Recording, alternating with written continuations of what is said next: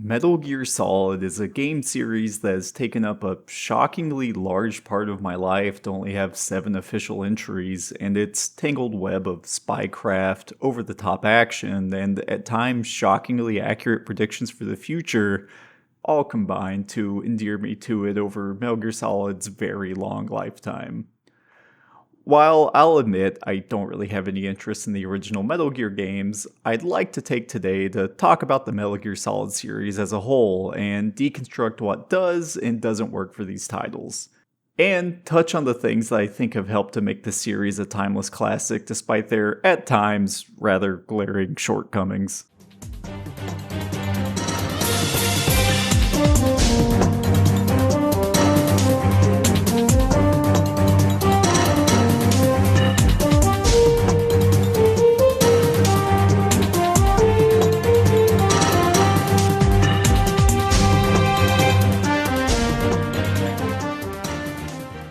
It's December 1998. I am 6 years old, watching my father play Metal Gear Solid on the blurry CRT in our kitchen 2 days after Christmas. He'd bought us a PlayStation 1 as a Christmas gift for my sister and I, but outside of occasionally playing Crash Bandicoot, we found little reason to touch it and quickly went back to our Nintendo 64. But there is something oddly captivating about Metal Gear Solid to me at that age. The voice acting, the strange mature feeling of the plot, the grand twists and gritty gunmetal gray aesthetic all make it feel like something I shouldn't have even been allowed to see. On occasion, I'd play it myself, fumbling my way through the opening sections and making it as far as the infamous Gray Fox hallway before being scared off by the game's at times surprising horror sensibilities. It felt like an interactive movie, confusing and utterly captivating, too big to ever even fully process. I had taken the CD to Metal Gear Solid out of the console and left it lying around so many times that by the time my father had reached the climactic battle with Metal Gear Rex, the game would begin to skip and stutter terribly, making it basically unplayable. I can remember him sighing, looking at me using a copy of God, I don't know, Resident Evil maybe as a coaster while I watched him, and then giving up and putting the final CD back in the jewel case. For years, that was it, until I was in my early 20s when I played it out of obligation to get to a game I had a lot more nostalgia for, Metal Gear Solid 2: Sons of Liberty. And this was the first time I truly tried to let it wash over me, taking in the context of what the game would have been like at the time of its release, and really considering everything that went into such a strange, unique little game. I played through these games using the HD collection on Steam, skipping over Integral mostly because the item descriptions are in Japanese, and from what I could read, very little is actually different in it. Unless I state otherwise, you can assume I've played all of these games on their normal difficulty. And as you'll be able to see in my gameplay, I'm also not particularly good at any of these games, usually bashing my head against the wall until I can solve the problems the game presents to me through some combination of force-feeding a character rations or just cheesing them. Metal Gear Solid opens with a very impressive for the time cutscene showing Snake entering a military training base called Shadow Moses Island, in a way that feels reminiscent of the beginning of a Tom Clancy novel, or perhaps more accurately, like the beginning of Escape from New York. To get out of the way now, the character of Snake is, at least in these early games, very heavily inspired by Kurt Russell's Snake Plissken, a grab bag of cool action guy movie tropes and one-liners wrapped in the thin veneer of Kojima's obsession with military hardware and a light sprinkling of tortured hero, growing into something more complex as the series goes on. Metal Gear Solid also rather infamously has absolutely no grasp on how a Punnett square works, and its explanation of genes and what they do borders on a eugenics creed.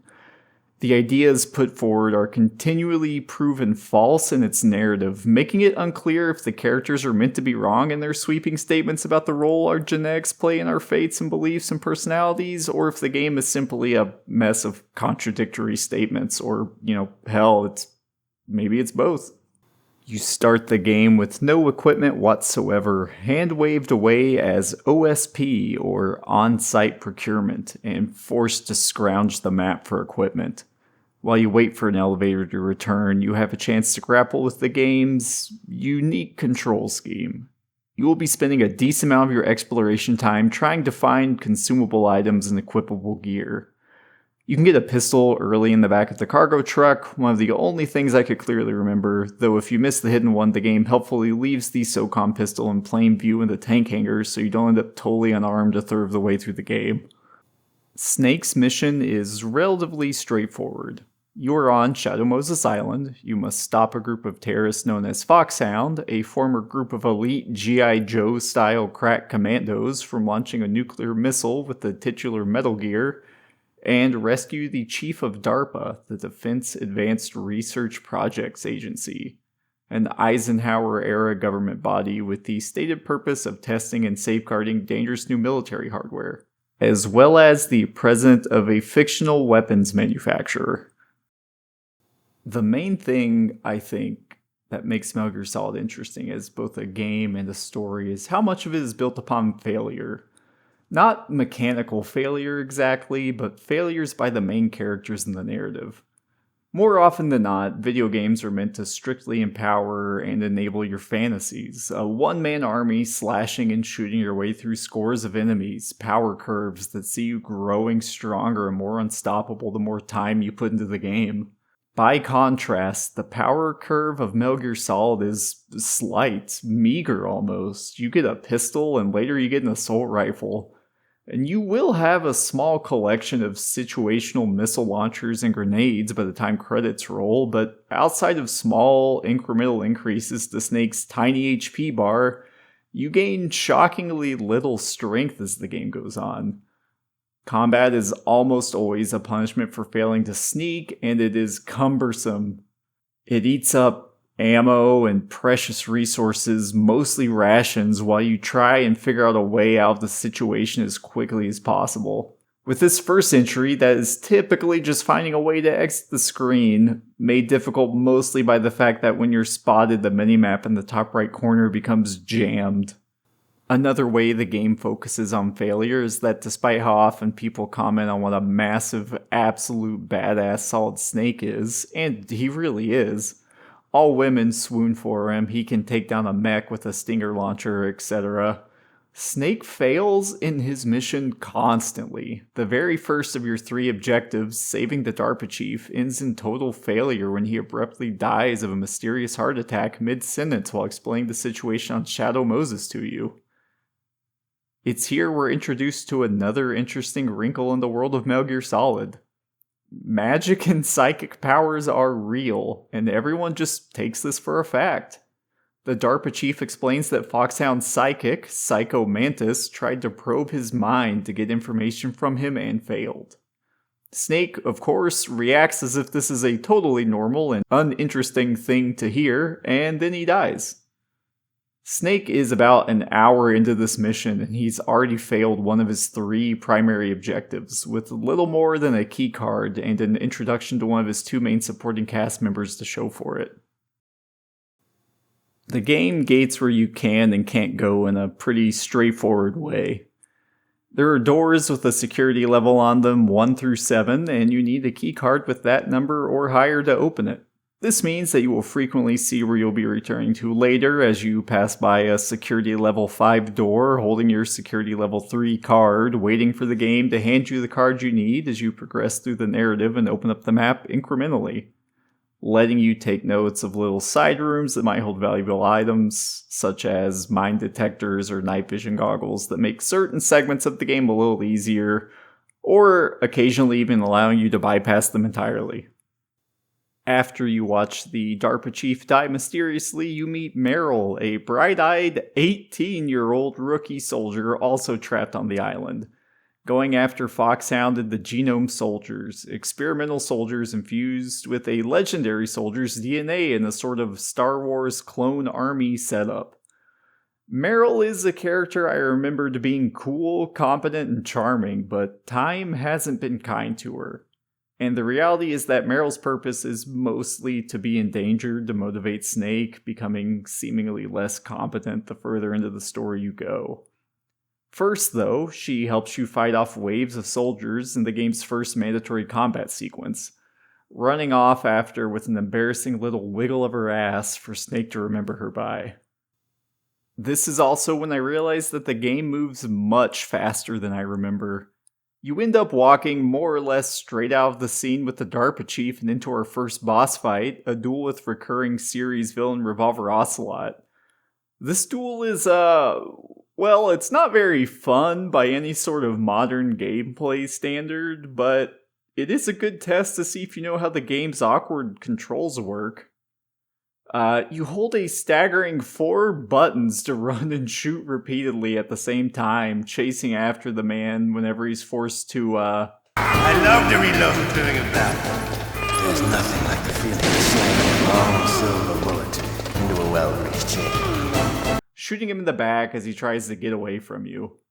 Each boss, from Ocelot to a literal helicopter, gains a sort of immunity state whenever they're hit to keep you from piling damage onto them, which often means bosses devolve into just finding a strategy that works for you and repeating it over and over until they die.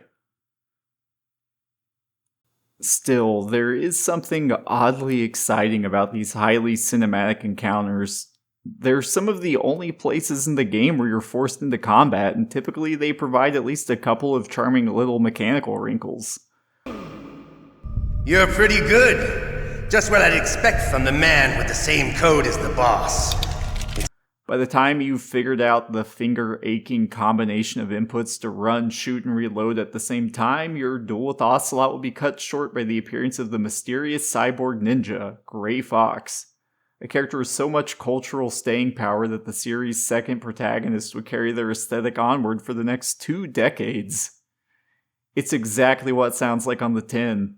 A guy in a cool robot suit with a sword that can block bullets, and it remains cool as hell each and every time they deploy a new cyborg ninja, until we hit the peak of all of this with Metal Gear Solid 4's Raiden. The cyborg ninja cuts off Ocelot's hand and sends him running, setting up one of my favorite strange little twists for the second game.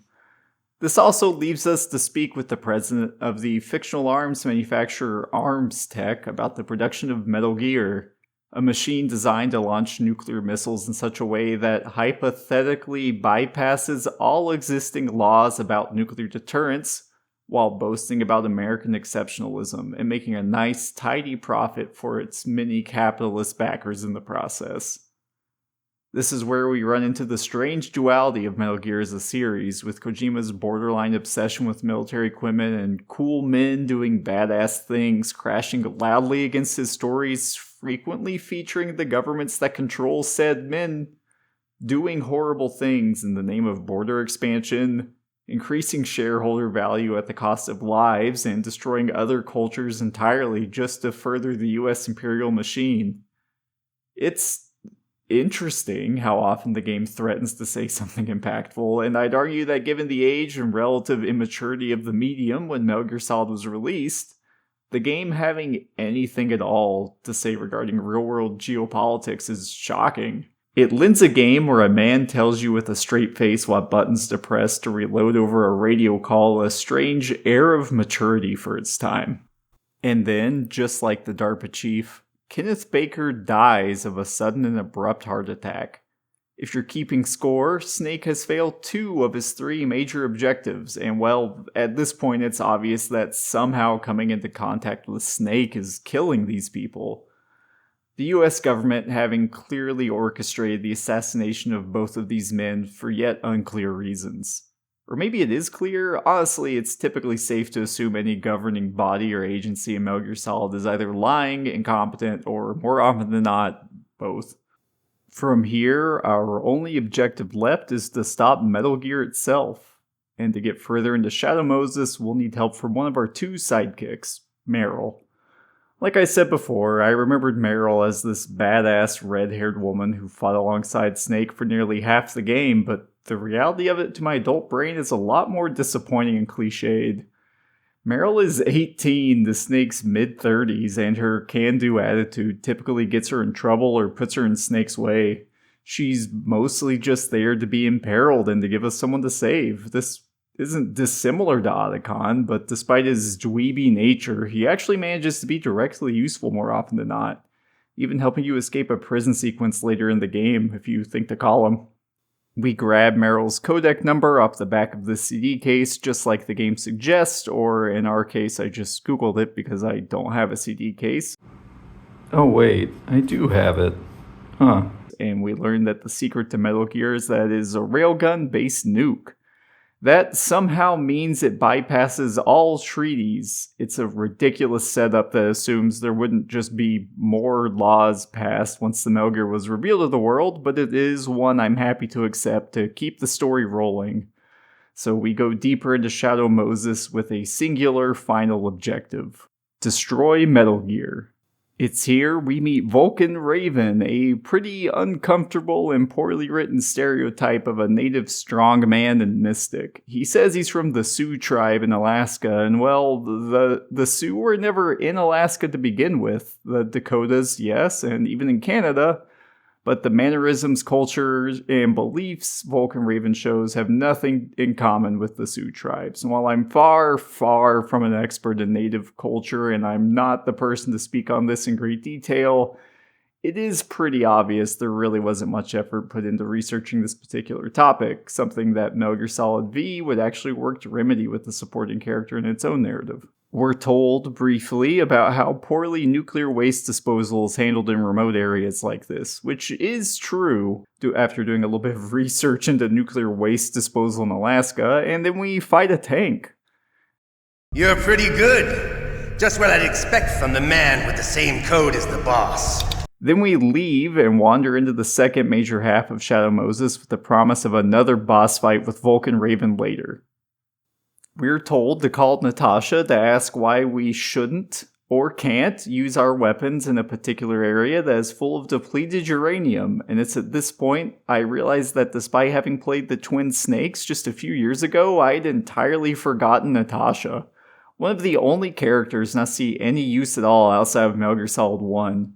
She's a Ukrainian weapons expert, and her backstory involves her family dying to nuclear radiation and her joining the NSA to try and stop the spread of nuclear arms across the world. And at this point, I'm realizing I should just quickly run through the entire cast. Metal Gear Solid famously makes use of a pretty cost-effective way to have a large cast of supporting characters while not having to animate them for repeated cutscenes through a two-way radio system called the codec. The codec allows protagonists to have conversations with their teams while the world around them seemingly slows to a crawl. You can call in the middle of combat, during a stealth mission, or even while actively hiding and get tips or backstory on these characters. Along with Natasha, we have Roy Campbell, a returning character from the original Metal Gear games, who acts as our commander and confidant, one of the only other soldiers Snake has to confide in during his mission, and who frequently manages to imply that things aren't as they seem without saying enough to jeopardize either himself or Snake. We also have Naomi Hunter, who is, well, she's our medical expert, and her motivations make some amount of sense. And while she will be a returning character along with Campbell and Mei Ling, her character becomes increasingly murky and confusing as the story winds on, culminating in some truly baffling writing in Metal Gear Solid 4, which we'll get to eventually. Speaking of Mei Ling, she is mostly around to give Snake movie trivia, read old Chinese poems, and help us save our game. And, much like many other women in Metal Gear Solid, they're also there to remind us that Snake is very cool and very hot. A facet of these games I found pretty exciting when I was 9 and kind of embarrassing in my 30s. Lastly, we have Master Miller, who is very obviously Liquid Snake with his hair tied back. Somehow, he is able to trick everyone, including Solid Snake, until a big climactic reveal, but you can call him to get dubiously realistic trivia about Alaskan wildlife and tips on being a good soldier, though he's apparently impersonating the real Master Miller, who we'd get to know in future games through prequels like Metal Gear Solid Peace Walker and Metal Gear Solid 5. Making it through the room where we can't use our weapons lest we cause a massive chemical leak, we find ourselves at a famous scene involving Gray Fox demolishing a hallway of genome soldiers. While their AI is simple and they die in a few hits, we've been told that these men are elite soldiers, and Snake himself is barely able to fight off more than 4 or 5 of these guys at a time. This scene is both oddly terrifying and great at establishing what a threat this rogue third party is, and also, I mean, it's just cool to watch a cyborg ninja fuck up a bunch of guys, isn't it? This also sets the groundwork for a staple of Metal Gear Solid: tonal whiplash. Anything goes in Metal Gear Solid, a game that's both trying to be very serious and will also frequently feel like someone just mashing whatever cool toys they have lying around together, like when I'd make Wolverine fight Vegeta on the floor of my bedroom. And you know what? It's fine. It's good, even. I like it. I like the silliness. I like this scene. I like Gray Fox. And I like the repeated motif of the cyborg ninja across the series. Immediately after this, we meet Huey, or Hal Emmerich, or Otacon, because he likes Japanese animes, as he helpfully informs us. He pisses his pants, literally, at the sight of Gray Fox, and we end up having a pretty fun, if not somewhat repetitive, fistfight with the ninja in this room where I mostly abuse the fact he can't round corners so well to clothesline him.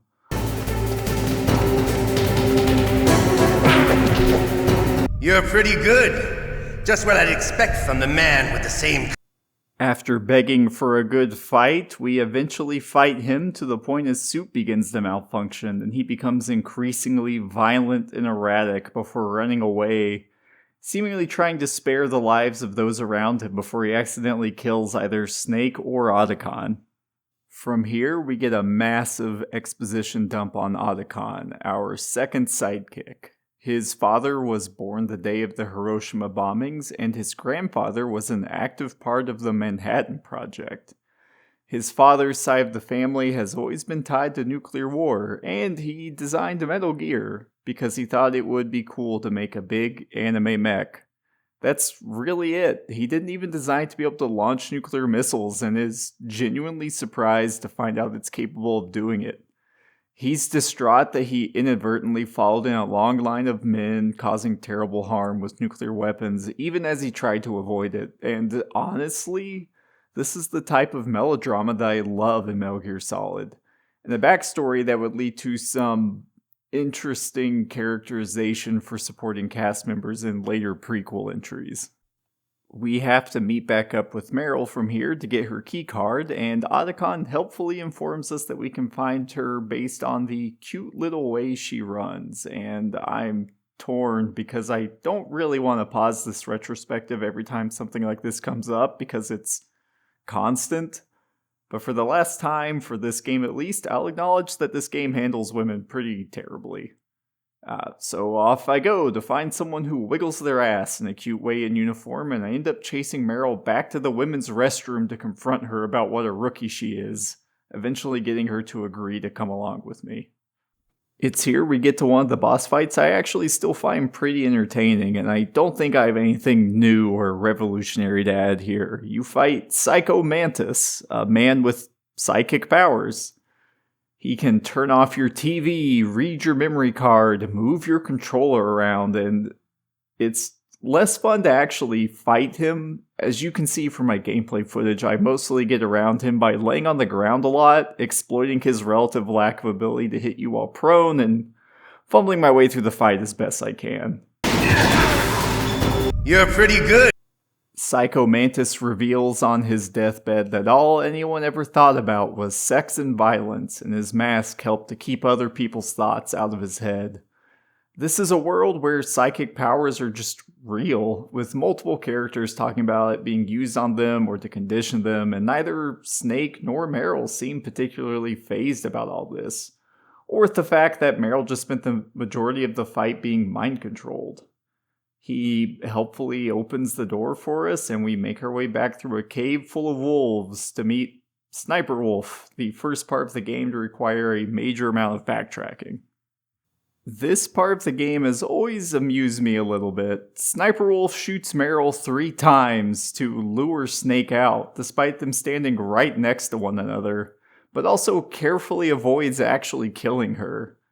I actually find Sniper Wolf a little interesting, and I appreciate that each foxhound has some sort of moral code, well, mostly. And I've just accepted that this moment where you have to run backwards through the map to go find a sniper rifle with your new level 6 keycard is padding. That's okay. This game is barely 6 hours long and mostly cutscenes. Sometimes a little bit of padding's to be expected. Meryl professes her love for Snake despite having met him roughly 2 literal hours ago, and off we go to find our rival through a freshly minefielded and turret-laden expanse of a map. I discovered after the fact that there is a mine detector item you can use to carefully navigate this, but as you can see, my plan was little more than chugging rations, sprinting, and praying, using up nearly every ration in my inventory during the segment before getting back to Sniper Wolf, and having the first of 2 sniper battles, a recurring boss idea for the franchise. Unfortunately, this one is terrible. Taking some medicine can stabilize your hands and it makes it tolerable, but they were weirdly hard for me to find, and by the time I got to the second encounter with her, I was fresh out. Still, we get through this fight without suffering through much PS1 era first person shooting, and Snake ends up captured and in a big electrical chair thing. It's here where it's laid on very thick that Liquid and Solid Snake are brothers, which isn't very surprising given they share a code name. This is also a pretty infamous button mashing sequence, and in a way I do find it pretty inventive. The rules are simple. You have to mash a button to keep regaining health while Ocelot electrocutes you. He isn't really trying to learn anything from you, he just really likes torture. A lot. If your health hits 0, you are sent back to your last save and forced to sit through a few cutscenes again. But at any time, you can hit a button to just give up and let the torture end. If you do this, Ocelot gets to kill Meryl for winning, and if you manage to survive, you'll get the canonical ending where Meryl escapes with Snake. The catch here is that the button mashing segment is brutal, with dozens of threads on Reddit detailing different ways to mash your way through it without your hand cramping or just not being able to press it fast enough. The idea, I imagine, is to make you feel like you're being tortured right along with Snake, along with the shame of admitting defeat and getting Meryl killed to just make it stop already. It's designed so that it's very likely you're going to fail a couple of times, and if your time's limited, it is really tempting to just say fuck it and get the bad ending. But no, I found a method that worked for me, and I got to keep myself on the good / canonical ending path. You're pretty good. Between rounds of torture, you're sent back to your cell, and there are 2 ways I know of that you can escape. If you survive 3 rounds of it, Grey Fox will come and save you, but you can get out a little earlier by calling Otacon. He can't actually get you out, but he brings you a sandwich and some ketchup. You can use the ketchup you find in your inventory to make it look like you've spontaneously died in your cell while your guard isn't looking, beating him up and grabbing your stuff as you run out. Ocelot also happened to plant a bomb in your inventory that will explode and instantly kill you if you don't remove it in time, which I found very charming. It's these little moments in the Metal Gear Solid games where game mechanics brush up against narrative in inventive ways that remind me why I've always had such a soft spot for the series, and why, despite frequently not enjoying the actual narrative beats of Hideo Kojima's works, I always find myself fascinated by them. People like to joke that Kojima would rather make movies than video games, and while there is certainly a degree of truth to that between his obsession with American actors and the increasingly long cutscenes in his games, I do think Kojima-directed games oftentimes feel as though they're attempting to do new and exciting things with the mechanics of the games themselves. There's a difference between the tightly directed, intricately animated combat and cutscenes of a God of War or a The Last of Us and the heavily delineated gameplay versus cutscene segments of Metal Gear Solid. And I think it's an important distinction to make. While AAA games often want you to forget that you're playing a game at all, Kojima games love to remind you that you're playing one. Characters will tell you to press controller buttons in the narrative, remind you that you're on a PlayStation 3, or discuss how to defeat major bosses all in game mechanic detail, giving it this odd and almost playful energy that I think the game really thrives on. I'd almost forgotten to mention it, But Liquid Snake wants Big Boss's, aka Solid Snake's father's corpse, for a specific reason. He and the Genome Soldiers are slowly deteriorating and will soon be dead due to either being created from or injected with his imperfect cells, which will cause rapid aging and death. This means that Solid Snake will also begin to rapidly age and die, a consequence we see in Metal Gear Solid 4, because he's also a clone of Big Boss. We also learned that Liquid Snake shot down 2 F-16s with a helicopter, which is a bit like knocking 2 helicopters out of the sky with a drone with a broom tied to it, and it's just really impressive, I guess. They also want to turn the Cold War hot. One small detail about the world of Metal Gear Solid that I think is often overlooked is that the Cold War never ended in its universe.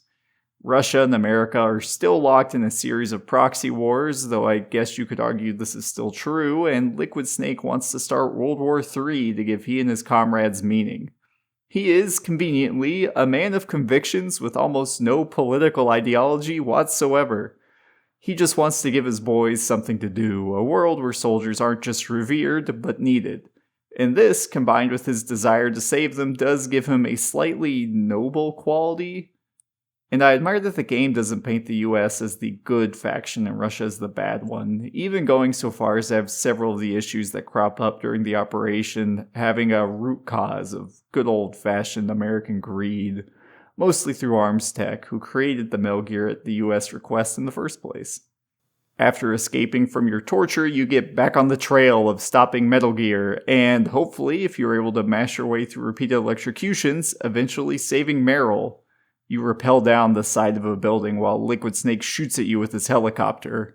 It's not enjoyable exactly, but it is a cute little minigame that doesn't overstay its welcome and leads into a boss battle with the Hind D we've been hearing about all game. This was also where I really began to notice how much this game is set piece and boss battle after set piece and boss battle, which gives it a pretty snappy sense of pacing. Especially given that the actual sneaking mechanics haven't really fully materialized into something substantial just yet. The Hind D fight is fun and also has a moment where you climb an absurdly tall tower while spamming chaff grenades, and I'm curious as to how you would be expected to survive this without them, or if you can at all. With the completion of the Hind D boss fight and killing Liquid Snake,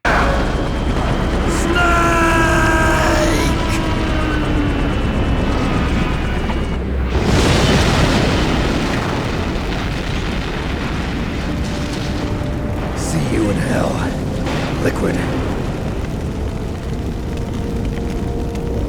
you walk headfirst, quite literally, into your second encounter with Sniper Wolf. You're pretty. Unfortunately for her and I both, I am, as I've already said, not very good at video games. She showed up for a sniper battle to the death, I showed up with 30 remote-controlled missiles in my backpack. The footage speaks for itself. I wasn't about to deal with this boss fight without any messing to keep Snake's hands from shaking. As she lays dying and Otacon arrives to remind us of his unrequited love for her, she mentions intentionally avoiding killing Meryl. It's a small touch, and most of Foxhound aren't really given enough screen time for us to truly get to know them, but I appreciated this humanizing moment for her. Snake finishes her off at her request, and Snake and Otacon push on to turn off the computer that will turn on Metal Gear Rex, and I proceed to ride an ominous elevator into a pretty uncomfortable, by modern standards, boss fight against Vulcan Raven. He does mention competing in the World Eskimo Indian Olympics though, and I ended up falling down a pretty big rabbit hole reading about that. I'll link a video somewhere here about it for you to learn more, and I appreciated that they were mentioned at all. Even if from what I've read, Mr. Vulcan Raven isn't exactly a carefully considered Native American character. Anyways, I shoot him with remote-controlled missiles until he also dies, and then he's eaten down to the bone by ravens. Sure, why not? Magic and psychic powers are real, I guess, and I can't really be surprised that a 300-pound man is eaten into nothing but a puddle by birds. From here, we get to overhear some exposition about Foxhound's goals and a more direct explanation of Liquid's plan. He wants to launch a nuke at a sparsely populated area of China to minimize casualties but still make the US military look incompetent, then sell the Metal Gear to other countries who become terrified by the idea of a nuke they can't detect being launched from anywhere in the world, ensuring his men always have something to do and also funding his outer heaven. It's not a good plan. I mean, no plan that involves nuking a country is anything but evil. But he's clearly convinced himself it's for a noble cause, and it's one so utilitarian and simple that it's almost shocking they've gotten this far. Liquid Snake and Ocelot also mention people succumbing to fox dye, a disease that was injected into Solid Snake without his knowledge before the mission in case he didn't succeed in killing everyone in Foxhound. They hand-wave why it killed some people instantly, and others have had almost no symptoms at all, as it not having all the bugs worked out, which I am totally okay with. I think it's fun to know everyone is a ticking time bomb with this thing, and it's extra funny to me that Ocelot is saying all this knowing Snake is right there, almost like he's trying to double or even triple cross Liquid Snake. Snake has his key shot of his hand by Ocelot just to be a dick, I guess, given that part of their plan is to trick Snake into activating Metal Gear for them. From here, we get to deal with the second backtracking assignment of the game, and this one's at least a little creative. The 3 keys we've been hearing about all game to turn off Metal Gear are actually 1 key, and we've had it the whole time. With the 1 key given to us by Otacon, we can disable 1 of the 3 locks, and then have to heat up the key and cool down the key to disable the last 2 respectively. This leads us back first to some sort of factory on the base to heat the key up, then back to where we fought Vulcan Raven to cool it off, fighting our way through some goons along the way and dealing with somehow even more automated turrets that have been magically placed across the base. Naomi decides to reveal that she was the adopted sister of Gray Fox, and this mission was in part an effort to either save him or kill us.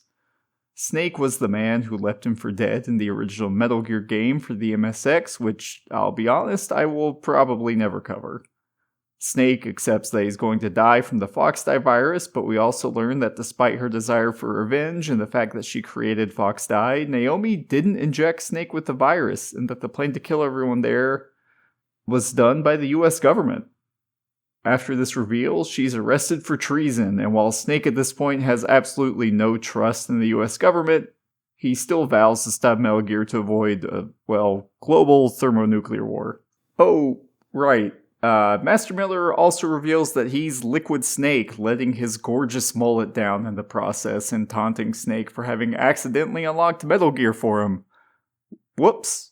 We get the classic I failed biology 101 recessive dominant gene speech from Liquid Snake, and I think this plot beat works better if you just accept that it's going for somewhat intentional pseudoscience.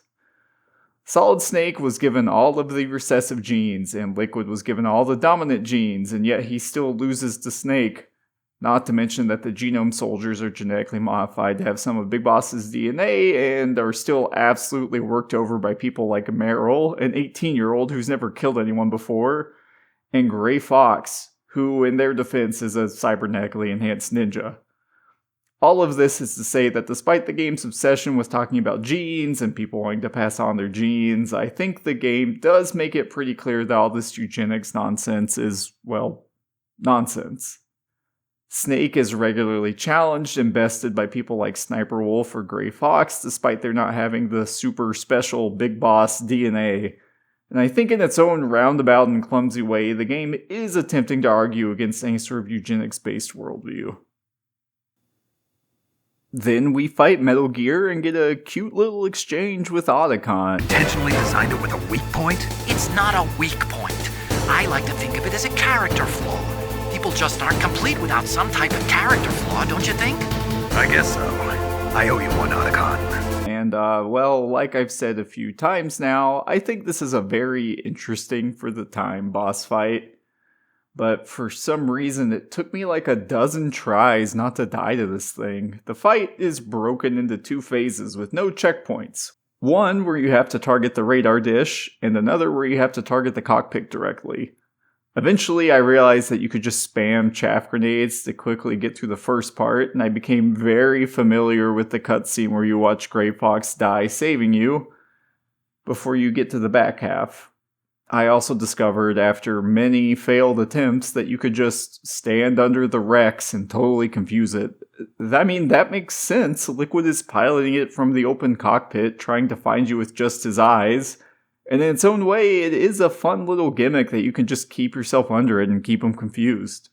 Also, not for nothing, but I love that Metal Gear Rex roars like a dinosaur for some reason. Great job, Otacon. Liquid Snake inexplicably survives being at the epicenter of an explosion that knocks us out cold, then forces us to have a fistfight with him on top of Metal Gear to save Meryl, and well...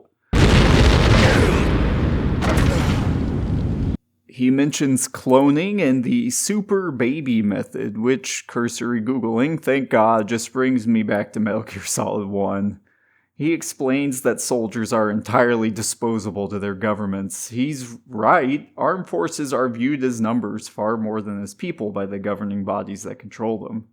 However, his conclusion that they just need to start wars where they get to decide where they fight and who they fight for is, well, insane. The problem of any villain with a good point is they still need to be wrong so we don't feel evil for stopping them. Even in a world like Metal Gear Solid where the US government is portrayed as the mixture of incompetent and evil in ways it both is and most likely would be if anthropomorphic walking tanks were real.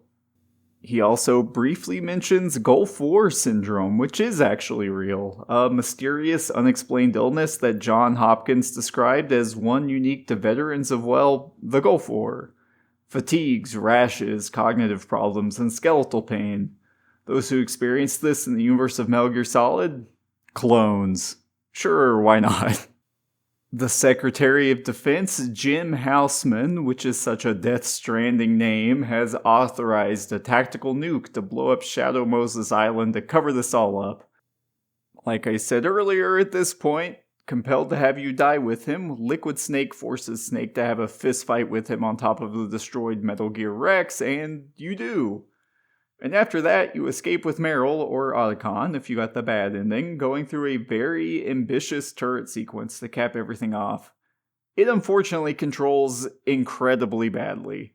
From there, you crash, ending your chase in a wreck. Liquid Snake approaches them and just dies of fox die. Abrupt, sudden, and convenient. I actually like it. It reminds us our Snake is also operating on borrowed time and adds a sort of dark undercurrent to the already bittersweet ending. Snake and Meryl are finally together, weird age difference and all. She's 18 and he's 35. Snake decides to fake his death and settle down with his new team bride for a while, driving off into the Alaskan sunset after asking Naomi if he's about to die of fox die and getting told more or less, I really have no idea, just enjoy whatever time you have left. The game then plays a lot of grainy nature footage of Alaska set to the best is yet to come, followed by some factoids about the state of the world and nuclear weapons. I actually found this pretty affecting, really. Snake is basically a US war criminal at this point and assumed dead, and while we all know that his retirement is very short-lived, it does very much feel like this was intended to be an ending for Snake after his adventures in Metal Gear 1 and 2. It's strange to know he has 2 more games to go before his story actually resolves, and things will get much worse for him by the end. Metal Gear Solid 1 it's a PS1 game. It's a very ambitious PS1 game. And like many games that were looking to innovate in that time, a lot of what makes it special only remains so when you view it through the context of the time period it came out. Is a third-person cinematic cutscene-heavy game with high production values noteworthy in 2025? Not really, no. Sony has made their entire brand around putting out 2 of those a year. But when imagined in 1998, when I let myself go back to when I was just a kid, sitting there watching my father play it, engrossed in the funny little talking men and the political intrigue unlike anything I'd seen before, it becomes something very special. It reminds me why the series attached itself to me like it did. and why I started to want more from my games. More mature stories, more innovation, more novelty. Everything that makes a game stick out to me, every Metal Gear Solid game goes for every time. There is no game in this series I'll be covering, even the ones I don't like, that didn't just fucking go for it. I think that makes Metal Gear Solid 1 special, and I think it's worth taking the 6 to 8 hours to see what laid the groundwork for one of the most influential and well-regarded series of all time. It just might be a little bit of a slog to get there if you aren't willing to play like an absolute loser like I did.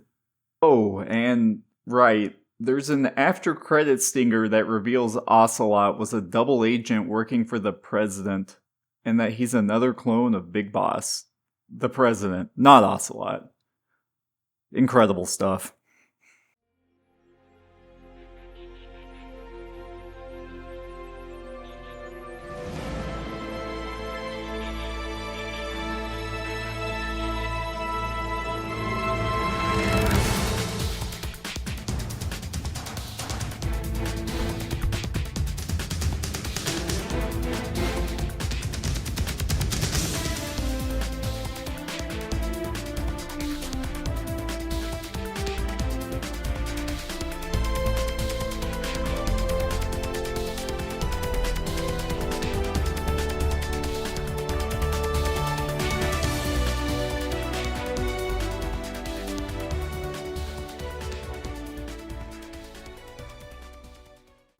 The year is 2002, and I am 10 years old. I've just been given a PlayStation 2 for Christmas, and what a gift it was. My family, like many at the time, had recently made themselves house poor by buying a house my parents could barely afford, leaving us with precious little income for anything fun to do like movies or meals out or vacations. But my parents saved enough to give my sister and I a PS2 and a single game.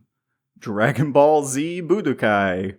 Without a memory card to save anything to, we'd play the entire game over and over, unlocking every character and repeating every battle for 2 weeks until my parents could afford the extra $30 for a memory card that would let us save our progress. A few months after my dad bought himself a copy of Metal Gear Solid 2, Sons of Liberty, but the PlayStation lived in my room and he quickly lost interest in it, leaving me with this tantalizingly adult game to experience for myself. Nothing but my very vague and fuzzy memories of my time playing Metal Gear Solid 1 and my time watching my dad play to guide me on what in the hell was supposed to be happening. As this game opened with the most cinematic and lavishly produced teaser and opening cutscene I'd ever seen in a video game in my young life. Until I played Final Fantasy X. But still, it looked really good, and it's all in engine. The game completely and utterly captivated me. The strange mechanics, the messy and complex and overly dramatic story, the weird characters, the sense of mystery, like I'd somehow missed a game between Metal Gear Solid 1 and 2. And the twist of spending over 2/3 of the game as Raiden instead of Snake, I loved it. I loved all of it, and for years and years, it stood out to me as this unique, strange, and enthralling experience of a game that has never been replicated by the series since. There would, of course, be more Metal Gear games, and some of them were even good, but something about Metal Gear Solid 2 has stuck with me for going on 2 decades now, and I'm hoping to unpack just what that was. This will also be the last game I break down plot beat by plot beat. Why? Well, Metal Gear Solid 2 is such a direct sequel to Metal Gear Solid 1 in everything from its narrative to its game design that comparing them the way the game begs you to compare them requires the groundwork of the explanation of Metal Gear Solid 1. Metal Gear Solid 2 only works in its subversions and parallels with the benefits of having played or experienced the first, and while of course I'll go through the broad plot details and important moments of our remaining 4 games, I think this is a good last game to be so thorough in regards to the narrative. Just like the first game, I am playing Metal Gear Solid 2 on the recently released Konami HD collection on Steam, which, much to my surprise, offers neither the Substance version of 2 or the Subsistence version of 3, 2 re-releases of the game that added additional content and side modes and improved camera controls as an option. While it ran very well, it is pretty much just a direct port of the same version of the game that came on the PS3 collection a decade ago, and I've not modded it in any way. In the time between Metal Gear Solid 1 and Metal Gear Solid 2, Otacon and Snake have created a freelance, semi-peaceful activist group known as Philanthropy, which seems to mostly just be the two of them operating to combat the rise of Metal Gears after the end of Metal Gear Solid 1. Thanks to the ability to quickly disseminate information online, plans on how to build Metal Gear Rex were spread across the globe and made it so that anyone with the resources could build their own walking nuke tank. In the United States, in a very obvious parallel to actual nuclear weapons, would move to stop other countries or powers from having access to such a dangerous weapon, creating the Metal Gear Ray, a stealth unit designed specifically to fight other Metal Gears. And moving them to a base on a coastliner ship through the Manhattan Harbor, Snake infiltrates the ship to obtain proof they exist in the hopes of leaking the information to the press and online. There's no mention of Meryl or Natasha, and Mei Ling is treated as an annoyance to Snake despite their friendship in 1. I think to make it very clear to us that none of the supporting cast from 1 will be returning to help Snake in 2. Still, it's a very odd beat. Our mission is very quickly complicated when the ship is attacked by a group of Russian soldiers who board the ship and begin a silent takeover. Somehow, throughout this entire occupation of the ship, the dozens of men stationed in the hold are blissfully unaware of the fact that their entire ship has been hijacked. But this does mean that Snake is allowed to kill people now. Despite the game's critiques of the US and the US military, it is perhaps unsurprising that they would never put Snake in a situation where he's shooting US servicemen and snapping their necks. Though I do wonder if the most interesting addition to the game, the trank gun, was originally intended to just be a way around that. The trank gun is divisive in the fandom for 2 reasons. 1, it's a silenced weapon you get very early in most games from here on, and 2, it's a silenced weapon that instantly takes down an enemy if you land a headshot. 2 big key things to remember, and why I think this weapon works, are that tranked enemies can be woken up by their allies if discovered, which means their removal is temporary.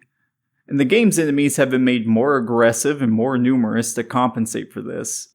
It feels, at times, especially in the early game, almost mandatory to use it to get around the second major area, and while you can opt not to use it, I do think it fits the game perfectly well, slowly losing relevance in the last third of the game as battles become more action-oriented and set-piece focused.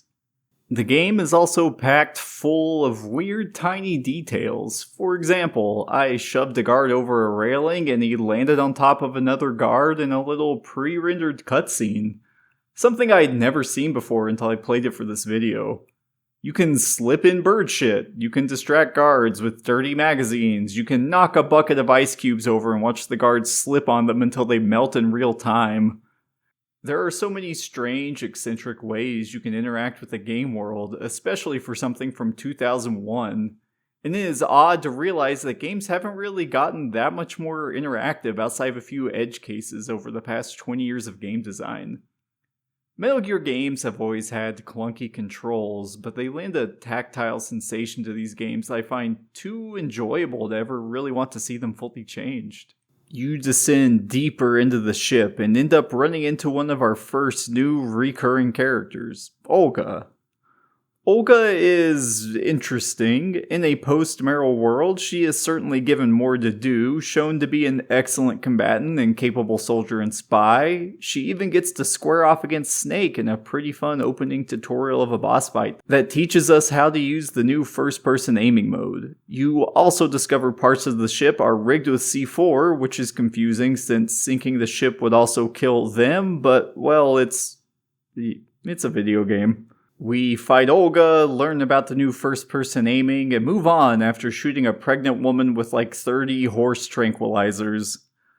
I think the tanker does an amazing job of feeling like this little clockwork world, with guards going on rotations, calling in to check on each other, and doing silly things like rocking out on their Walkmans or kicking each other awake when you trank them that makes it feel like this really could have been where the bulk of the game takes place. We're then treated to a cute minigame where we need to get pictures of the ray from multiple angles, then upload them to a computer so Otacon can rate them in a Pokemon Snap style, and approve them for being good enough to be leaked online or not. The idea of the internet being used for good, the idea that a group like Philanthropy could use the very recent easy access to the internet to share information, like the US building a terrifying new weapon, is genuinely interesting, especially considering this game came out in 2001. There was no way for anyone to envision just how strange and terrible the internet would truly shake out to be over the next 2 decades, but I do think the game is prophetic about some of the use cases for it. And I like that Snake and Otacon host a blog about war crimes gathered by Snake's field intel. After we snap these pics, we are greeted by the game's big twist, Liquid Ocelot. Well, multiple things. This crew is hired by Ocelot, who is being mind-controlled by Liquid Snake's arm that's been grafted onto his body, who is here to steal the ray and is activated somehow, almost as if by magic, anytime Snake is around.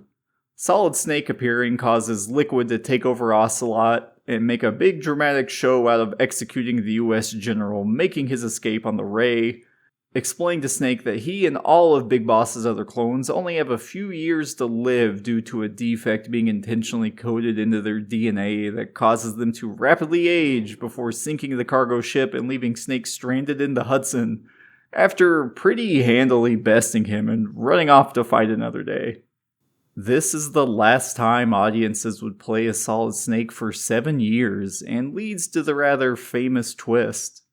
For the remaining 75% of this game, you will play as a brand new character, a beautiful blonde-haired young man named Jack with the codename Raiden.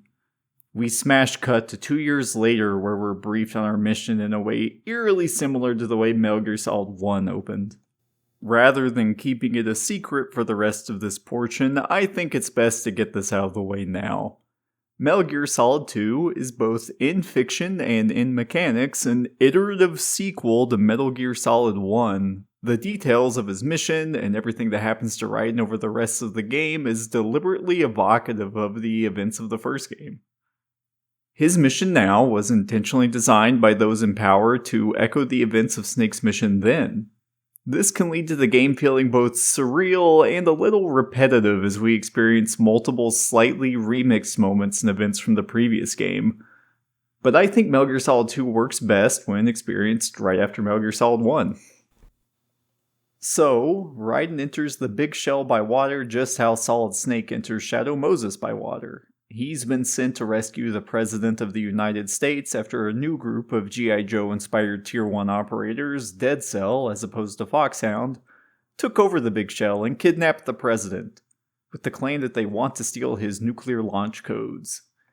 Raiden is sent in alone on his first real mission in the newly reformed Foxhound to attempt to stop them. The Big Shell itself was built to clean up the massive amounts of crude oil that were spilled when the tanker exploded 2 years ago, after which Solid Snake was pronounced dead and declared a terrorist. Raiden begins the mission as Snake, but is quickly given a new code name, Raiden. We're also introduced to the Skull Suit, which I actually really like the design of. Raiden is very lean compared to Snake, and the suit really lends an almost brittle quality to him that makes him seem much more vulnerable than Snake felt in either Metal Gear Solid 1 or in the tanker chapter of Metal Gear Solid 2. And Raiden's training? Well, he played those terrible VR training missions that were available in additional releases for Metal Gear Solid 1. I didn't touch on these, but they were basically optional challenge rooms using the mechanics and engine of Metal Gear Solid 1. I think explaining these into canon as training missions that soldiers were trained on is a very fun, if unnecessary, little detail, and seeing them from time to time inside Metal Gear Solid 2's codec calls is charming. We meet our slimmed-down supporting cast, the Colonel, reprising his role as the Colonel from Metal Gear Solid 1, and Rose, Jack's girlfriend and field therapist, though she does a pretty bad job at this, all things considered. She's also who you call when you need to save. There is a strange quality to some of the Colonel's lines in the HD port, with what I have to assume is AI voice acting awkwardly replacing old lines to cover for new controller schemes. And each and every time it happens, it's incredibly jarring. It wasn't enough to ruin my enjoyment of the game, but it did grate on me every time I had to hear it. Need to. Contact me by codec. The frequency is 140.85. When you want to use the codec, push the back button. From here, we get in an elevator, just like the beginning of Metal Gear Solid 1, though Snake has already snuck in and stolen our glory by knocking out the guards for us. Once on deck, Raiden peels off his swim gear and is ready to start his mission when, in all likelihood, you take about 5 steps off the elevator platform and slip in bird shit and fall flat on your ass.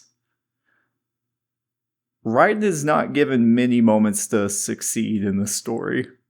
Raiden pushes further into the big shell, and we get a rough recreation of the Cyborg Ninja death hallway from Metal Gear Solid 1, this time with Vamp as the Cyborg Ninja and Snake as, this is what makes this entire intentional recreation of Shadow Moses interesting. Snake isn't supposed to be here, it's not part of the simulation, and everything they intended to have happen plays just a little off-key because he's here. Snake saves Raiden from being ambushed by Vamp, only to get stabbed by Vamp's dick knife and lose a few pints of blood of the about 10 most people have. They try to tackle just what the hell he is, and the game just kinda gestures towards him having powers just by being a bisexual guy with knives. I guess that might be true, I'd have to check with a few of my friends. It's here that another shockingly thoughtful statement is made. Video games as tools of propaganda and recruitment for the military. While some games, like the now long forgotten America's Army, were openly recruitment tools disguised as games, things have gotten a little more subtle in modern times. Everything from Marvel movies to Call of Duty work in tandem with the US military to subtly influence and recruit people or simply just valorize US armed forces. Now, I know it might sound like I'm being a conspiracy theorist, but these things are all openly admitted. Hell, you can see military branch logos in the credits of movies and games. They're allowed to use their iconography and guns, and sometimes even get funding, so long as they adhere to certain jingoistic principles that keep them from showing these government bodies as evil or compromised in some way. Snake talks about games being used to recruit kids, and, well, here we are, join the official US Army Fortnite team. Another oddly predictive part of this narrative is the explicit reframing of the bad guy boss faction. Foxhound was a rogue US military special operations group, but Dead Cell is an anti-terrorist division turned terrorist. Despite being developed before 9/11, the game thematically explores the idea that no longer will we see countries as collective boogeymen, but radicalized groups of people. Dead Cell and the Russian mercenaries they're working alongside are frequently described as terrorists throughout the game, despite how many of them are Russian, and it's never framed as an aggressive act by another country. It's an ideological battle, even if nearly everyone involved in Dead Cell has ulterior motives for helping to take over the Big Shell. Before Snake leaves us, he offers 2 important things to Raiden. First, Raiden's first lethal weapon, at least the first one handed to you by the story. And second, a piece of advice: always question your commanding officer's orders when things feel off. And we're left to keep going to rescue the president with the promise that Snake, posing as a soldier in uniform named Iroquois Pliskin, will rejoin us. Crossing a strut, which will serve as hallways that usually come with a unique trap or enemy pattern to connect each room of the Big Shell, we meet our next Dead Cell member, Fortune. Fortune is camp as all hell, strutting into the battle with a massive railgun, a wailing saxophone, and a long, overwrought monologue about being invincible but yearning for death while wearing what looks to be a Navy standard unitard. But despite all of this, her tone and over-the-top design works. The bosses of Metal Gear games are unmoored from any sense of reality or even visual cohesion, and her ridiculous weapon and power and attitude genuinely work for me. It's strange, honestly, to feel like this series was only improving with its women from Metal Gear Solid 1, knowing where we're heading with 4 and V. A group of Navy SEALs were also deployed to help rescue the president, though they don't know Foxhound is here and we aren't allowed to work with him directly. They all get destroyed by Fortune in a pretty quick exchange. We also get the iconic "a dud" line. Grenades!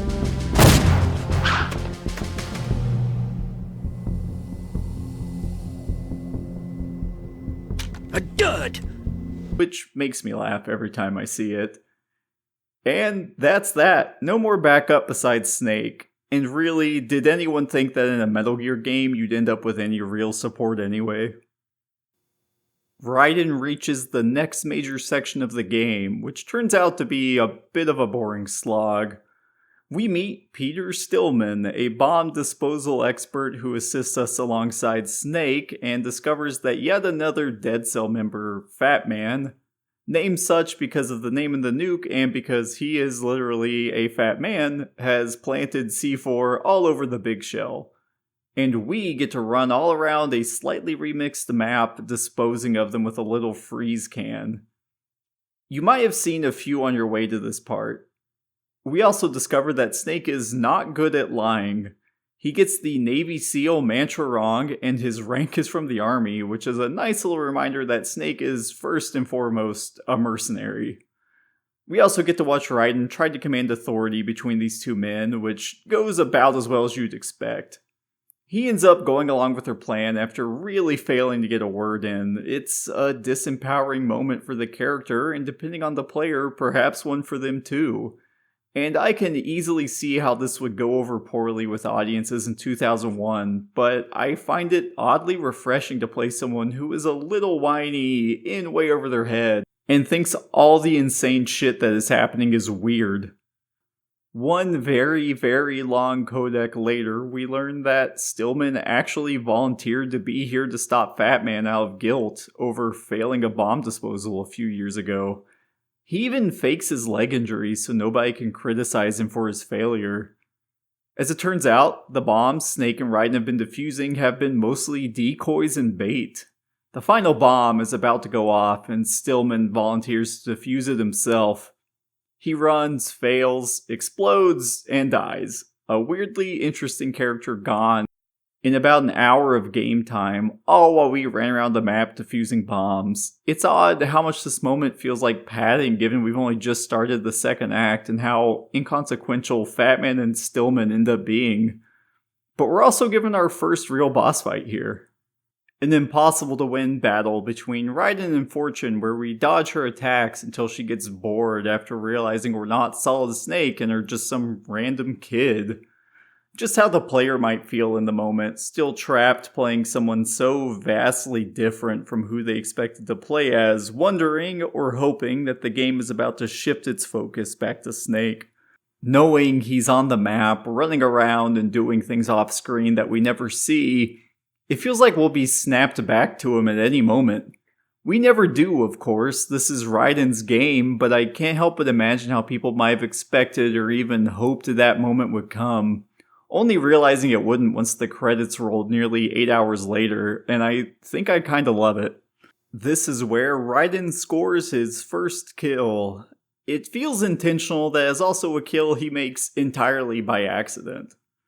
Fortune's elevator arrives with Vamp coming down to meet her in a cutscene, and when Raiden pops out of cover, he takes a few pot shots and the bullets bend right around Fortune and slam directly into Vamp's head.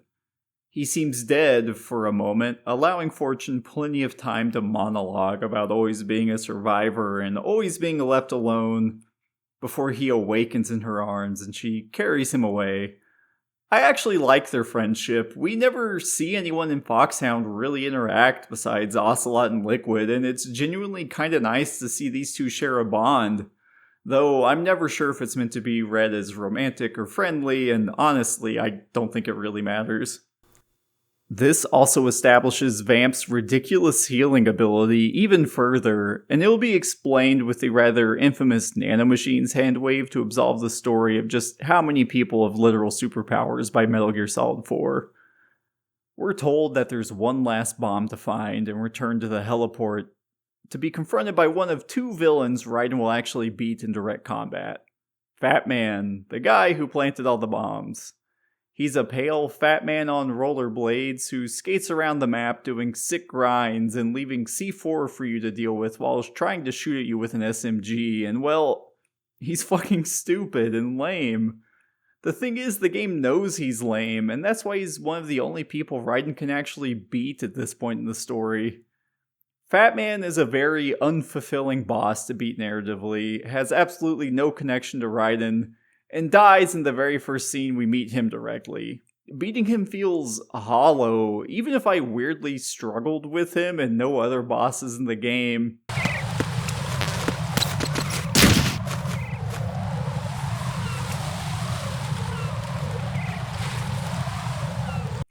And he even makes mention of being confused about Dead Cell's demands for ransom, because there is no ransom demand, and Dead Cell hasn't executed any hostages. The Colonel is lying to Raiden, and it becomes increasingly obvious that whatever Raiden is doing here isn't an official operation, and that they have ulterior motives.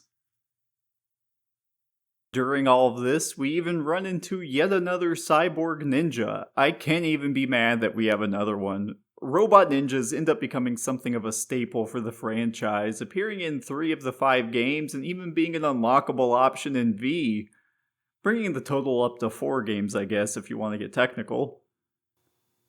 This is where I admit that as much as I like this game narratively, it's very much mechanically a game of gimmicks and little one-shot ideas that you do for maybe 20 minutes.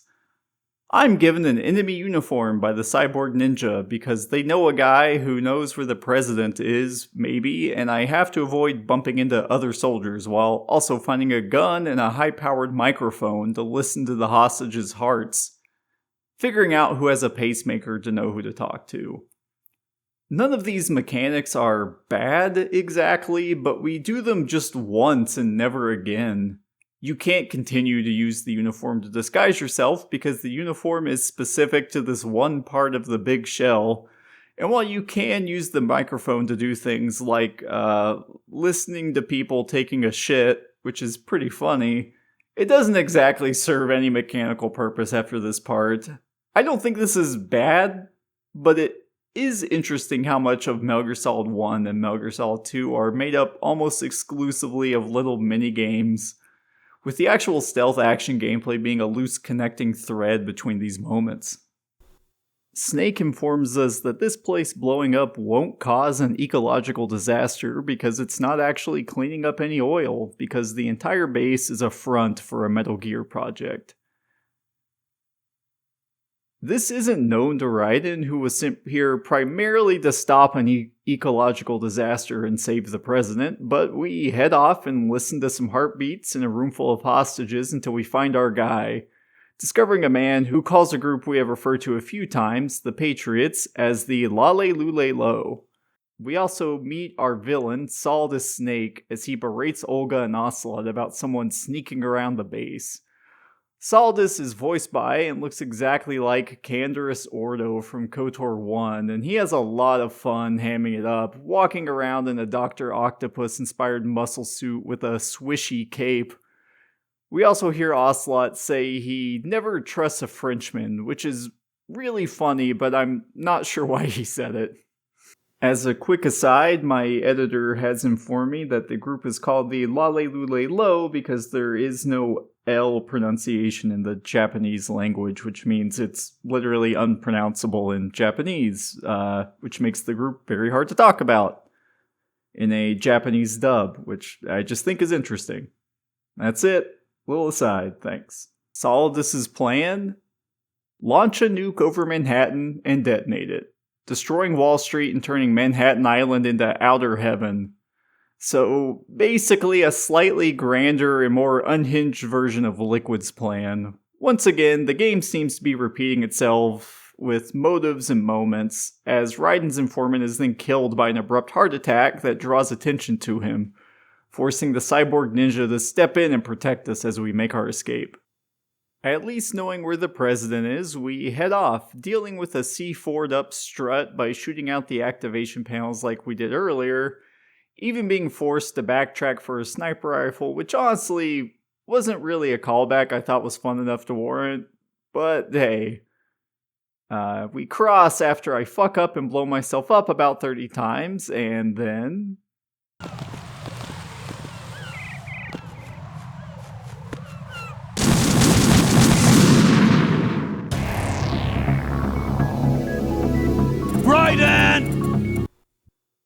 Raiden gets caught in a boss battle between Solid and Solidus. Solidus is in a jet that can somehow hover in place, and Solid Snake is in a helicopter piloted by Otacon, who I'm impressed knows how to fly one. Raiden spends a comical amount of time being tossed around on this bridge while these two try to kill each other, finally getting involved while he takes shots at the jet with a stinger with backup from Snake. If you really want to, you can even focus almost entirely on just avoiding getting hit, and Snake will eventually down Solidus himself, reaffirming the way Snake being here throws everything off, and the fact that Raiden is constantly being upstaged by our old protagonist in his own narrative. Solidus' eye is blown out so he can have a cool eye patch, and Snake and Otacon head off to rescue the hostages with the helicopter while we go and find the president, with Solidus temporarily defeated. It's here we get an interesting conversation with Snake. Snake admits that there is a fine line between actual effective activism and terrorism, and he thinks Otacon and he most likely fall on the latter end, but still think they're doing the right thing. This game released at just the right time to make your original protagonist labeling himself a terrorist feel incredibly incendiary, even if it wasn't intentional, and I find it fascinating they didn't cut it. I like it, but I'm shocked they didn't soften how often Snake and Otacon reiterate that they are not a pro-US government duo. We also get Raiden talking about how much he doesn't want to be here or to be doing this mission, and look, it does make him pretty whiny, but this mission is ridiculous. To put things in perspective, Raiden just fought a jet piloted by a vampire and the former president of the United States. Oh right, one of the three clones of Big Boss became the elected president, and he is also the most pure one, our Solidus. But I feel like that really frames just how strange and bizarre and surreal the situation Raiden is in, and the fact he protests but keeps going is still pretty impressive in its own way. Raiden even has to deal with the good old electrified floor puzzle after we get our first taste of the game's kind of atrocious 3D swimming segments, sending us off to find a remote-controlled missile to navigate through an air vent. The president accidentally throws himself directly in front of the missile half the time I actually get it into the room. Funny, maybe even based, but not what I want him to do in this particular moment. What the hell happened? Raiden! We're almost here. We're about to finally fulfill at least one big mission objective, and you run in and he grabs Raiden's junk and seems shocked he's a man. There's a reason for this. I mean, there's a reason beyond the joke being Raiden's a very pretty man, but he knows someone was sent by the Patriots to kill him, a blonde woman, who we can easily guess is Olga. And he assumed it was Raiden, I guess. It still doesn't make a ton of sense, saying it all out loud, but whatever. Here we are, face to face with the president. He's even going to give us a massive lore primer on the Patriots, which, great. We finally get an explanation for the titular Patriots, a collection of powerful figures sitting on a 12-person council called the Wise Man's Committee. These 12 men control everything either in the US or the world, which leans into some uncomfortable conspiracy theories I don't think the game is intentionally drawing on, or maybe at least not maliciously, but our president here agreed to work with him and in exchange joins the Wise Man's Committee with real personal power. Every election in the US is controlled and staged by this council, which again plays very differently in 2024, and the Big Shell is actually a Metal Gear called Arsenal Gear. Arsenal Gear is a giant weapons platform, something someone could take control of and gain a bunch of nukes, Metal Gears, and can move around at will, which is why Saldus took it over. Think of it as a giant fortress. And our president helped him out of spite after realizing he would never become a true and proper patriot. That's why he assumed we were here to kill him. But wait, that's not all. Saldus resigned after his failure handling Shadow Moses, which went from a covert op nobody would ever know about to an international disaster after the plans for Metal Gear Rex leaked online.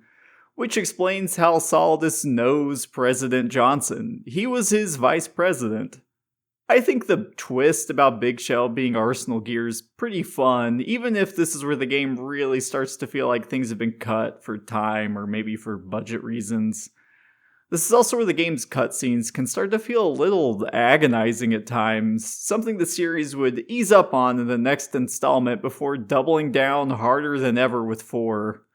Some Metal Gear Solid 2 cutscenes are a little more than non-interactive talking head exposition dumps that can run for easily 20 to 30 minutes at a time, explaining the backstories and motivations of characters only minutes before they abruptly die or they're just removed from the story. I think Metal Gear Solid 2 is an amazing piece of art, and I suspect it will still remain close to one of my favorites in the Metal Gear Solid lineup, but there's no denying that the game is more or less a series of boss fights and walks across some hallways, breaking up long cutscenes. This big exposition dump ends with us finding out that Dead Cell is about to gain control of a nuke, and all he has to do is reconfirm his biosignature one last time on his briefcase for them to get control of it. Before they can come back and do that, though, he wants Raiden to just kill him.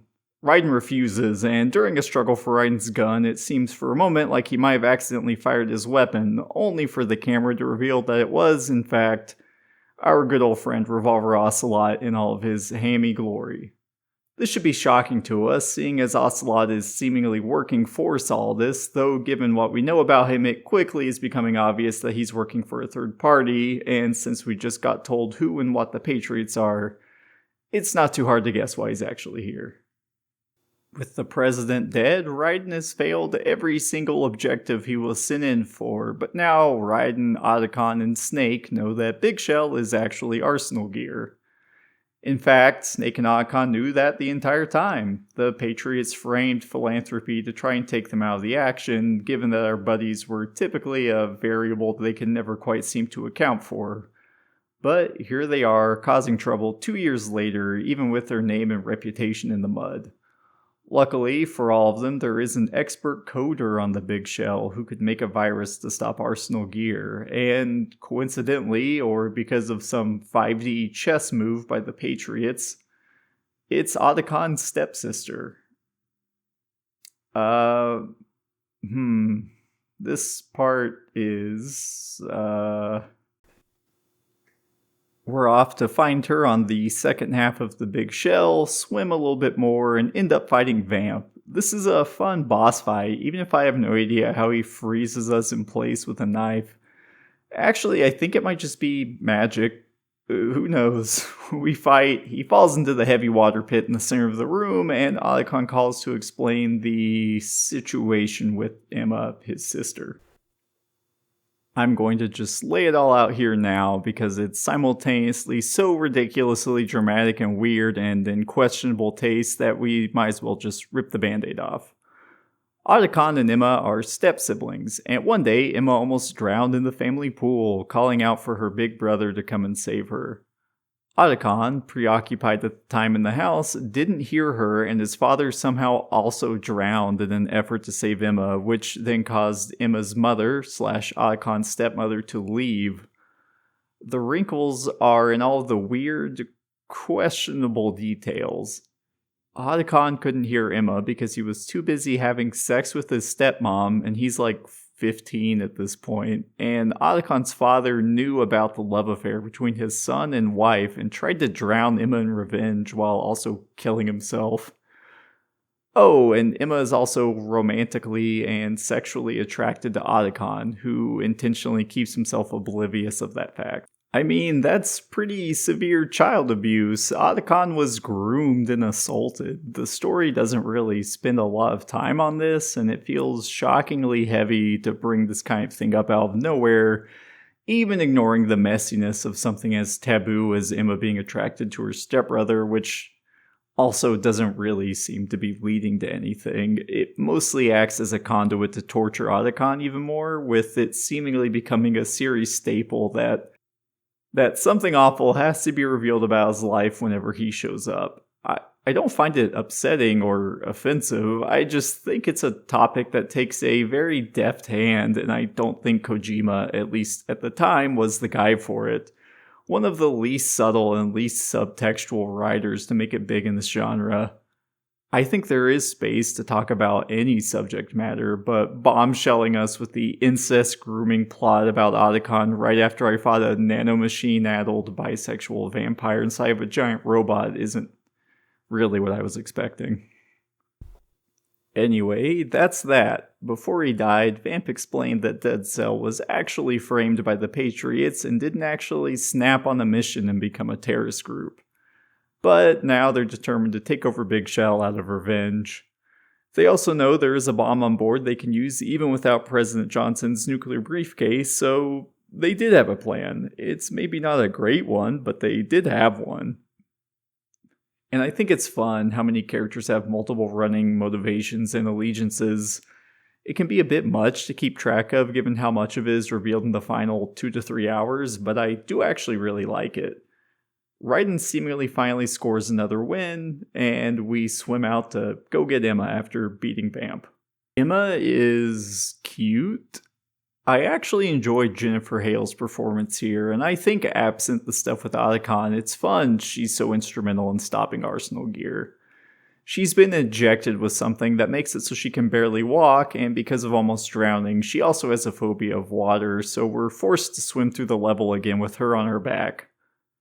Oh yeah, and she pisses herself in sheer terror, just like Hal did when we found him in Metal Gear Solid 1. Really weird callback, but I think someone pisses themselves in literally all of these games at some point, so sure, whatever.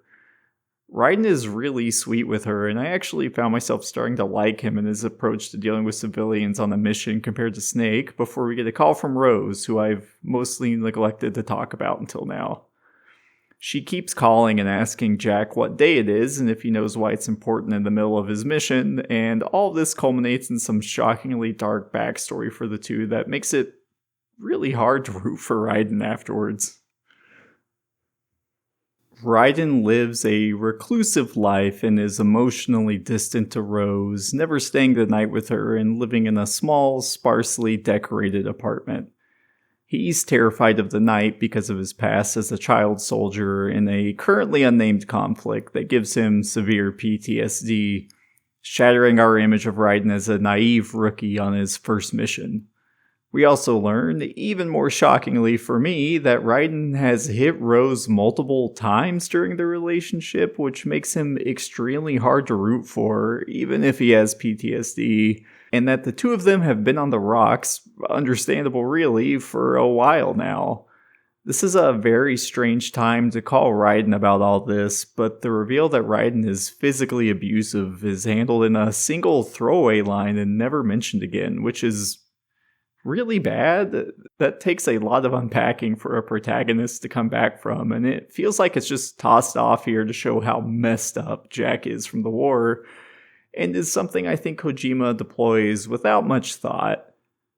I think a lot of parts of Metal Gear Solid 2 hit hard, especially things related to the dawning of the information age, but a lot of the character beats and moments are shockingly rough to go back to, even if I have a huge fondness for this entire cast.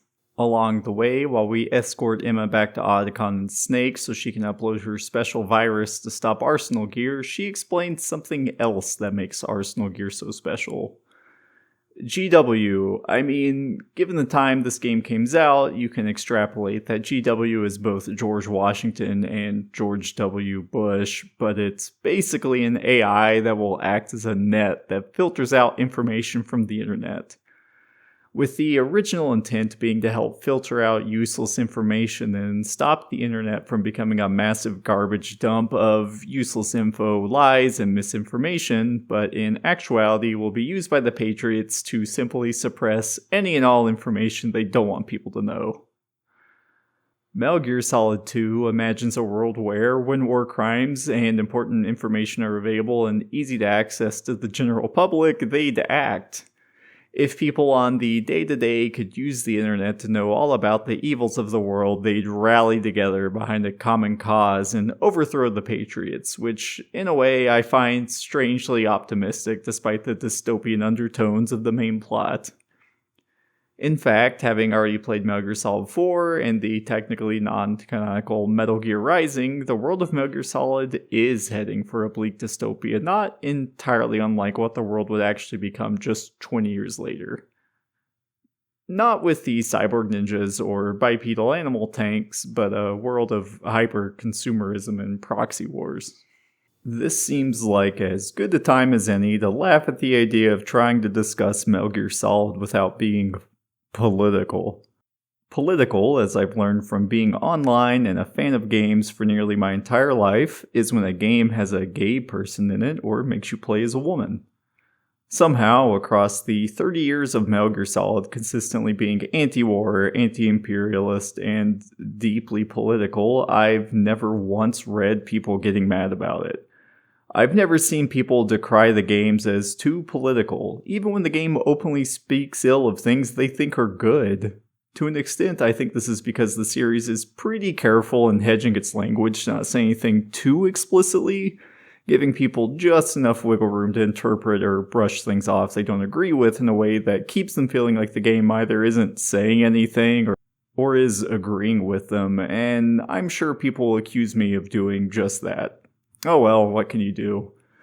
We still have like 4 more fucking games to get through, and I just wanted to get that off my chest while I still could.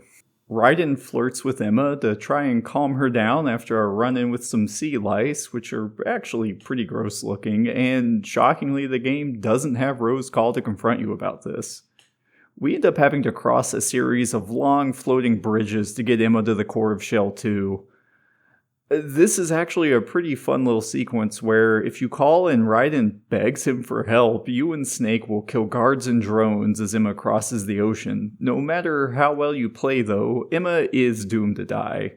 Doomed to die and make Otacon a little bit more sad and a little bit more alone. Vamp, not dead at all and removing one of Raiden's 2 wins so far in this game, leaps from the ocean and takes him a hostage. No matter how fast you play and how well you'll aim, he always manages to stab Emma before you can shoot him. And she's been fatally wounded. We're supposed to ignore that Snake had a clear shot on Vamp and just accept she had to die for the story to play out, which, you know, that's just how stories go sometimes. Anyway, she's definitely going to die. We get Emma to the Shell 2 core and she uploads her virus that was stored on a single CD, which with modern context, it's very fun to imagine a super AI destroying virus being on a piece of physical storage that holds a little over half a gigabyte. Despite all of the gang's efforts, the virus doesn't fully take hold before they get locked out of the system. It was uploaded, but they have no real way of knowing if the virus is going to work or not, and things aren't looking particularly good.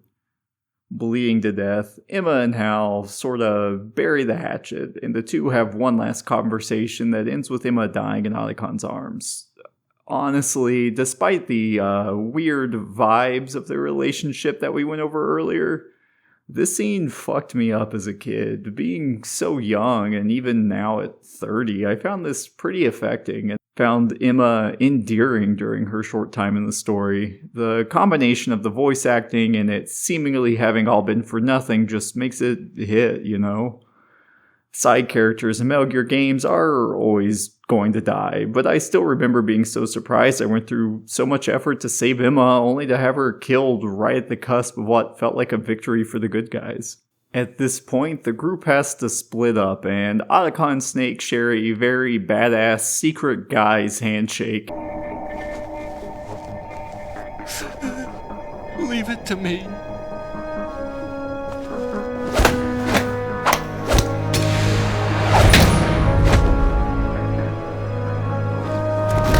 and hug as Otacon is sent off to get the hostages off the big shell with the helicopter they stole earlier, and Snake and Raiden are forced to go into the depths of Arsenal Gear itself to try and destroy it somehow. Given that it's not quite clear if the virus worked or will work, or even if it did anything at all. This is when the game's most infamous sequences all start.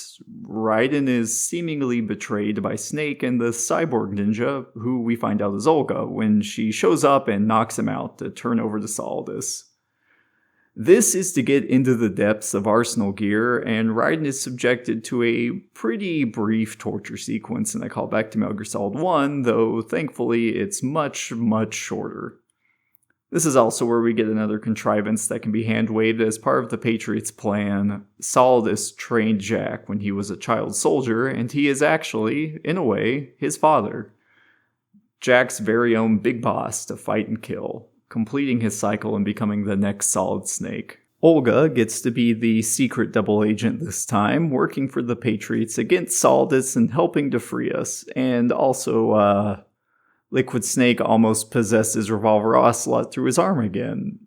Sure, I'm aware this is explained later in the series, but I'm taking these games as they come, operating with the information they give us in the moment, and I will always find the entire plot of Ocelot being body-jacked by Liquid through a grafted arm delightfully stupid. We also get one of my favorite funny tropes, where someone's junk has to keep being covered up by things that are conveniently in frame. It's always funny. It's here where Olga finally explains her motivations. The child she was pregnant with in the Tankard chapter was kidnapped by the Patriots to force her into being their agent, and her primary assignment is to keep Jack alive so he can finish his training. If he dies, she dies, and this takes up the role of her being the cyborg ninja for Raiden the same way Gray Fox was for Solid Snake. Unlike Gray Fox, Olga is someone with no direct connection to Raiden or his past, but I still really enjoyed her character and would have loved to see more of what she and Snake were getting up to during the events of Metal Gear Solid 2. Olga frees Raiden so he can continue his mission, and she leaves, and now we're naked, alone, and in an extremely surreal and, dare I say, almost a liminal space. The back rooms of Arsenal Gear, if you will, though far before that sort of thing became popular on the internet. This is where the game takes on a surrealist, almost dreamlike quality until the credits, the final act being the strange mishmash of reveals, twists, impossible spaces, and nightmarish or dreamlike sequences where it becomes almost impossible to tell how much of this is happening and what's literal or how much of it is just a simulation, all playing into those reveals about the truth behind the Patriots, Big Shell, and what's been happening this entire time. It's absurd and confusing, and I loved every moment of it just as much as I did when I first discovered it over 20 years ago, and man, just look at this game. Can you believe this game is old enough to vote? That's ridiculous. Raiden finally reveals the truth about himself to Rose, how so much of his life was spent as a child soldier, and that he has killed a lot of people. Specifically, he fought in the First Liberian Civil War, a real war that saw an estimated 21,000 literal children recruited by force. The president of Liberia at the time, Charles Taylor, formed what would later be known as the Small Boys Unit. Raiden touches on this, mentioning historical details like being given AK-47s because they were light and easy for children to wield, how he was shown violent movies and practically brainwashed in the effort to indoctrinate the children into committing war crimes for their state. This is, of course, horrific.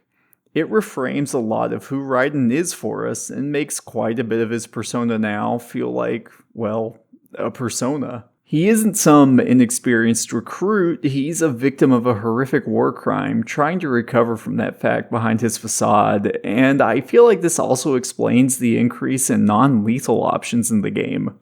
This is also where the game becomes much more surreal. The Big Shell gives way to Arsenal Gear's anatomy, with maps going from names like Strut F of Shell 2 to Ascending Lower Colon as we wander around naked and unable to defend ourselves, trying to find our way forward inside this new stark and digitized room. And of course, there's the thing Metal Gear Solid 2 is perhaps most famous for besides the protagonist swap. The reveal that Rose and the Colonel, who we've been talking to for most of the game, aren't those two characters at all. They were, all this time, GW, becoming increasingly unable to hide their true nature as an AI that have been manipulating Raiden.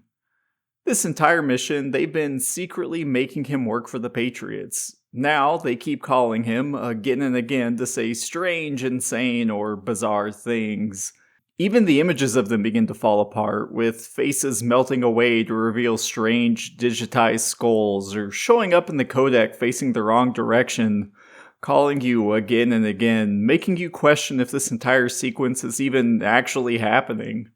Is it a dream? Is Raiden still tied down in that interrogation room in a drug-induced haze? Is this entire sequence just a simulation? This purple stuffed worm in flapjaw space with the tuning fork does a raw blink on Harry Carey rock. I need scissors. I was a North American fall webworm in my past life. Oh, those were the good old days. What were you in your former life? Well, it actually is a simulation. Sure, it is actually happening, but it's a simulation in the sense that everything that has happened so far was purposefully orchestrated to collect data. The Patriots plan, called the S3 plan, serves two purposes. It's first introduced to us as the Solid Snake simulation, with the idea being that everything that happened to Raiden was an attempt to mold him into the next Solid Snake, under the Patriots' control. Of course, it went wrong.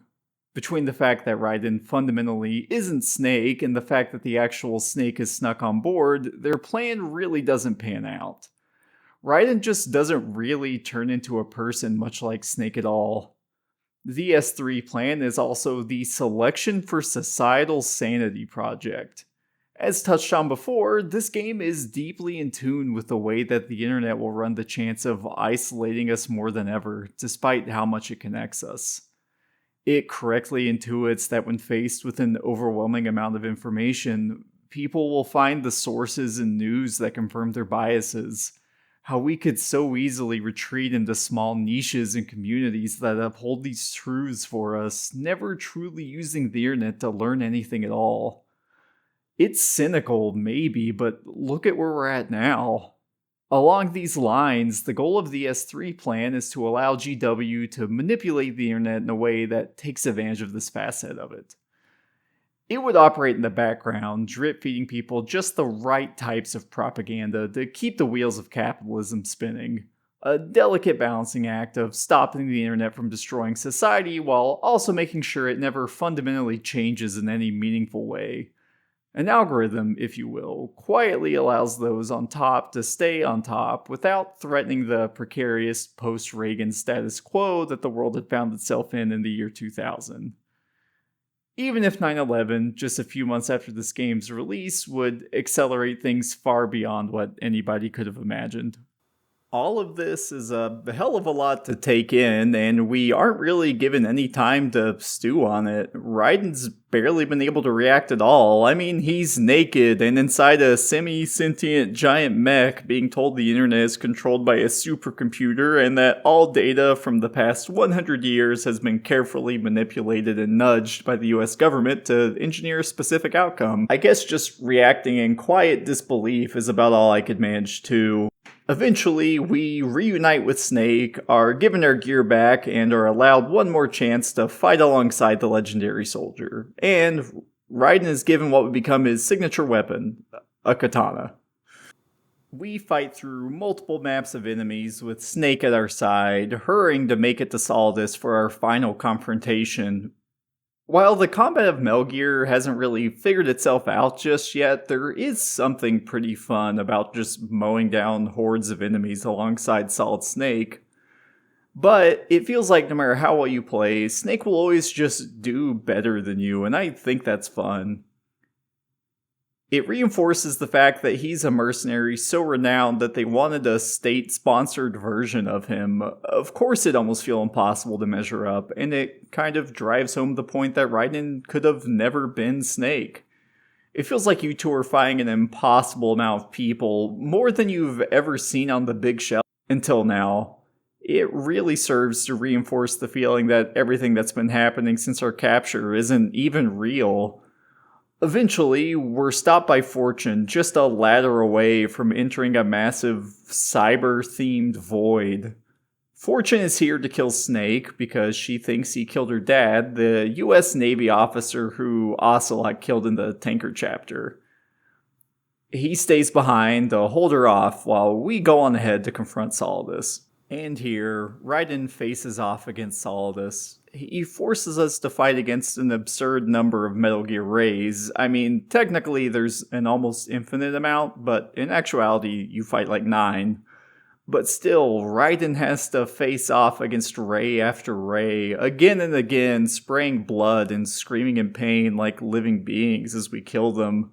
Suspended in an infinite and featureless expanse, this entire sequence is so strange and surreal that it feels really unclear, even to this day for me, if this is all actually happening or simply some sort of virtual reality program that Raiden's been plugged into after being captured. I'm not sure if it even matters or if it actually happened. The entire ending toys with the audience's expectations, flirting with the idea that at any moment Raiden could wake up and that the audience is going to discover that we're hooked up into a machine. But no, this is supposed to all be real. This is all happening. The Ray makes up for the direct brutality of the Rex by feeling like a never-ending army, and Arsenal Gear's acting as a massive floating battle station to house all of these machines. This also makes Arsenal Gear absurdly big. You'd have to be the size of an island to hold all of this, and the logistics of it strain all credibility the longer you think on it. I do, again, think this is all completely intentional. It all works in the service of creating a dreamlike atmosphere for this very high-octane and dramatic and strange finale. And in the end, no matter how well you play or how many Rays you manage to defeat, Raiden will always give up. He's in an impossible situation, facing an unending barrage of machines that he can only at most maim, and with no help in sight, he will always give up. It's a very human failure as a character. Once again, the player is robbed of any sort of victory, and once again, Raiden is saved by the interference of others. What follows is a nearly 40-minute long stretch of cutscenes. Olga leaps from quite literally nowhere to defend us and tells us to live. Remember, if Raiden dies, so does her daughter. However, she is then very quickly dispatched by Solidus. In dying, she also fulfills her second function as our Grey Fox. This part feels a little rushed to me. Olga is doomed, and I love a good doomed character as much as the next person, but she goes out so suddenly and doesn't even bother to put on the ninja suit to complete the parallel. It's strange, even if she is dying on purpose, that she wouldn't try to recreate the scenario from Shadow Moses as much as possible. It ends up making her death feel oddly abrupt in a way that I don't think is intentional, but it's not over yet. Fortune actually beat Snake. She shows up demanding answers with Snake in handcuffs, and around this time we also see the Rays begin to malfunction. EE's virus worked after all, destroying the Rays even if we don't destroy GW itself. For a few brief moments, it feels like things might actually turn around in our hero's favor. And they do, sort of. Fortune discovers her inability to die is from a machine that was planted on her without her knowing, and I guess must be inside her somehow for her not to know this, because, well, they just don't explain it very well. Revolver Ocelot reveals himself to be a triple agent working for who else? The Patriots. Shoots Fortune, and she goes down swinging and even deflects bullets with her will alone to prove that she actually is the Lady Luck her team in Dead Cell knew her as. Her last act is saving Raiden and Snake from a hail of gunfire before collapsing dead, and in the process, a stray bullet breaks Snake's handcuffs.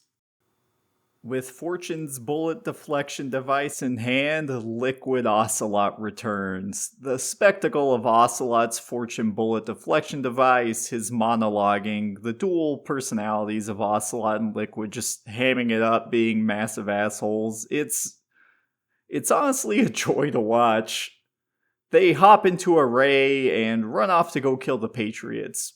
And Snake jumps into the water or an abyss. I can't really tell what it is, but he exits the story chasing after his evil arm clone brother. This leaves Saldus facing down Raiden, armed now with an arsenal gear full of defective rays, a single nuclear bomb, and a handful of soldiers that survived Raiden and Snake's rampage on their way to Saldus in the first place. He can still detonate like an EMP and make a mad attempt at using arsenal gear to take over Manhattan, but he's sorta screwed here, right? He's been put into a position where no matter what play he makes, he's kinda just being left as bait while Liquid Ocelot goes off to try and kill the Patriots.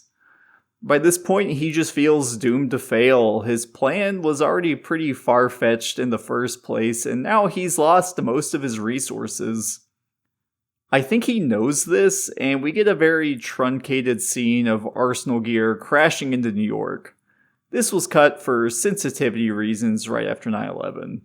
The scene that would have originally played out shows this massive island-sized ship plowing straight through most of Lower Manhattan. I absolutely get why this was cut, but I do wish there was a way to access whatever cutscenes that might have been there originally. Instead, they just show Raiden and Saldus standing on top of a building after being flung off by Arsenal gear, preparing to have their final sword-based confrontation. The abrupt cut to the boss fight, once we're back outside Arsenal gear, does continue the feeling that everything is weird and out of time, but it also feels very obviously like something was cut at the last minute. Faced with nothing but losing plays, Saldus decides to fight his former protege to the death atop Federal Hall. Again, we just sorta end up here because of cut content, but nonetheless, this is where we end up, for Saldus to give us one final monologue. In an ironic declaration, Saldus says how badly he wants to be remembered, how so much of what he did was to pass on something akin to his genes. Oh, brother. Because he can't have children, a side effect from being a clone of Big Boss. In fact, he's aging faster than the other two. Even if he survives this fight, he'll be dead in just a few years. Using Arsenal gear to create Outer Heaven was his last attempt at leaving a legacy behind.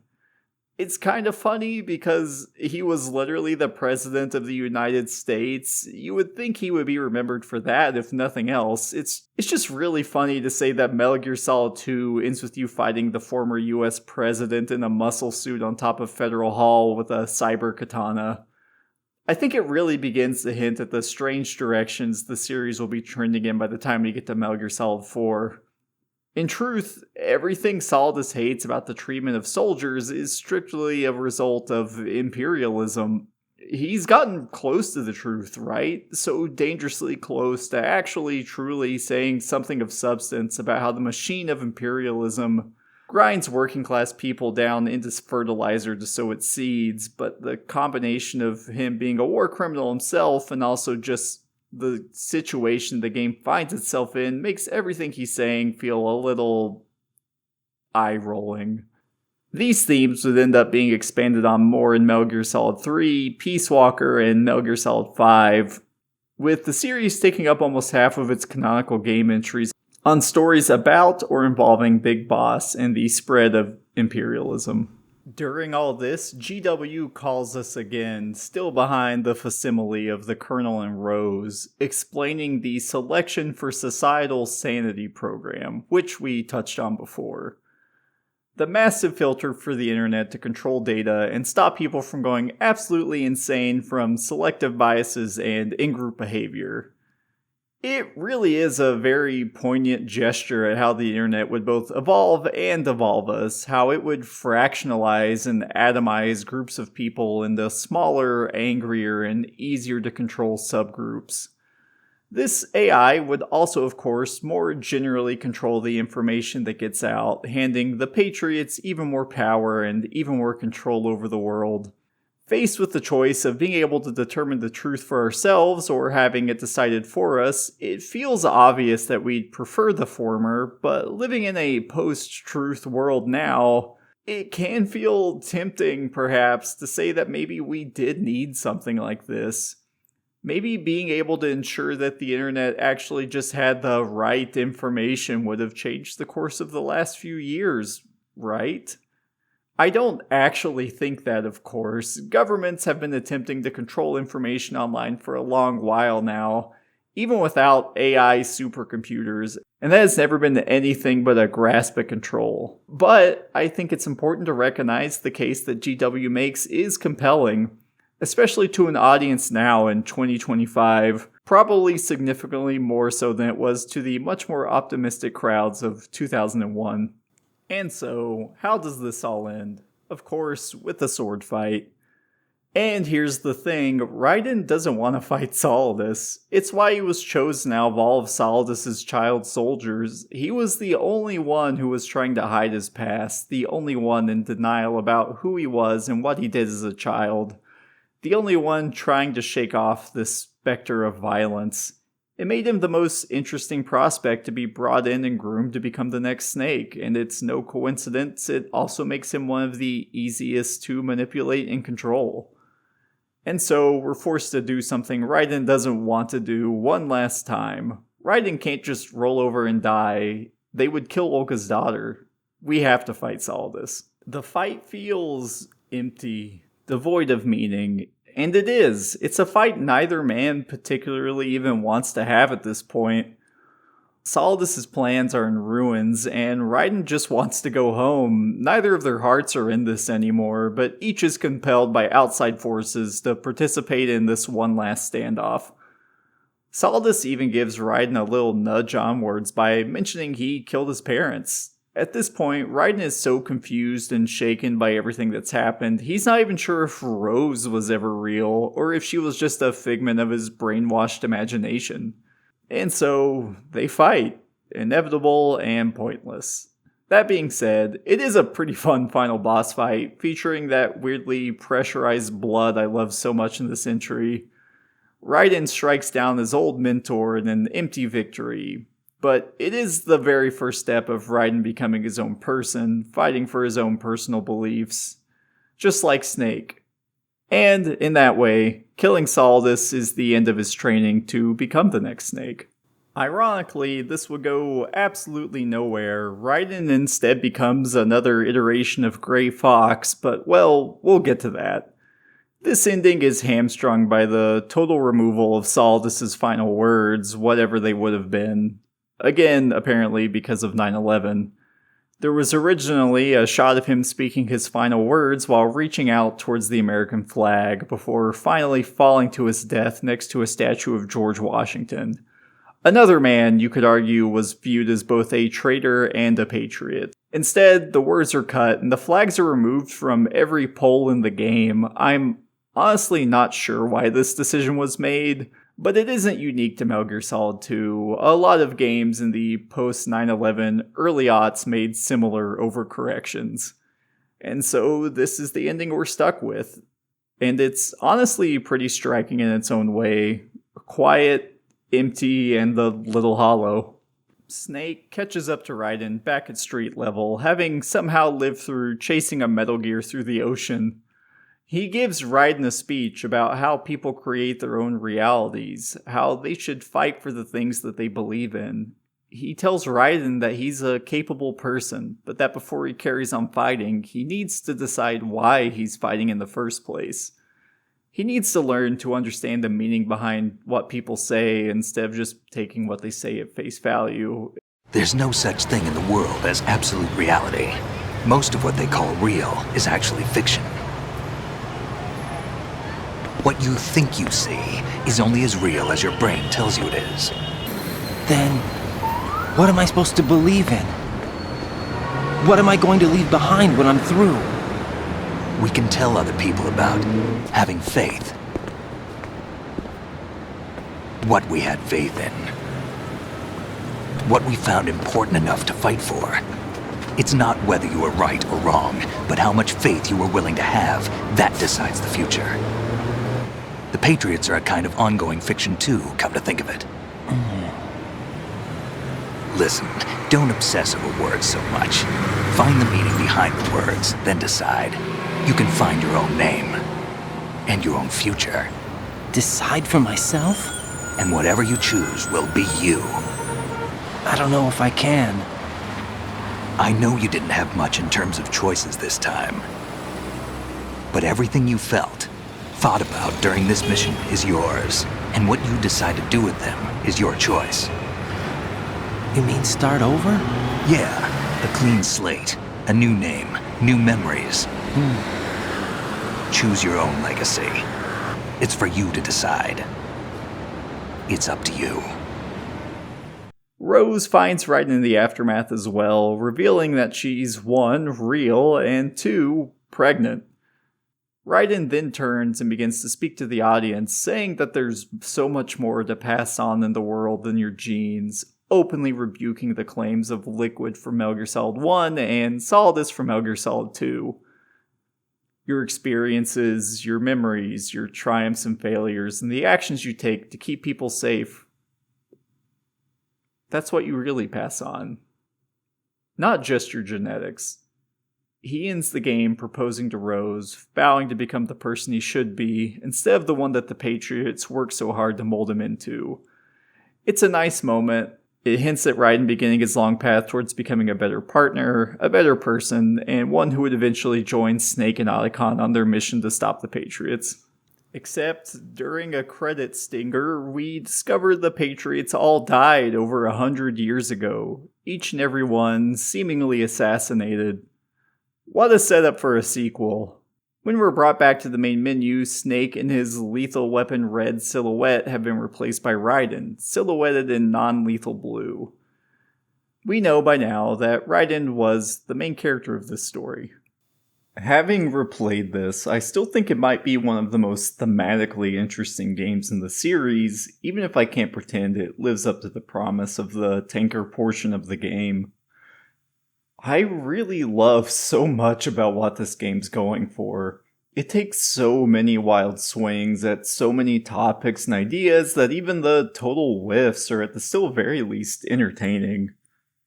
Not to mention the increased scope of the cast, the layered intrigue, and shifting alliances and betrayals, and the fact that nearly the whole finale rests in this weird dreamlike uncertainty for so long. I just love it, warts and all. I can very easily see the game that I saw as a kid 2 decades ago when I was enraptured by this messy, tangled web of spycraft and conspiracy. On release, the reaction to Metal Gear Solid 2 was, well, mixed might be the best word. People hated Raiden, they found the story confusing, and the game traded a pretty straightforward anime-inspired spy thriller for complex themes, shocking twists, and modern-day conspiracies. But over time, that perception has changed. Anecdotally, the community seems to have really rallied around the game. Most people now consider either Metal Gear Solid 2 or 3 as their favorite, and it's genuinely great to see. In playing it 20 years later, Metal Gear Solid 2 is a game I sometimes found a little mechanically dull, but the massive leap in quality of the writing, the character acting, and the way the game trusts its audience to piece things together and interpret things is so refreshing in contrast to current games. Metal Gear Solid 2 trusts you to interpret the complex, twisting story it wanted to tell, and I really liked watching it unfold. And you know what? I think it might still be my favorite. It's 2010, and at this point in my life, I've actually not played video games for a little while. I was going through a bit of a transitionary phase, and I was dropping the hobby from my life. By extension, I was dropping Metal Gear Solid 2. While I had heard all about Metal Gear Solid 3, I had no interest in playing it. If I was going to go back to Metal Gear Solid, I wanted to play as Solid Snake, not some villain from the old games I was never going to touch. Besides, my PS2 had become a relic at that point. My father had bought a PlayStation 3, mostly to watch Blu-rays, and I'd considered, at times, actually using it to play games, but always stopped myself. See, I was 16, I had a car now, and a job. I could actually do things with my car and my meager $6.50 an hour. I could go on dates and buy weed. It meant not locking myself away in my room playing video games all day. 2010 was also a rather interesting time for me because, like many 16-year-olds, I was starting to form opinions. Opinions about how the world should be, how things should work, about what's right and wrong, and about what the government should do. This is a very dangerous line of thinking known as having politics, a word that really seems to activate a specific subset of people on the internet, especially when talking about games. Any mention of politics turns them into frothing, raving lunatics, hell-bent on destroying your life or daring to question if, say, the game fundamentally about nuclear weapons and about how the world treats soldiers might, in some way, be political. All of this is to say I'd become what was a pretty common thing for a lot of people at the time. A complacent, suburban liberal who thought Obama seemed pretty cool. I knew who I'd be voting for when the time came. In Metal Gear Solid 3, the more contemporary politics that we've seen in the second game feel pretty distant. The game is solidly set in the space of the Cold War and 1960-era spy thrillers. However, some of the space covered by the game is still relevant today, namely proxy wars. Since the Second World War, world superpowers rarely conflict directly, instead operating by empowering, arming, and informing guerrilla or insurgent groups fighting against other superpowers, or the proxy of that superpower. This happens now in the Middle East, just as it was happening across countless developing countries during the time where this game takes place. At the time, I really wasn't well informed about these things, but I do think Metal Gear Solid 3 Snake Eater has something to say about the Cold War, and I think that what it has to say is interesting, if perhaps at times slightly misinformed or misguided. Now then, 2010. My car breaks down so badly that I won't be able to go anywhere for at least 2 weeks, and since I'm stuck at home anyway, I dust off my old PlayStation to play Metal Gear Solid 3. I bought an original box copy from a used game store for a few bucks, but never touched it. I never felt like I needed to. But now I had a lot of free time. My main memory of the game was that the classic fixed camera was terrible to play with, and if I did anything better to do with my time, I'd have probably dropped the game then and there. I didn't like the lack of a radar, I hated not being Solid Snake. I didn't have any nostalgia for 1960s spy thrillers the game was gesturing towards because I was a teenager in the 2010s. Honestly, it was a game I was only muddling through because I'd heard you needed to play it before you could play 4. I finished it, didn't like it nearly as much as 2, and honestly, I forgot about it for a few years. Until like 4 years later when I replayed the much improved version that is available in the PS3 collection. The game has exchanged the Soliton radar for the more diverse but weaker toolset of a motion tracker and a heartbeat monitor. Though with the modern controls, I found that I rarely needed them. I just looked around. You'll probably notice that I get caught kind of a lot, but getting caught in Metal Gear Solid 3 can prove to be fun in a way it just wasn't in the last 2 games. Rather than waves of enemies funneling towards you down a drab corridor, getting caught now turns into a tense gunfight in the jungle. You have a better toolkit, and you're able to slip in and out of stealth during reinforcement waves. It lends the stealth gameplay a much more natural and engaging back and forth. There were 2 systems I found theoretically interesting, but that just end up being kind of dull in practice. The camo system is fun enough to play around with, but very often you'll just end up swapping to whatever camo is statistically best for the specific map you're on at any given moment. It feels a lot less like you're making a choice and more that you're just looking at numbers on the screen attached to a piece of camo. The way food works is another system I like in theory, but less so in practice. Outside of very rare healing items, rations no longer restore your health. Instead, Naked Snake has a hunger bar. He'll naturally recover his health as you play, and also when you turn the game off, which sounds neat. The more full he is, the faster he recovers, and if his hunger bar is low enough, he'll barely regenerate health at all. When the hunger bar is low, his stomach might even growl and alert nearby enemies. You're meant to need to hunt wild animals on the map for food, but you're just handed more than enough rations and instant meals that I don't think I ever once actually needed to engage with the system, at least not on normal. I almost entirely forgot to even be hunting for animals, and I'd only been in the game for like 2 or 3 hours. Like Metal Gear Solid 2, 3 is technically broken up between 2 missions, the Virtuous Mission and Operation Snake Eater. The Virtuous Mission is mostly a glorified tutorial and a prologue. In a lavishly produced cutscene, we watch as Snake is deployed to rescue a Russian missile expert named Sokolov, who's defected to the US and was given back during the Cuban Missile Crisis. Unfortunately, the entire opening is undercut just a little by an extended joke about Metal Gear Solid 2. When you start the game, you're asked if you have any experience with the series, and if you pick Metal Gear Solid 2, you'll be treated to an extended joke about Snake wearing a mask that makes him look like Raiden. They really play up how terrible it'd be if you were playing as someone other than Snake, and how stupid the mask looks when you land. It's weirdly embarrassing to me now. It shows a weird lack of confidence in the direction they took in 2, basically agreeing with the audience that it had been a mistake to take a risk. Not to worry, you will be playing as a flavor of our bemulleted hero in this one, no tricks.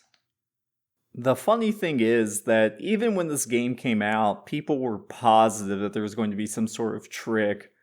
The reveal of Raiden in Metal Gear Solid 2 left fans convinced that there was going to be some sort of big rug pull in this game too. Instead, Metal Gear Solid 3 is incredibly straightforward. It's probably easier to grasp than any other game in the series. No big meta twists and no shocking new character reveals. You're just playing as Naked Snake, aka Big Boss, playing through his first mission and learning how he got his title. Sometimes I wonder if maybe I'd have liked the game even more if it did have a big twist in store for us, but I think the game benefits from the fact that it doesn't do anything to tie itself directly into the ongoing narrative from Metal Gear Solid 1 and 2.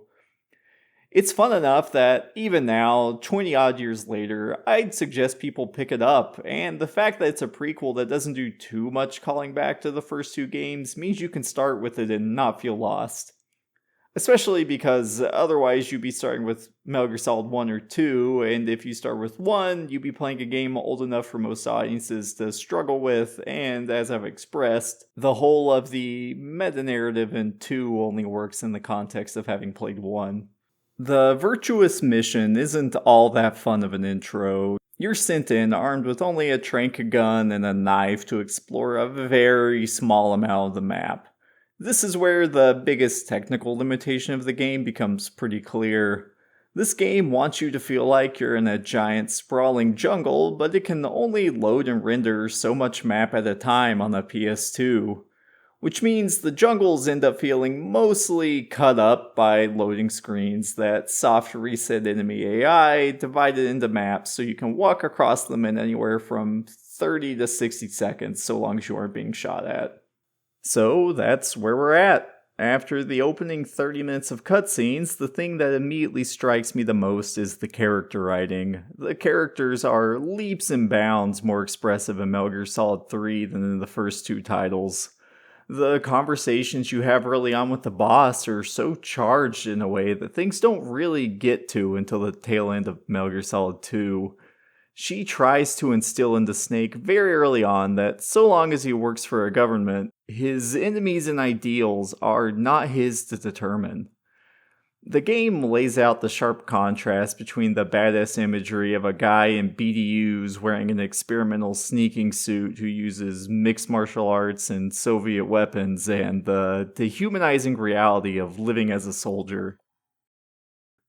That's the great juxtaposition of Metal Gear Solid as a franchise, really. Kojima both glorifies and villainizes the soldier in the same text, unable to fully separate his love of action movies and machismo from what seems to be his genuine belief that war is cruel and that the people who fight in them are deliberately stripped of their humanity. Oh yeah, and this is where we get CQC, a combination of judo, Krav Maga, and boxing that acts as a new, complicated, but interesting melee combat system. It was created by the boss and retroactively added into the universe through Metal Gear Solid 4. I like it. I'm absolutely terrible at it, but I do like it. The virtuous mission is mechanically extremely straightforward. You walk around a couple of maps, get to Sokolov, and meet a character who has at this point been firmly established as second only to Snake in terms of his importance to the narrative. A young Ocelot. Not Revolver Ocelot, not yet, but Ocelot. He runs with a group of Russian special forces, also called the Ocelots. Here, we see the first cutscene to really showcase choreography. It made me realize that up until now, we really hadn't seen any properly choreographed fistfights. The scene is a little ridiculous, but it is pretty exciting to watch Snake take out an entire squad with his tranquilizer gun and some CQC. But it also makes me think about how much more fun it would have been to actually play this sequence, especially considering the sparse gameplay we've had up until this moment.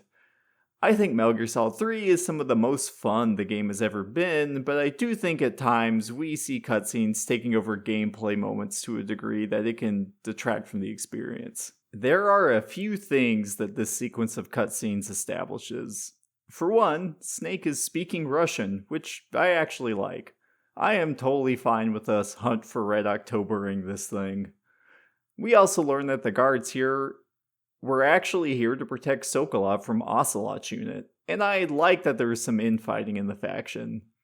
It really leans into all the spice, thriller, espionage going on in this one. There's a lot of double and triple agents running around, and by comparison, Snake ends up being like a pretty straightforward character.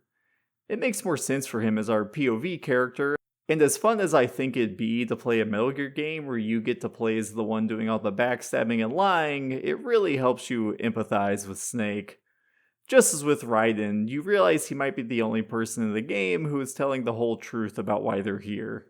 And we do get a big twist here. The boss wasn't here to guide you at all, and if I'm being honest, this entire section has been so short that the idea doesn't really have room to breathe. She hasn't really been established as someone you should trust in the first few hours of gameplay, and it feels like the Master Miller reveal and the Tanker reveal pushed together. Your first mission isn't the main story, and your guide character is betraying you. It's messy, but I think it works. Not in the least because the boss is, quite frankly, the most compelling character in the Metal Gear Solid canon. She appears on a bridge carrying two miniature nuclear warheads, dropping one and then the other. The bridge shakes from the impact, swaying so much that Sokolov and Snake both collapse, while she remains standing, barely even moving to keep her balance. We can feel how much better at all this she is than Snake, without either of them even having to say a word. She's defecting, and she's taking Sokolov with her. Snake can't beat her. He's easily bested in the brief fight on the bridge, but the thing that I've always found so interesting in this scene is when she says, "Jack, you can't come with us."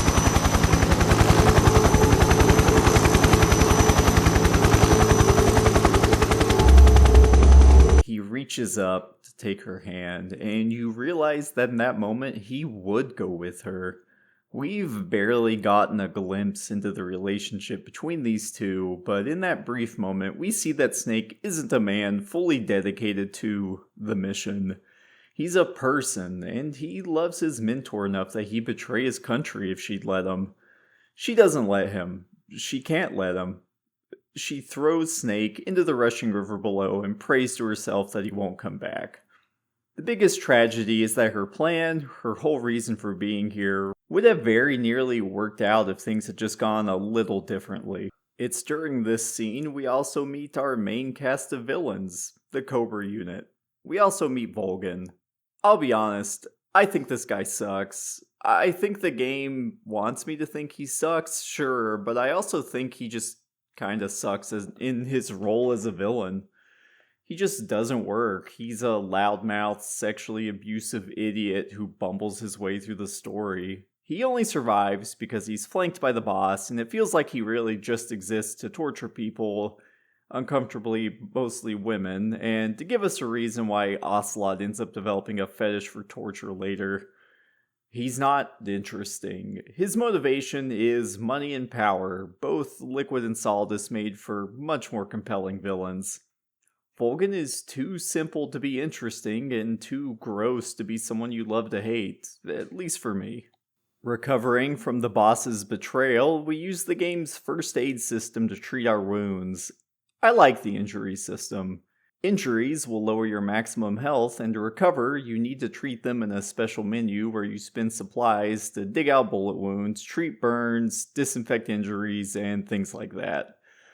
Just like with food, I don't know that I ever felt like I was low on supplies, so first aid mostly just ended up being a weird pause in the action every time a big shootout ended and I had to navigate menus for a little bit to get my max HP back up. I've wondered if maybe my issues with the food and health system might be solved by playing above normal, but if I'm being honest, outside of V, I'm not playing Metal Gear Solid games for the challenge. Limping away after our catastrophic failure of a mission, we're scooped up by our team. Volgan shoots both mini nukes into Russia, it almost sets off World War III, and Snake leaves irradiated. And with all of that out of the way, the game can actually start, for real this time. It's time for Operation Snake Eater.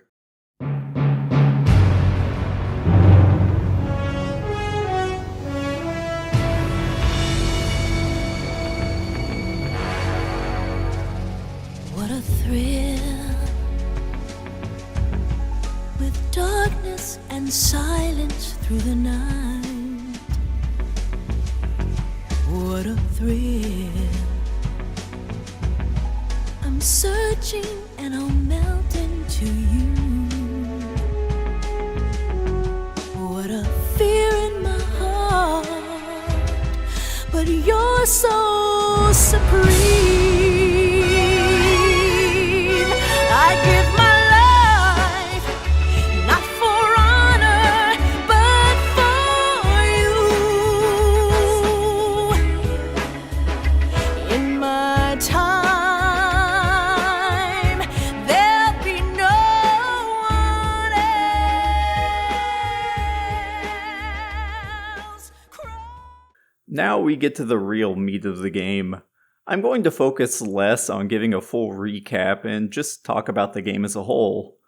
You're sent in with 3 major objectives: rescue Sokolov, destroy the Shagohod, and assassinate the boss in Volgan. From here, the game takes on what I'd call a wide linear structure that I rather enjoyed, outside of the technical limitations imposed by the PS2. You're free to follow side paths and poke around in the optional parts of the map where you'll find new gear and camo pattern, but the vast majority of the game is in the jungles or the tiny Russian military installments that you battle or sneak your way through. And as I said, the big difference with Metal Gear Solid 3 is that the combat is actually pretty fun. It means that when I got caught, I found myself a lot more willing to dig in my heels and fight my way out of it, while in the previous games, I'd just wait for them to kill me so I could try again.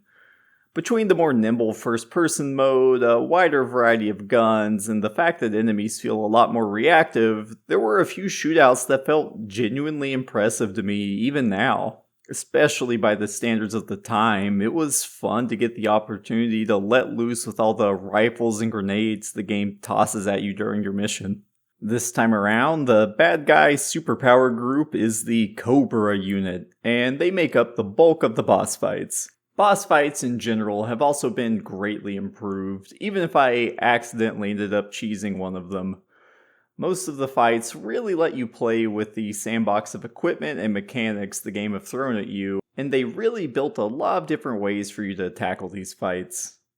It's a big difference from previous entries in the series, where a lot of the fights felt like they just hinged on gimmicks or little one-off mechanics. There were even a couple where I opted to only use CQC just because it felt thematically appropriate. That said, I'm fucking terrible at actually using CQC for some reason, but it was still a fun challenge to take on the bosses when it felt like the intended approach. Metal Gear Solid 3 has a lot less it's trying to say than 2, but it does have one thing it wants to say. The game just says it over and over again until it's perfectly clear. It's the same song we've heard since the first Metal Gear Solid game. Nuclear weapons are bad, and soldiers are dehumanized. I think the strength of the game's writing stems from mostly focusing on this one topic. It's either unwilling or unable to engage with the topic of the Cold War beyond a bland both sides were bad ism, and that's true, but very pointedly sidesteps really having to comment on anything around the Cold War in the game's main story. Instead, the Cold War acts as more of a backdrop for the story, and the game really wants to tell us about a cast of roughly a dozen or so of its characters. If I'm honest, I don't think that Kojima is particularly equipped to really tackle as anything tricky and complicated as the history of the Cold War, and he's clearly at best when he keeps his focus on the topics he's actually interested in. I do think that by the time we get to Metal Gear Solid 4, I am starting to wish he'd move on to something else, and given that I think this might be the most he ever really nails the topic of disposable soldiers, it starts to feel like well-trodden ground going forward. I'll briefly touch on the members of Cobra, but they mostly just serve as bosses that show up and die in the same 10-minute span, so let's go over our major companions first. You have the paramedic, who will let you save your game and give you cute movie trivia, and Signet, who talks about guns, and he's the DARPA chief in Metal Gear Solid 1. You also have Zero, your colonel for this game, who's great at reminding you what you're supposed to be doing when a hurricane hits your house and you have to abandon a project for a month. It always felt silly that there's a character who mostly just exists to remind you what you're doing in the game that is linear and only 10 hours long, but I actually ended up finding it pretty useful after that, so thanks game. We also have Eva. She played the part of the femme fatale this time. Unlike Metal Gear Solid 1's Meryl or 2's Emma, Eva is actually capable, confident, and regularly gets Snake out of jams, and meets up with him to provide useful information or keys. Also, of course, she's there to flirt with and try to seduce him, drawing on the classic spy movie trope where the sexy female spy slowly falls for the ruggedly handsome American lead. The thing is that by the end of the game, I actually really liked watching the two of them together. I think she was a big step forward in character writing for Metal Gear Solid. There are, however, a few things I think I could have done without. Namely that there are a few too many chances to stare at her low-poly chest and her implied sexual torture by Volgin. The entire cast, though, honestly just feels much better written, and I think there is a reason that the cast in the third entry are so well remembered compared to any other game in the series. We also get to see a lot of a young Ocelot, and he's such a cocky little shithead that it's really fun to watch. I think his characterization in this game is a little muddied, perhaps intentionally so. He's like a triple-crossing spy, and also so obsessed with Snake that it starts to feel like he might be a little bit in love with him, but I do think his rivalry and slow evolution from Ocelot to Revolver Ocelot makes for a pretty fun character arc. Incidentally, he's also the boss's secret child, because of course he is, but I'm pretty sure he doesn't even know that. Speaking of the boss, this is kind of her game. I really didn't think her character would hold up as well on a fresh playthrough as she did in my memory, but I was pleasantly surprised that she actually mostly does. The boss is fascinating, mostly because I end the game wishing I could play a game about her instead of Snake. She fought in World War II, it's heavily implied she killed Hitler, and she's the mother of special forces. In the fiction of Metal Gear Solid, all Special Forces soldiers, and thus every permeation of Snake, are using techniques she created and perfected. Each and every time Snake runs into the boss, she dispatches him without much effort. and she exudes a commanding, intimidating aura. Everyone from Eva to even Volgan is afraid of her, and it's obvious why. She is a character that seems exhausted and defeated by 2 decades of war, but she is also stalwart in her mission. There are several hints that she isn't actually the villain, and it's honestly painful watching her try to shoo Snake away, only to realize that he's been sent there to kill her. That she's been betrayed by the government she's fighting for. Her character shows a level of depth and complexity that makes me think Kojima really grew as a writer, at least in the context of the Metal Gear Solid franchise. Knowing that 4 and V are coming after this makes it almost bittersweet. This has remained the upper limit of his character writing ability, even 20 years later.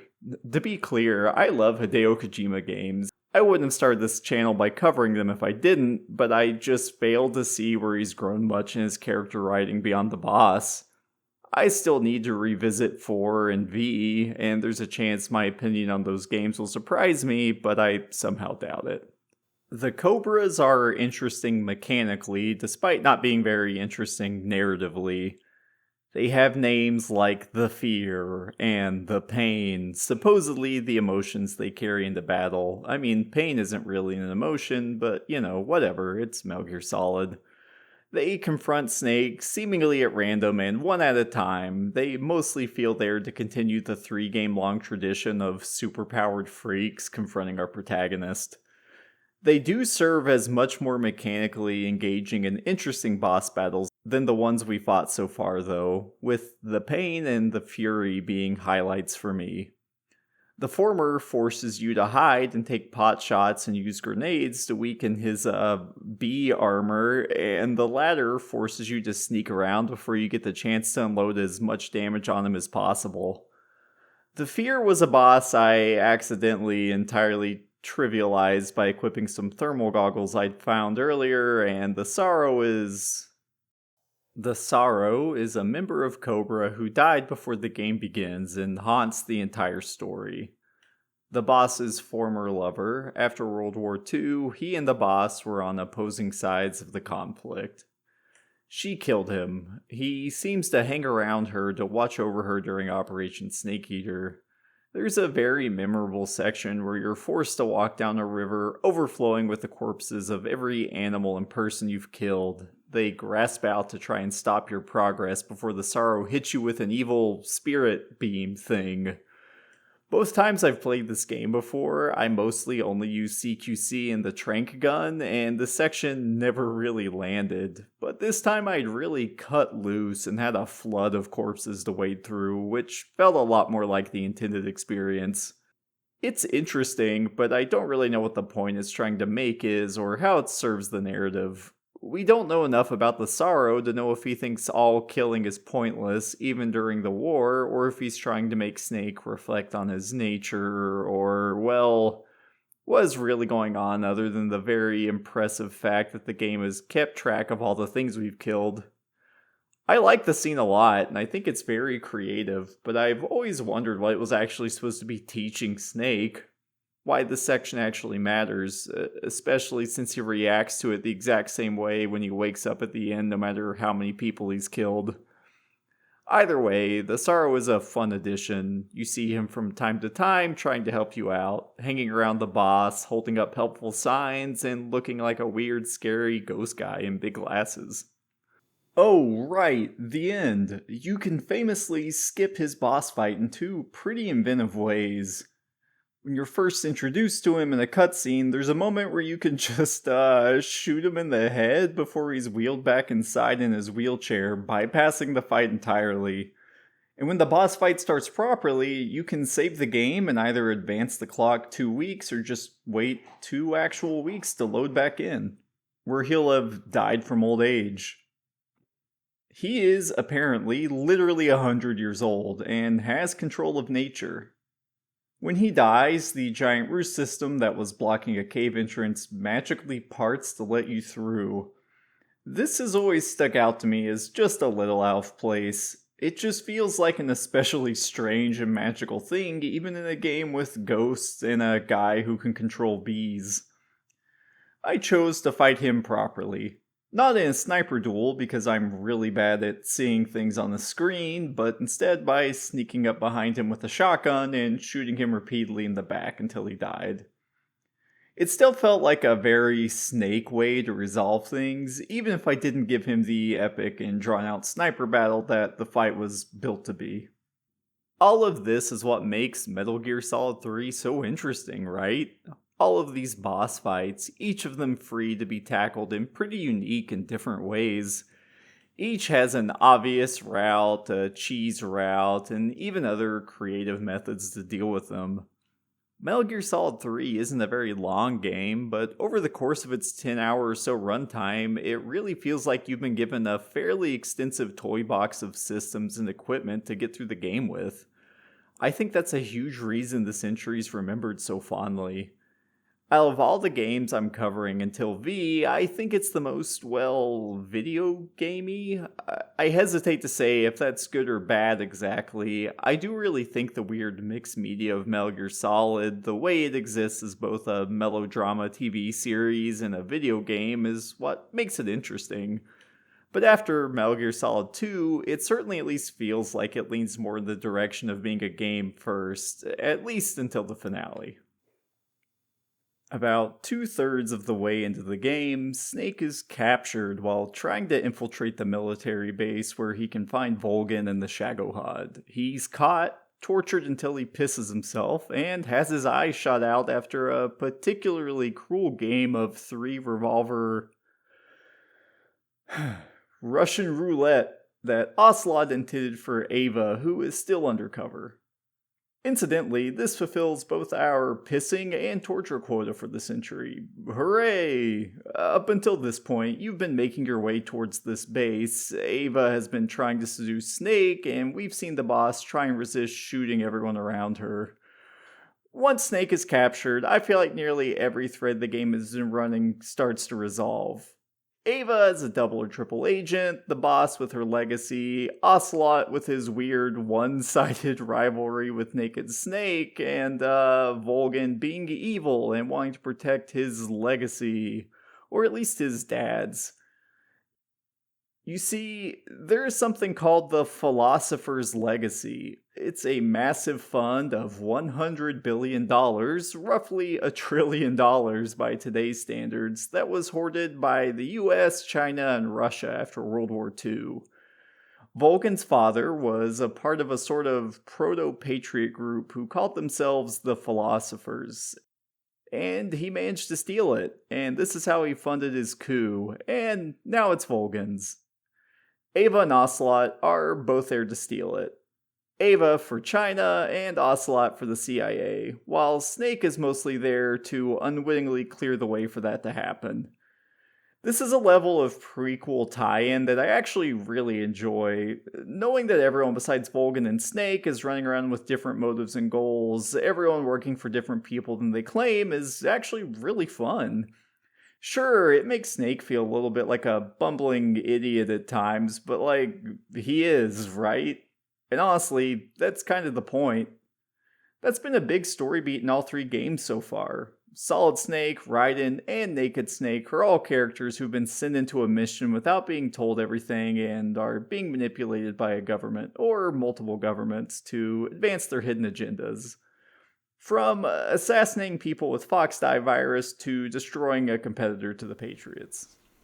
Once you're captured, again fulfilling our got captured quota, a bunch of trends in these games don't really get bucked until Metal Gear Solid 4. You have a few ways to escape. You have a fork you can use to defend yourself, you can smoke and hang out with a guard and convince him to just let you go by being that damn handsome and charming. You can use a pill that's in your tooth to fake your death and ambush the guard. You can use a codec number the Sorrow shows you if you go into first person view and throw your old food out at the guard and make himself shit himself because he eats it. And he has to go to the bathroom and you get an opportunity to open the cell, which, yeah, that's another thing that happens a lot in this franchise. I'm probably missing some other options I don't even know about. Once you escape, we meet back up with Ava and we finally get the big dramatic kiss. Snake's first person view is all blurry from having his eyes shot out, which I actually really like. And there's a cute moment where he realizes his depth perception is messed up when he tries to catch a butterfly. They devise one last plan to get back inside. They'll plant some C3, the prototype of C4, on the fuel tanks in the hangar of the Shadowhog while Ava assassinates Volgan. We know that won't actually work because he has to be a boss fight for us later, but sadly, our two lovable protagonists don't, and we go to the most impressive map in the game to sneak in and finish Operation Snake Eater. Sneaking back in is pretty easy, all things considered. Even getting the C3 planted isn't too bad.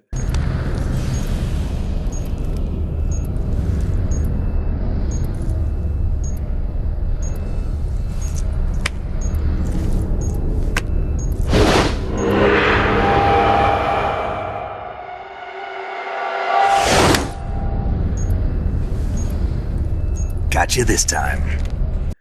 It all leads to a big climactic boss fight with Volgan where I elected to only use punches because it felt appropriate. About halfway into the fight, once Volgan realizes he's going to lose, he commands Ocelot to shoot you. But Ocelot won't do it, partially because I think he's in love with Snake and partially because he knows he's important to the boss. We get the chance to CQC Volgan to death, and at least he makes for a decently fun boss fight. I neglected to mention it earlier, but there's an extended joke about Raiden from Metal Gear Solid 2 that makes me roll my eyes. It's honestly just not funny and extremely of its time, and it just kind of feels like Kojima and his team trying to get in on the joke about hating Raiden. Volgan has a lover named Raidenov, who looks exactly like Raiden. You initially get captured trying to sneak around dressed as him because he grabs Snake's junk and realizes it's not Raidenov. This is stupid, sure, and just seems silly, but it also leans into a pretty tired trope about bisexual men.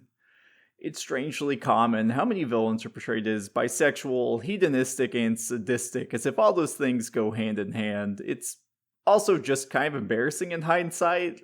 Like, they want us to all know that, hey, we heard you, and Raiden is pretty gay, huh? He's so gay, he's getting fucked by our new villain. We're totally with you. What a little lame twerp that guy was. It's weird, and I don't know, it just feels like they lost all the confidence in what they did with Metal Gear Solid 2 after the negative response. They go to greater lengths in Metal Gear Solid 4 to differentiate Raiden even further, and honestly it just goes to show that a lot of what made Metal Gear Solid 2 so good and special was risk-taking, plus an additional writer and a bit of luck. But just right now, Metal Gear Solid 3 sure seems embarrassed it ever tried. Anyways, you win. The Shagohod blows up, but of course it doesn't actually blow up. Instead, you are about to embark on the longest chase sequence in video game history. I like it. Well, I mostly like it. This final encounter really goes on as you are chased by the Shagohod through the base. You seemingly destroy it 3 times as it's piloted by an apparently immortal and increasingly unhinged Volgan. I do appreciate how much they tried to make it feel like you were actually on a team with Ava in this sequence. It's pretty noticeable compared to the times we interacted with people in the past entries. The very brief moments in Metal Gear Solid 2 where it feels like Raiden and Snake were actually working together were some of my favorite moments, but they were pretty sparse, and I feel like it was done a lot more naturally here. Even if I think this whole sequence goes on a little too long, it does really make it feel like you and Ava are in this desperate fight against this weird electric mutant guy. And when he finally dies for real, until Metal Gear Solid 5, there's a genuine sense of relief that I think only really works from having a boss fight that goes on for so long it starts to border on annoying. And your escape plan? Well, Ava has a plane at the lake and you just have to get there. But during a further chase sequence out of the woods, you'll end up tossed from your bike and Ava is critically injured during the crash. Again, I actually really like this part. You quickly treat her injuries, and even injured, she's able to follow you slowly through this map as you fight off waves of enemies to just try and get to the lake. We also get a moment that genuinely made me laugh out loud where, well, just watch. Oh, you. Eva, I need you. Say that one more time. I need you. I can't fly the wig by myself.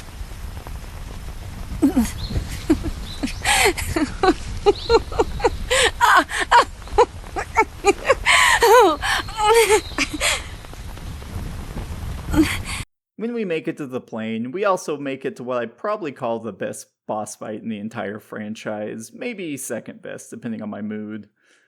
The boss is waiting for you. At this point, it should have become pretty clear that she's not actually a defector, or at the very least, she has her own agenda. And now, she explains a few things about herself and Snake. She may as well be speaking directly to the player. They've both been irradiated by nuclear testing, and she was even the first person in space, which only made it worse for her. Her life is probably measured in months now and not years. Even in space, with all its beauty, she realized it was just another background between world powers. So long as these world powers exist, everything and anything in the world will be swept up in their conflict. She says it pretty simply. In the 21st century, everyone will be able to see that we are all just inhabitants of a little celestial body called Earth. A world without communism or capitalism, that is the world I wanted to see. But reality continued to betray me. I wanted to keep this thematic, so even though I've never been very good at it, I tried to fight with just CQC and my trank gun. And I won. With hardly a few seconds left on the clock and almost entirely dead, I won. You dodge around in the trees against her while she closes the distance on you in between massive bursts from her gun, and from everything down to the speed with which she moves to her animations, it's pretty clear her CQC skills are just a lot better than yours. Throughout this entire fight, it feels again and again like she's pulling her punches on you, not finishing Snake off when she absolutely could. But she isn't trying to kill him. She wants him to prove that he'll fight to live even with everything that's happened to him. In that context, the fight ends feeling a lot more like she lets you kill her to finish her mission, and not that Snake magically becomes that much better than her over the 2 days of Operation Snake Eater. Laying on her back and staring up into the sky, you pulled the trigger on her own gun. You kill the legendary boss, inheriting her title. Credits roll, and just kidding, there's still 30 minutes left. Snake and Ava are preparing to take off from the lake, and Ocelot comes back again. He has somehow picked up CQC in a few hours, and the plane engine is apparently weak enough that the weight of Ocelot in the back is going to prevent it from taking off. And we get a protracted fist fight between Ocelot and Snake as we rapidly run out of runway for a takeoff. There is this little moment where Ocelot tries to poke Snake in the eye, and his eye patch gets in the way, and Snake just gives him this big stupid grin that I found very endearing. I think Naked Snake has a lot more personality than Solid, and it really shows through. Ocelot eventually gets Snake to play a stupid game of Russian roulette that he keeps trying to do all game, and it just all ends with Ocelot jumping out of a moving plane into a lake and coming out of all of it totally fine. He has to go on to terrorize every other snake for the next 60 years after all. Oh, and he was Adam, an agent we were supposed to meet at the beginning of the game. There's still a few more spy movie style reveals here. Ava and Snake finally get to hook up, and she leaves in the middle of the night with the Philosopher's Legacy. She leaves behind a message for Snake explaining everything, just in case the player didn't pick up on all of it. She was a Chinese spy and infiltrated the base to steal the legacy. The boss was actually in deep cover to stop Volgin, but the entire plan went off the rails once he detonated that nuke in the Virtuous mission. The boss realized that the US government was almost certainly going to pin everything on her, so she started to treat the entire mission during Snake Eater as a sort of training exercise for Snake, knowing that it'd almost certainly end with him having to kill her. In the end, she told Ava everything and made her promise to get Snake out safely. It just explicitly reinforces the sense we get in the final fight that she was never trying to kill Snake. Ava fought by Snake's side so fiercely not because she was just super in love with him, but because she admired the boss and she owed it to her to honor her request to keep Snake safe. With that behind her, she could leave with the Philosopher's legacy, but she still took the time to tell Snake that no matter how much the world will tarnish her legacy and reputation, the boss died a hero who was acting to save lives. I love this. I love the entire final hour of this game, the ridiculously long chase sequence and all. I think this is the height of Metal Gear Solid's twists and character moments and reveals. It really reframes the entire game as such a tragic, compelling story, and of course, Snake is utterly broken by this. He loses all of his faith in the US government, and after all that, when he is awarded the title of the boss at a press conference, even offered a handshake by the president, we can see how little this gesture actually matters to him. Instead, he goes to the boss's unmarked grave where he salutes and slowly begins to cry. His entire worldview was shattered, the person he cared for the most taken away from him, and he's left alone without even Ava to slowly begin his descent into the villain Solid Snake would face down multiple decades later. A man who would manipulate everyone around him in an increasingly mad effort to create a world fit for soldiers, the man who sold the world. On a replay all these years later, I can't deny that Metal Gear Solid 3 is probably the best combination of the unique, weird storytelling and gameplay that marks the series. Metal Gear Solid 2 will always hold a special place in my heart for how off-the-wall crazy it is and how hard it just goes for its unhinged third act, though now I think Metal Gear Solid 3 might have supplanted it as my favorite. Unfortunately, that means I now have a very mainstream opinion about game rankings. I had an amazing time replaying this despite the handful of things that aged poorly, and it is actually a little difficult to be coming out of this one with the knowledge that I'll be playing two games I'll like a lot less after this. And hey, Metal Gear Solid 3 is even getting a shot-for-shot remake where Konami didn't change anything or re-record any dialogue. I suspect it's less about staying faithful so much as to save money and not have to pay the voice actors again. A remake would have been a great opportunity to maybe just turn the game into a single giant map instead of a ton of tiny maps separated by those obtrusive by modern standard loading screens, so we'll see how that turns out.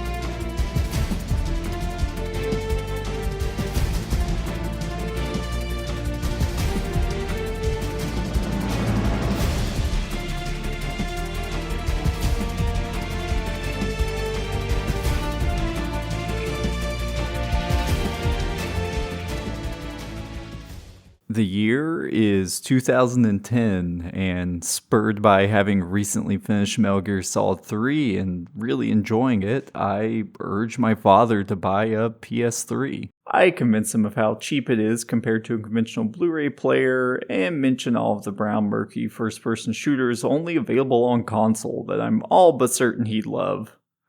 You know, Killzone, Resistance, Haze...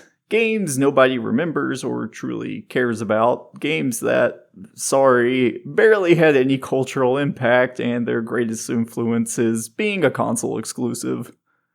Maybe some of those linger on in nostalgia, except Haze. I don't think anyone is nostalgic about Haze. Eventually, he caves. Or I think he actually just bought it because he wanted to watch Blu-rays, but I can finally experience the epic conclusion to the Metal Gear Solid franchise. At least, it was at the time. The game we were assured was, for real this time, the last entry in the series that would conclude the story and tie up all the loose ends with a nice little bow. I have a very vivid memory of playing it with no idea what to expect and feeling absolutely lost and confused by the opening. I struggled to keep my eyes open through late nights, sitting through cutscene after interminable cutscene, and I could barely bring myself to care as I watched Snake climb his way through a microwave hallway to do something.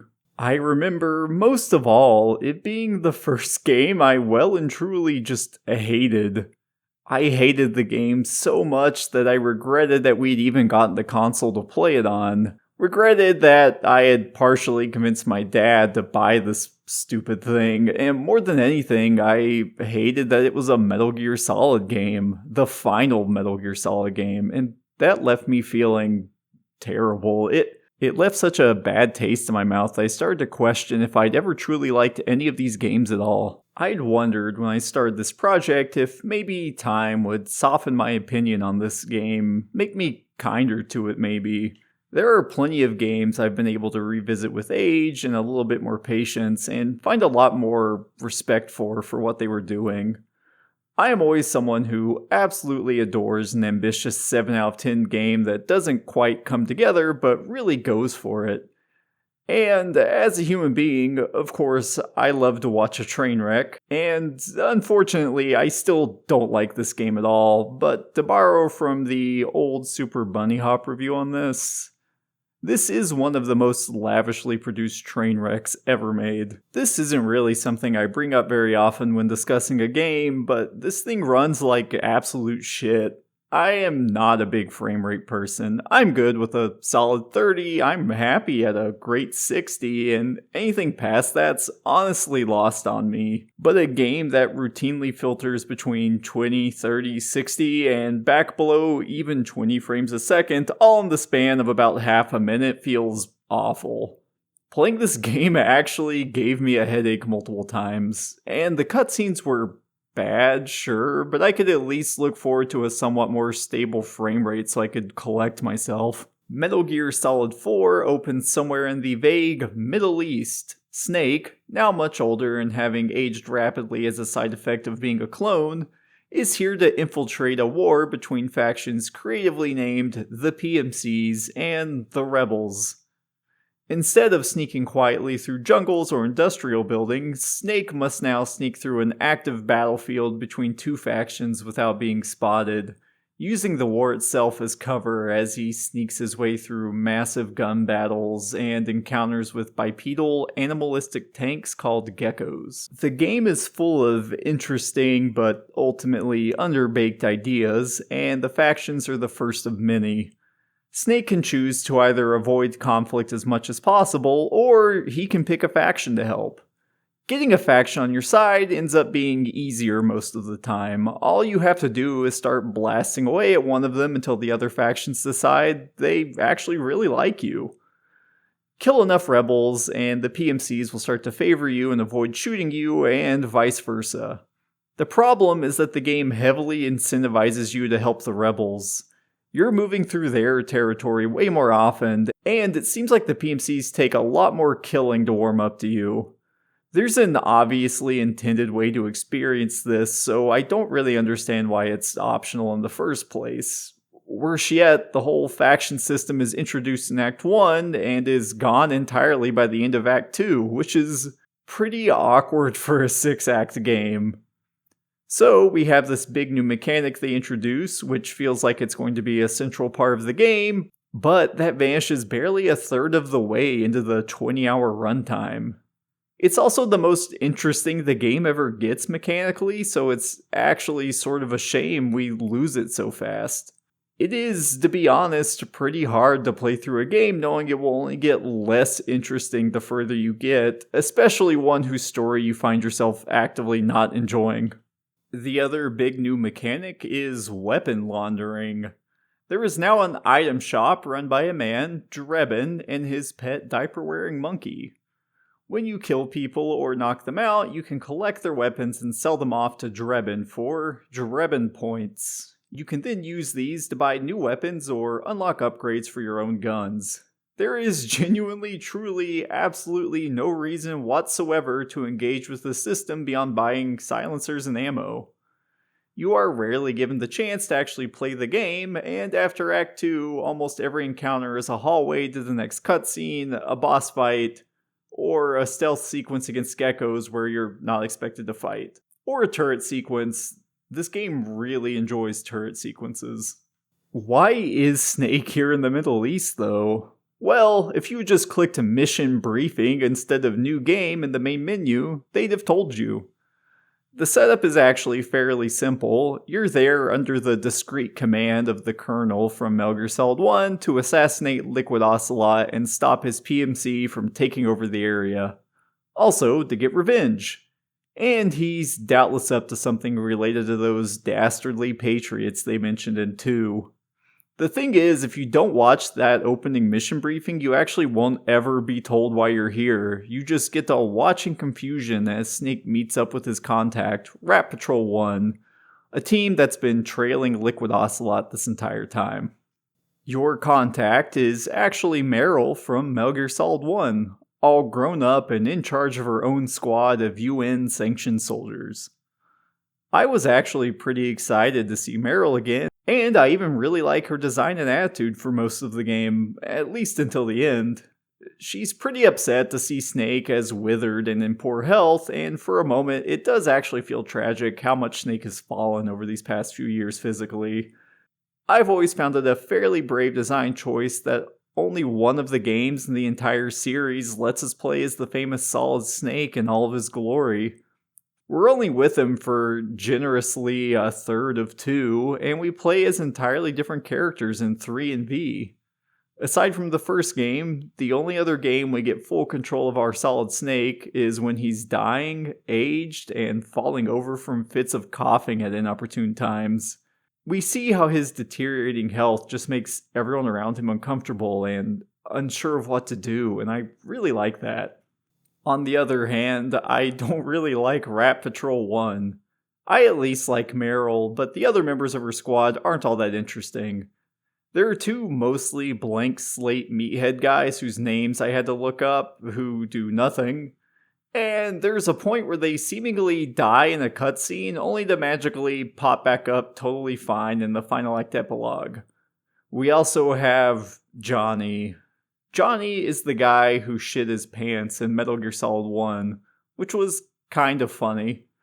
Johnny also shits his pants in this game, multiple times even. He shits his pants when you first meet him, and he's actively shitting his pants later while you and Rat Patrol fight your way through wave after wave of advanced super soldiers called frogs. His entire character is that he shits his pants and that he's horny. He will go on to make Meryl fall in love with him when he takes off his glasses and mask to reveal that he is very pretty. Also returning from the first game is Naomi, who mostly just serves as a vehicle for a bunch of plot contrivances. She also gives Snake the very important syringe of anti-nanomachines, which also helps lower his stress level. I should probably explain what that even means. So, Kojima clearly must have learned about the mental toll the war in Iraq was taking on soldiers during this game's development, because there's a very half-hearted stress management mechanic for Snake to address that. Under your health bar, you'll find your stress bar. Getting hurt, being chased, fighting bosses, and honestly just playing the game in general will raise Snake's stress level. The higher his stress is, the worse Snake's mental health is. When his mental health is low, his aim gets shaky and his vision becomes blurred. It actually makes the game much more difficult given how important landing quick and decisive headshots can be both while sneaking and in gunfights, and the game forces this on you a few times. This is a pretty neat idea in theory, especially for the Soldiers Are Exploited game series. But you probably won't ever see the side effects of this unless you're in a very long fight. The 2 times I ran into it, I was able to use the anti-nanomachine syringe to completely reset my stress levels and negate the system entirely. Supposedly, the syringe becomes less effective with repeated uses, but your stress so rarely ever gets to the point that it becomes an issue that you can always just jam the syringe and keep going. Theoretically, the game has plenty of ways to let Snake recover from stressful moments. Smoking, hiding to take a breather, listening to music, but they just never came up. It's more or less an entirely pointless mechanic in a game that was already bursting at the seams with half-baked, unimportant systems that mostly just served to get in the way. I think that this mechanic could have been interesting and could have said something meaningful, but that would have required the game to actually pick what it wanted to focus on. Anyways, Naomi is apparently a triple agent working for Liquid Ocelot. Or maybe she's working for herself, or she's in love with Vamp, or Hal, or she wants to kill Snake. Her motivations are convoluted and inconsistent. She's actually here to push the plot along by being both a genius biologist and a master hacker before she's discarded by the narrative to die in the same place Sniper Wolf died. So Hal can continue his 3-game streak of sobbing over a dead woman. But this time he's doing it from a little remote-controlled robot scooter thing. We first see her when we confront Liquid Ocelot when he's testing something new, and it's actually one of the beats I like. Ocelot has managed to get command of one of the 4 AI that control the world, and to test how effective this new control is, he turns off the nanomachines that suppresses everyone's memories of their war crimes and trauma. This sends everyone in the camp, including Rat Patrol 1, into a frenzy. Somehow, it also affects Snake, despite the fact he spent decades without these nanomachines suppressing his emotions at all, but whatever. Naomi teleports down to him. No, seriously, look at this. How'd she get down there and then back into this helicopter so fast?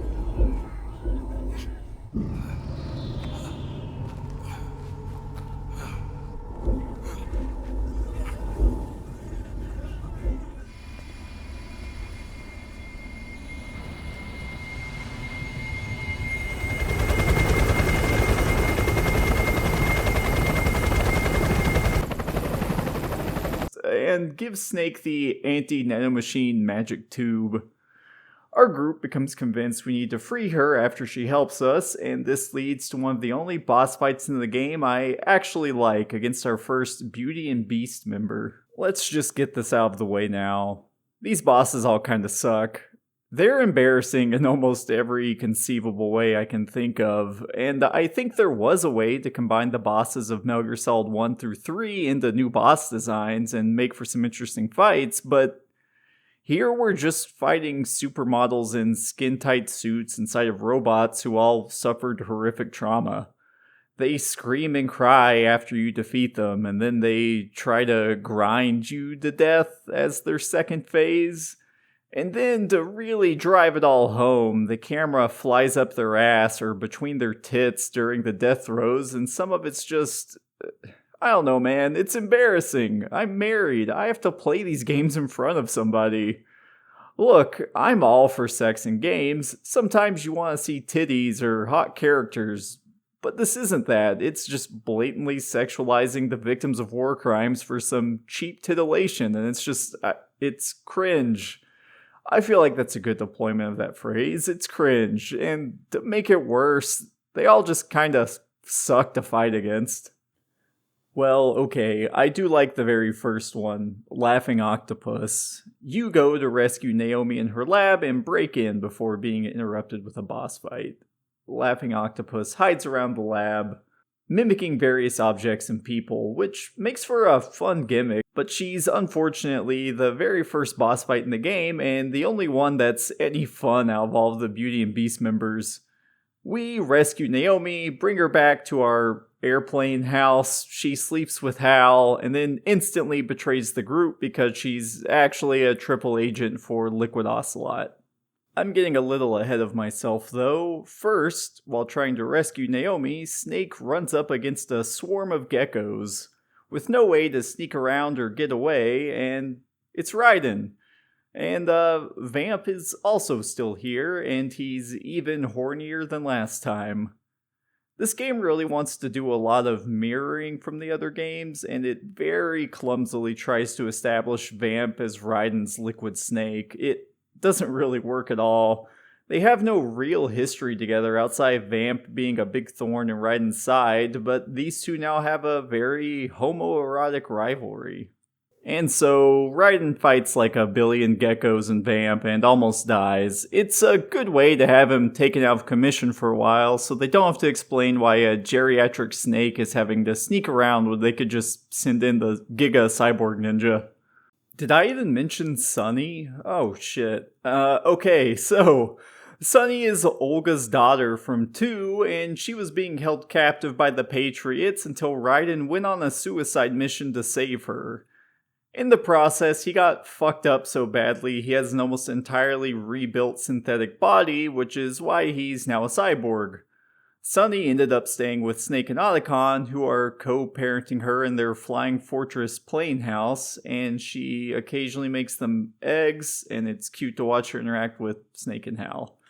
Hal does his best, but is a dumbass. Snake is a rude jerk, but he's also doing his best. It's fun to watch. Sunny is also a savant with computers for some reason.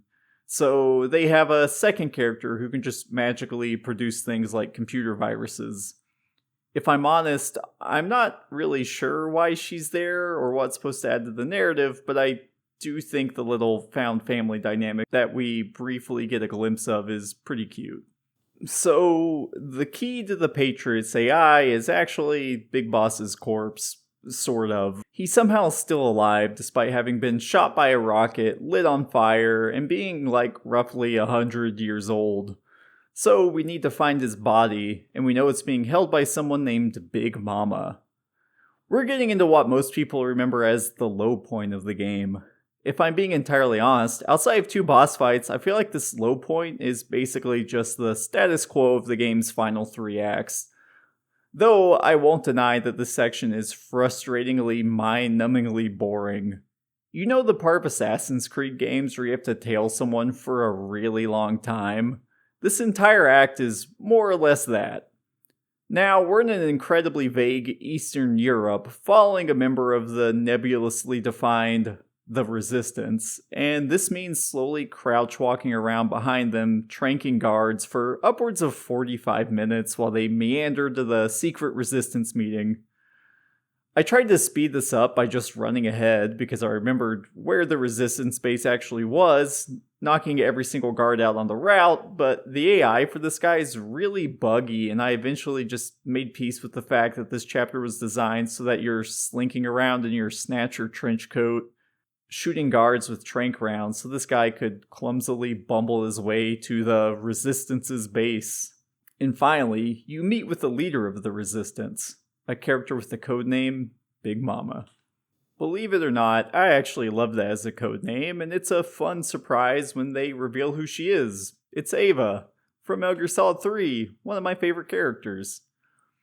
She's called Big Mama because, in a kind of ridiculous effort to tie everything together, she gave birth to the snakes. She's literally your mom. She'll also be dead in about an hour after we meet her because the writing and pacing of this game is just absolute dog water to a degree I really can't overstate. We jump from plot beat to plot beat with a frenetic energy that just doesn't work at all, and it impacts any attempt to talk about just what happens in this game. I'm really struggling here.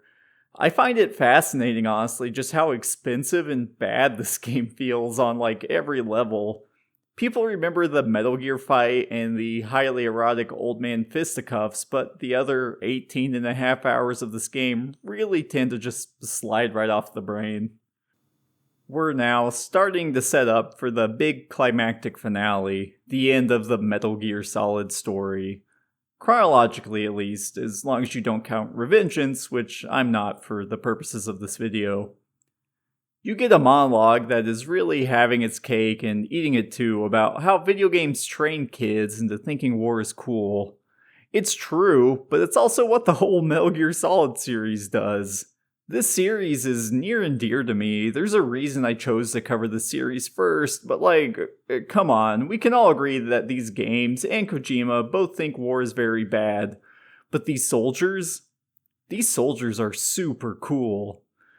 The game is in this weird position of chastising the extremely popular military shooters of its time while also trying to copy them and catch hold of that same popularity. The game doesn't really have all that much to say about these shooters beyond the fact that they're desensitizing us, so it is even using this visual language from contemporary shooters of the time to, say anything. The game does want to say something, I know it does. There's a core idea here that brushes up against a genuine problem in the world. The way soldiers' memories and emotions are suppressed through nanomachines, they're trying to do something with violence and trauma. There's clearly something the game has to say about the way we'll send in soldiers to commit horrible acts of violence and die or go insane, all in the name of profit. And the problem is, every time it starts to wind up and actually say anything about the glorification of mass militarization, the game goes and basically just does exactly that, leaning into that glorification while a monkey drinks a soda and a victim of a war crime puts her ass in my face. It's just, look, Metal Gear Solid has always been kind of stupid, but it's always felt like the game was in on it with us, right? This time it feels different. It feels like the game wants to be important so badly, but it just can't seem to get there anymore. They can't seem to decide where the stupid of Metal Gear Solid starts and the insightful ends, and so we're left with this huge mess. You also find another Beauty and Beast member, and I don't know what the intended experience is, but I just sat in this hallway shooting her for 20 minutes. Awful stuff. As it turns out, everything you did in Act 3 was pointless, because Liquid Ocelot has now gained control of all of the AIs, or almost all of them. It's not entirely clear, but the important thing is he controls most of the weapons in the world and has effectively achieved world peace. He celebrates by having some of his frogs shoot a bunch of people. The frogs are the flippy ninja ladies who use P90s. He also kicks Snake's shit in a fight, including even electrocuting himself with Snake's knife just because, Ocelot's kind of a freak. I actually think this scene is setting up a bit of a callback. The boss let Naked Snake kill her, right? Well, now we see that Snake just isn't really much of a match for Ocelot in a straight-up fistfight. Solid Snake is a badass, but the combination of his accelerated age and the fact that Ocelot, who picked up CQC in about 30 seconds back in 3, is just as capable in hand-to-hand, seems to mean he's probably not able to beat him. So when they later have a big fist fight on top of a submarine with video game Mount Rushmore on it, and Snake somehow wins, I really love this whole sequence where Ocelot reveals he's basically won. I love that he just beats Snake and he's so over the top and campy about it all. I love when he shoots finger guns at helicopters and brings them down with his nanomachine powers. The game doesn't leave it at that though, because then Big Mama, aka Eve, pulls out an apple and drops it in front of Ocelot, aka Adam. Because there are code names from 3 and the Bible, and it's like I said, there's a line between stupid in a fun way and stupid in just a plain stupid way. Everyone gets beaten to shit in our all is lost moment, but we also get the reveal that Johnny, our constantly shitting himself comic relief character, is actually a handsome Chad. Meryl is thrown into water during Liquid's big reveal, and Johnny rips off his mask to CPR her back to life, which makes her fall in love with him. Sure, whatever. Thank God we're almost to the end of this game. I'm looking forward to having some actual positive things to say again. So, Ocelot, having just achieved a sort of world peace, is going to nuke the AI because without it, the Patriots won't be able to control the world anymore. Our heroes have to stop him because it's bad for the economy, I guess. But, like I said, he only controls most of the AIs. And the only one he doesn't have is the one that controls all the nuclear bases. But hey, the titular Metal Gear is a nuke-launching robot, so we get the first nostalgia trip I actually really liked in this game. Liquid Ocelot is heading back to Shadow Moses to retrieve Metal Gear Rex, and we need to get there first. So, we slowly march through the opening sequence of Metal Gear Solid 1 again, but everything has fallen apart and the base is in total disrepair. The best is yet to come slowly fades in as we see that Shadow Moses has aged about as terribly as Snake has. It really does feel like giving the guy one last run through his favorite park before we put the old dog down. There is an undeniable sense of catharsis and melancholy in going back to where it all started, rendered in glorious PS3 level fidelity. But it's all crumbling and a mess, and at the time, it'd come with the realization that this is probably the last time we'd see any of these characters. And it is, kinda. In Metal Gear Delta and MGSV, we'll see characters who look a lot like Snake and Hal, but these iterations, this is it. It's their last song and dance, and what was supposed to be one last ride for this entire franchise in general. And I'll give it to them that this feels like an ending, even if they'd go on to release 3 more games. The actual gameplay of the Shadow Moses section is less inspired. You're mostly finding different ways to turn elevators back on while trying to avoid some annoying little spider robot hand guys and geckos. We make our way into a very beefed up reiteration of the Sniper Wolf fight against another Beauty and Beast member. I actually like this fight, like in theory, if you explained it to me, but in practice, I just found it annoying.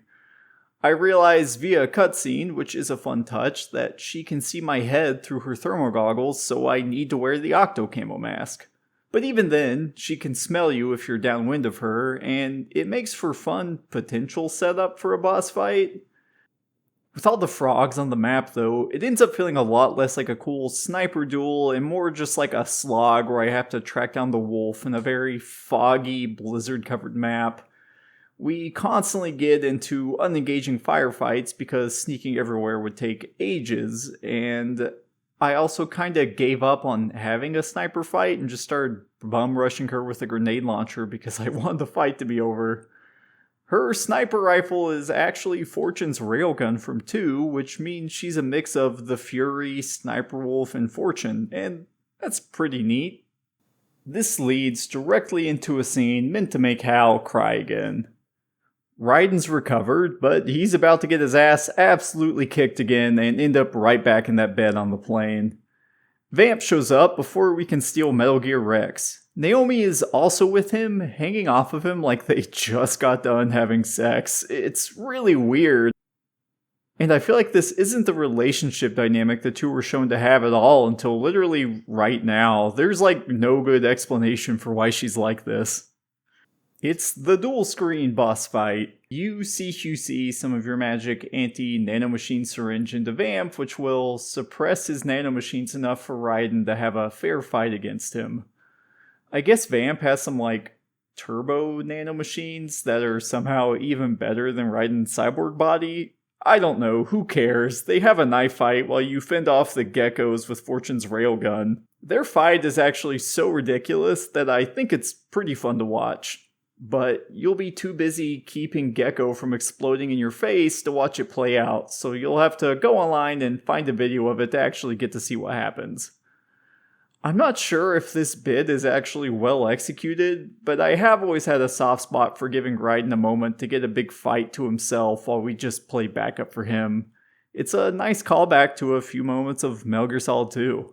This is where we say goodbye to Naomi. She has turbo cancer, which has been suppressed all this time by nanomachines.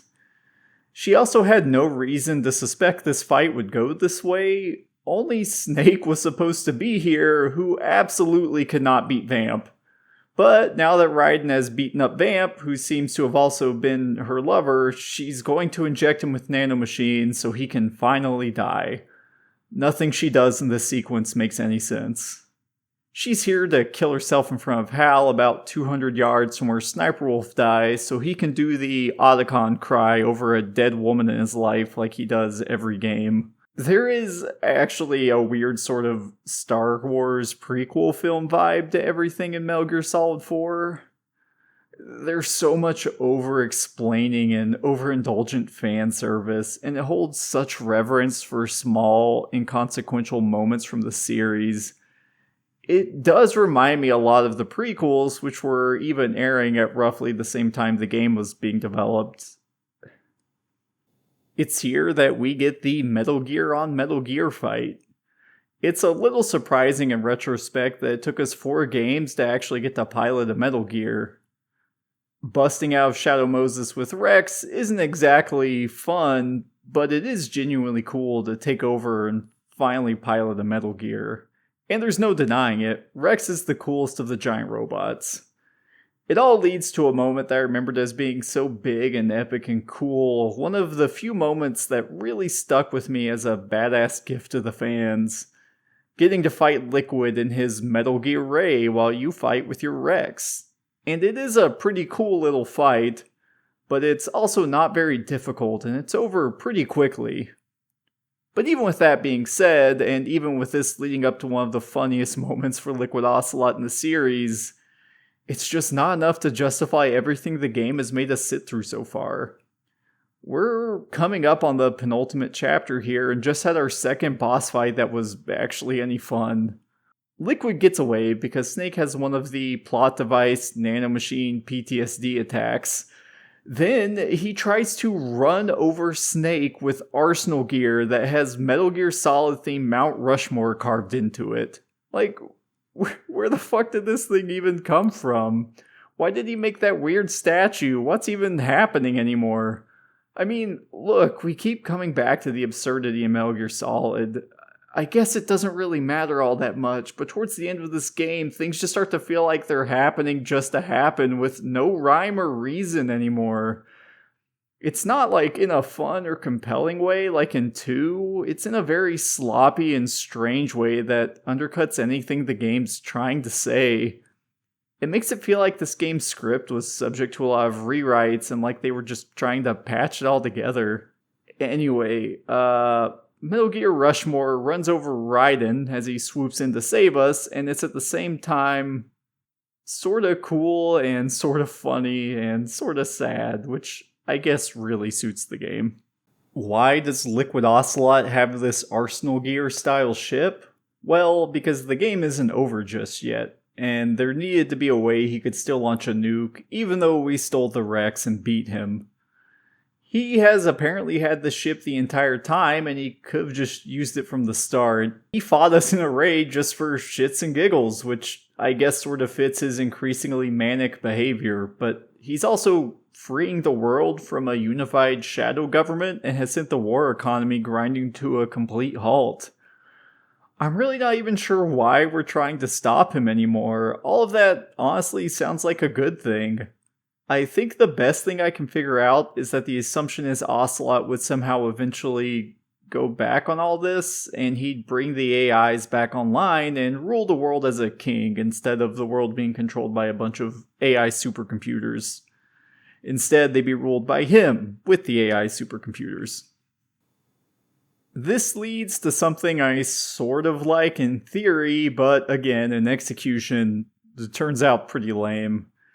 Mei Ling is in charge of a World War II era battleship. It mostly runs training drills and is too old to be affected by the AI Ocelot's using. So we can use it against him. It's fun to see Mei Ling again, but she explicitly got this job just because an old horn dog promoted her in the hopes of getting laid. She also doesn't seem to be qualified for the position either. Honestly, though, nobody here is qualified to do much of anything. I wouldn't trust anyone in the cast in Metal Gear Solid 4 to let my dog out while I was on vacation, let alone save the world. Mei feels different from that brand of unqualified. Everything from her cutesy, bumbling attitude during her big briefing to the way Johnny tries to grab her ass like he's got some sort of concussion is just like, what's the tone even supposed to be? This is supposed to be the final hour. It's supposedly concluding the whole franchise, but the tone's just like completely off. Why are we going for this weird horny slapstick? Well, fuck me for caring about any of this, I guess. As it turns out, the day is going to be saved by a computer virus that was made by Sunny and Naomi. On top of being a world-class biologist, Naomi was apparently also an amazing software engineer, and together with this child prodigy, they created a super virus that can destroy the AI that lives on Liquid's warship. This on its own could be fine. It's sort of a callback to 2 and the way Emma destroyed GW with her virus, but with the way the game has been jerking us around, it's just so hard to care about anything that's happening at this point. Every character acts in such a weird way, they all have such uneven characterization, whatever goals or motivations they have are so poorly defined and inconsistent that the clearest one is Liquid bad. The game has done such a poor job setting up the stakes that I only really know that this is a very dangerous, important mission because they just keep saying it. But then, why is the team we have a geriatric Snake, Meryl, and fucking Johnny? We've reached the final chunk of gameplay. We go down a hallway and headshot a few frogs to get to a big room where we face our final B&B fight. It's pretty uneventful, and I mostly just want this to be over at this point. Psycho Mantis, but a sexy lady is here, and she has 2 puppets that you have to keep shooting. It ends up somehow being less interesting than the original boss fight against Psycho Mantis, even though that one was an entire decade earlier and on the PlayStation 1. Luckily for us, Psycho Mantis is defeated by the awesome and terrible power of the PlayStation 3 when he takes over the Psycho Mantis clone and then tries to take over our console like he did in Shadow Moses. The psychic blowback from the PlayStation 3 fucking kills him and destroys his soul. I know it sounds like I'm making this up, but I'm not. Look, that's what really happens.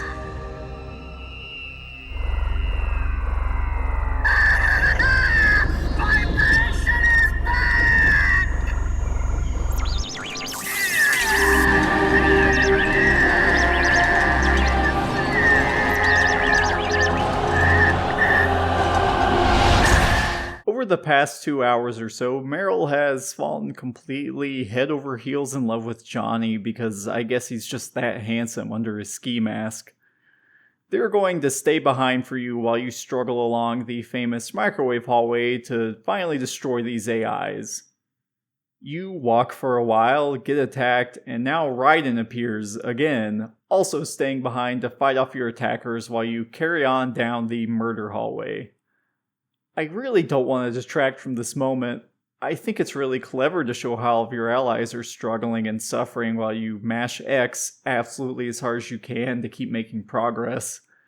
I get that we're supposed to be suffering alongside Snake while he drags his old, broken body down this torture device for one last epic act of self-sacrifice, but it just doesn't work for me at all. The Snake's ass is shoved in the camera, which is pretty funny and distracting, but when it comes down to it, I really don't know why Snake had to be the one to do this at all. Otacon's Mark II is totally fine in there, and it seems very likely that they could have just had another Mark II with a weapon on it to protect Otacon while he hacks. I'm sure Snake is trying his best, but he's basically dead by the time they get to the end. And he really didn't contribute all that much to stalling for time while Otacon uploads this virus to stop the Patriot AI. Naomi even set up a little video of herself to play while the virus uploads, so Hal could cry one more time. They named the virus Fox Alive, which sure, why not, you know? We get to watch Hal sob over his very blatantly placed MacBook Pro as the video plays. We learn that after blowing up the AI, Liquid wanted to call the week in a global outer heaven, which is, I guess, their way of explaining why his plan wasn't good. Sonny's virus works. It destroys all the bad military parts of the AI, but leaves the parts that keep the world spinning, which is good. I guess that's okay.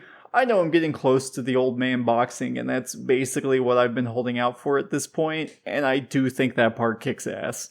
Snake and Liquid one last time, swinging at each other in 2 enfeebled bodies until one of them dies. They really beat the shit out of each other in this fight.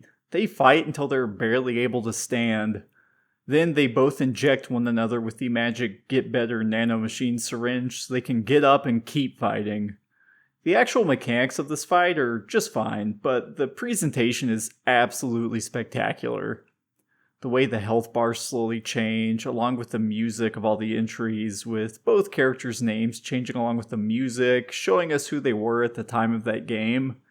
It's amazing stuff, and there is just enough going on for a 3-minute boss fight that I always have fun when I get to this part. I never get sick of the camera swinging around as they punch each other at the exact same time. And then there's the way it ends. Given how effortlessly he beat us in Act 3, I think Ocelot lets himself loose to Snake. I think that he cared deeply about the boss, and his loss here is an echo of hers in 3. It fits well as one last callback to his own mother. I obviously didn't like this game at all, but there is something incredibly satisfying about this final pointless struggle between the two snakes. I don't even care that they didn't explain how the hell they got up there. Okay, maybe I do a little. This is how the chronological story of Metal Gear Solid ends. Big Boss never quite managed to create Outer Heaven, but at least through his legacy in Liquid, he manages to defeat the Patriots, which I suppose feels thematically appropriate if nothing else. Sonny's supervirus only destroyed the war-serving parts of the Patriot AI, so they still operate to keep the world running. Johnny and Meryl get married on a ship, which, good for them. And Hal just has to accept that Snake is going off to kill himself. He could still spread fox dye if he stuck around, or he'd just rot into a shriveled corpse due to his increasingly accelerated aging. Apparently, in the ending Kojima initially floated, Snake and Hal would be executed by the US military for their years of interfering with world affairs. Mostly because I think Kojima's always really wanted to use the song Here's to You. Quote, "The song is a tribute to 2 anarchists of Italian origin who were sentenced to death by a United States court in the 1920s. Mainstream opinion has concluded since that the ruling was based on an abhorrence to their anarchist political beliefs, rather than on any proof that they'd committed the robbery and murders of which they were accused." End quote.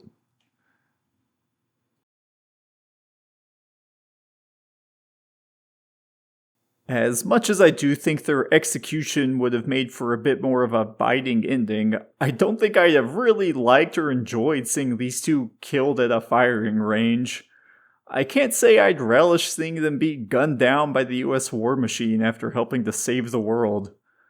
I do think it might have felt like it was actually going for something just a little bit more, even if I also get the aversion to killing off your biggest character in such a tragic and unceremonious way.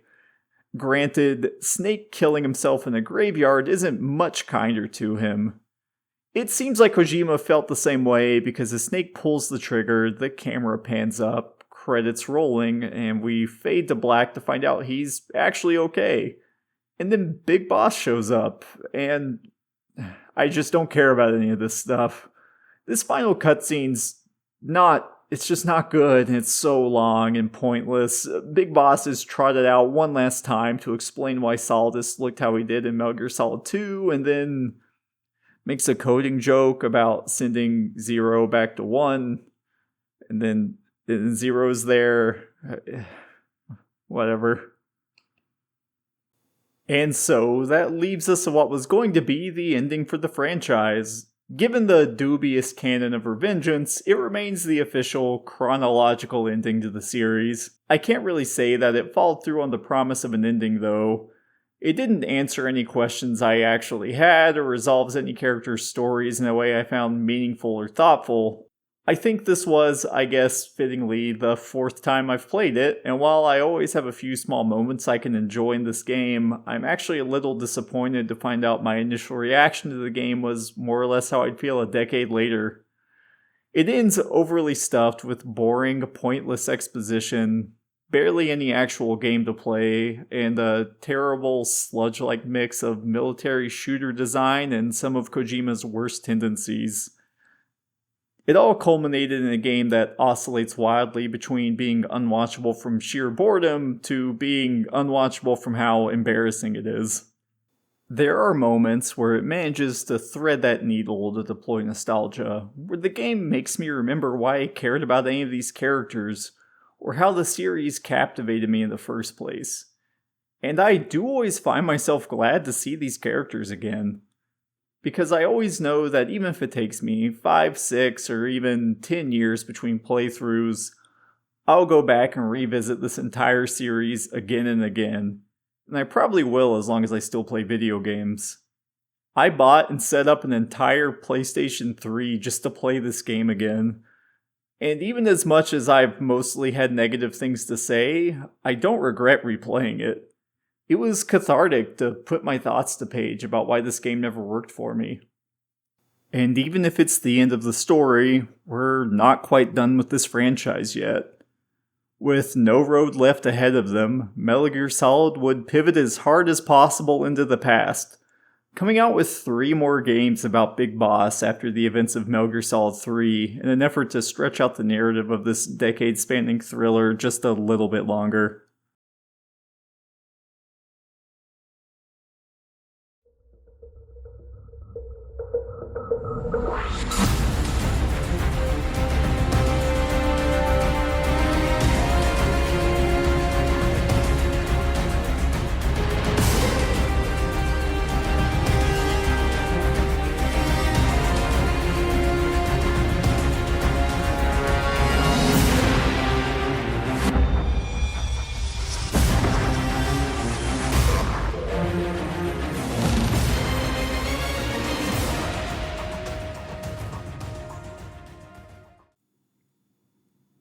Unlike every other game in the Metal Gear Solid franchise, I never actually played Peace Walker.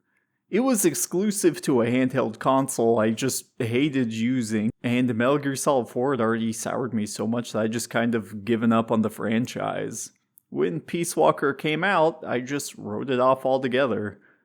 I didn't touch another Metal Gear game until 2015 with MGSV, over half a decade after I'd played Metal Gear Solid 4. And so, with the year being 2024, when I played this, God, this has taken me a long time, I am playing Metal Gear Solid Peace Walker for the first time, and I wish I'd played it sooner. Despite the limited capabilities of the PSP, Peace Walker feels like everything people were hoping Metal Gear Solid V would be. The game shows us Big Boss's descent into villainy while also providing an engaging base management sim and new iterations of the Metal Gear Solid toolkit. Peace Walker delivers all of this in a 15 to 20 hour package that actually hooked me far more than I was expecting. I went in with very low expectations but was shocked by just how much this game really is Metal Gear Solid 5 but in handheld form. The limitations of the hardware forced the game to get creative in ways you would have never seen on a standard console. The PSP didn't have the storage to hold all that many in-engine cutscenes, so instead we're treated to these fully voiced comic panels done by artist Ashley Woods, and they look spectacular. After only a handful of these cutscenes, I had completely accepted them as the primary story vehicle for the game, and by the end of the game, I almost preferred them. The missions themselves are short, frequently coming in somewhere between 5 minutes on the low end and maybe 15 to 20 minutes at most at the high end. Breaking the game into main ops, the narrative mainline section of the game, and extra ops, which are sort of optional challenge modes, probably landed incredibly well on a handhold, where you may only be playing in short 30-minute to 1 hour long chunks. However, as I mentioned, I'm not playing this on a PlayStation Portable, I'm playing it on the PlayStation 3 after having already played Metal Gear Solid V. It just doesn't work quite as well as a game you sit down to play. The combinations of long load times and bite-sized levels could become a little tiring on longer play sessions. But as I got a little more used to it, I ended up with a game that, while I wouldn't put it above Metal Gear Solid 2 or 3, now sits in a very comfortable third place in my rankings. It became one of my favorite games in the series, and I found myself wishing I'd played this before V. In some ways, the limitations the game needed to work around made for a more engaging experience than I actually ended up getting out of Metal Gear Solid V. I'd hoped that Peace Walker would give some context to who a lot of the characters in V were and why they had shown up. The game mostly fails to do that in any meaningful way. Characters like Chico, Paz, and Miller just sort of show up, and half of the characters in Peace Walker never materialize in any way outside of tapes in Metal Gear Solid V.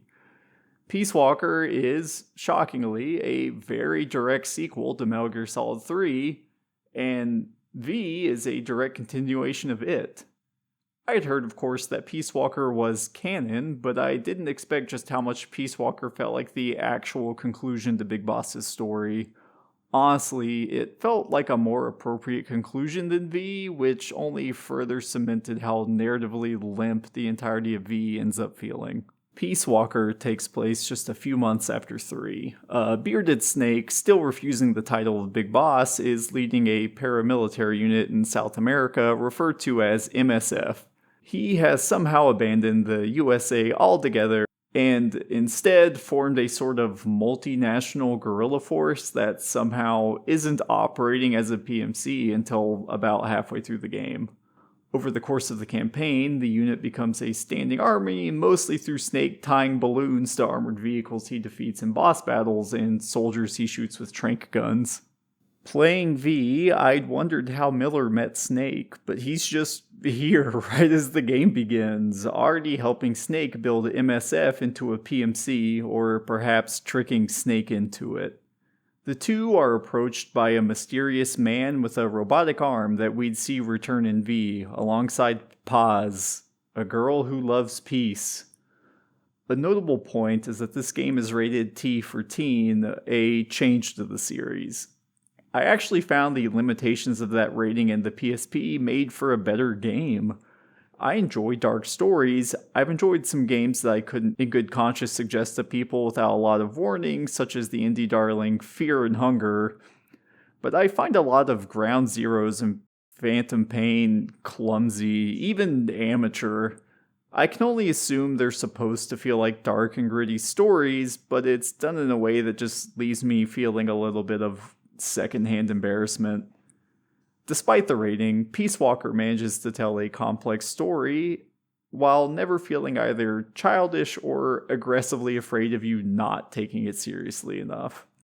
The CIA and the KGB are feuding over South America, and Snake and his MSF are trying to help a small resistance group fight off the CIA with KGB backing. This mysterious man, Professor Galvez, and his uncomfortably young-looking assistant Paz ask Snake to figure out what the CIA is doing in the region and help stop them from completely rolling over the resistance. Snake agrees, reluctantly, and we begin a fairly straightforward, at least in comparison to MGS4, story about Snake and MSF stopping both a CIA and KGB plot and fighting multiple Metal Gears, all while Snake completely and utterly fails to process his intense trauma over having killed the boss. One of the major points of friction with Peace Walker was that almost every boss battle was vehicular.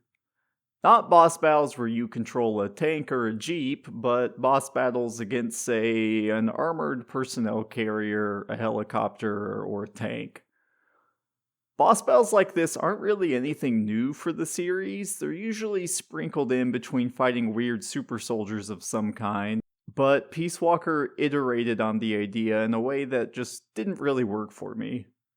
I doubt I would have liked these fights at release, but they've just not aged that well without the online component.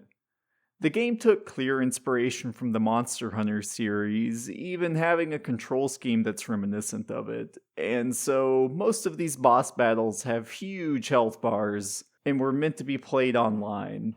I'm playing this game in 2025 on a PS3, and I don't know a single person I could have convinced to play this with me, so I had to go with the game's built-in solution to this: supply drops.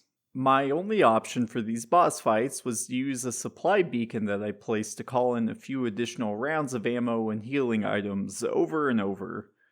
Using these also lowers your ranking on the mission, but I didn't really care about my rank, so whatever. But it was quite literally impossible for me to carry enough ammo to beat any boss without them.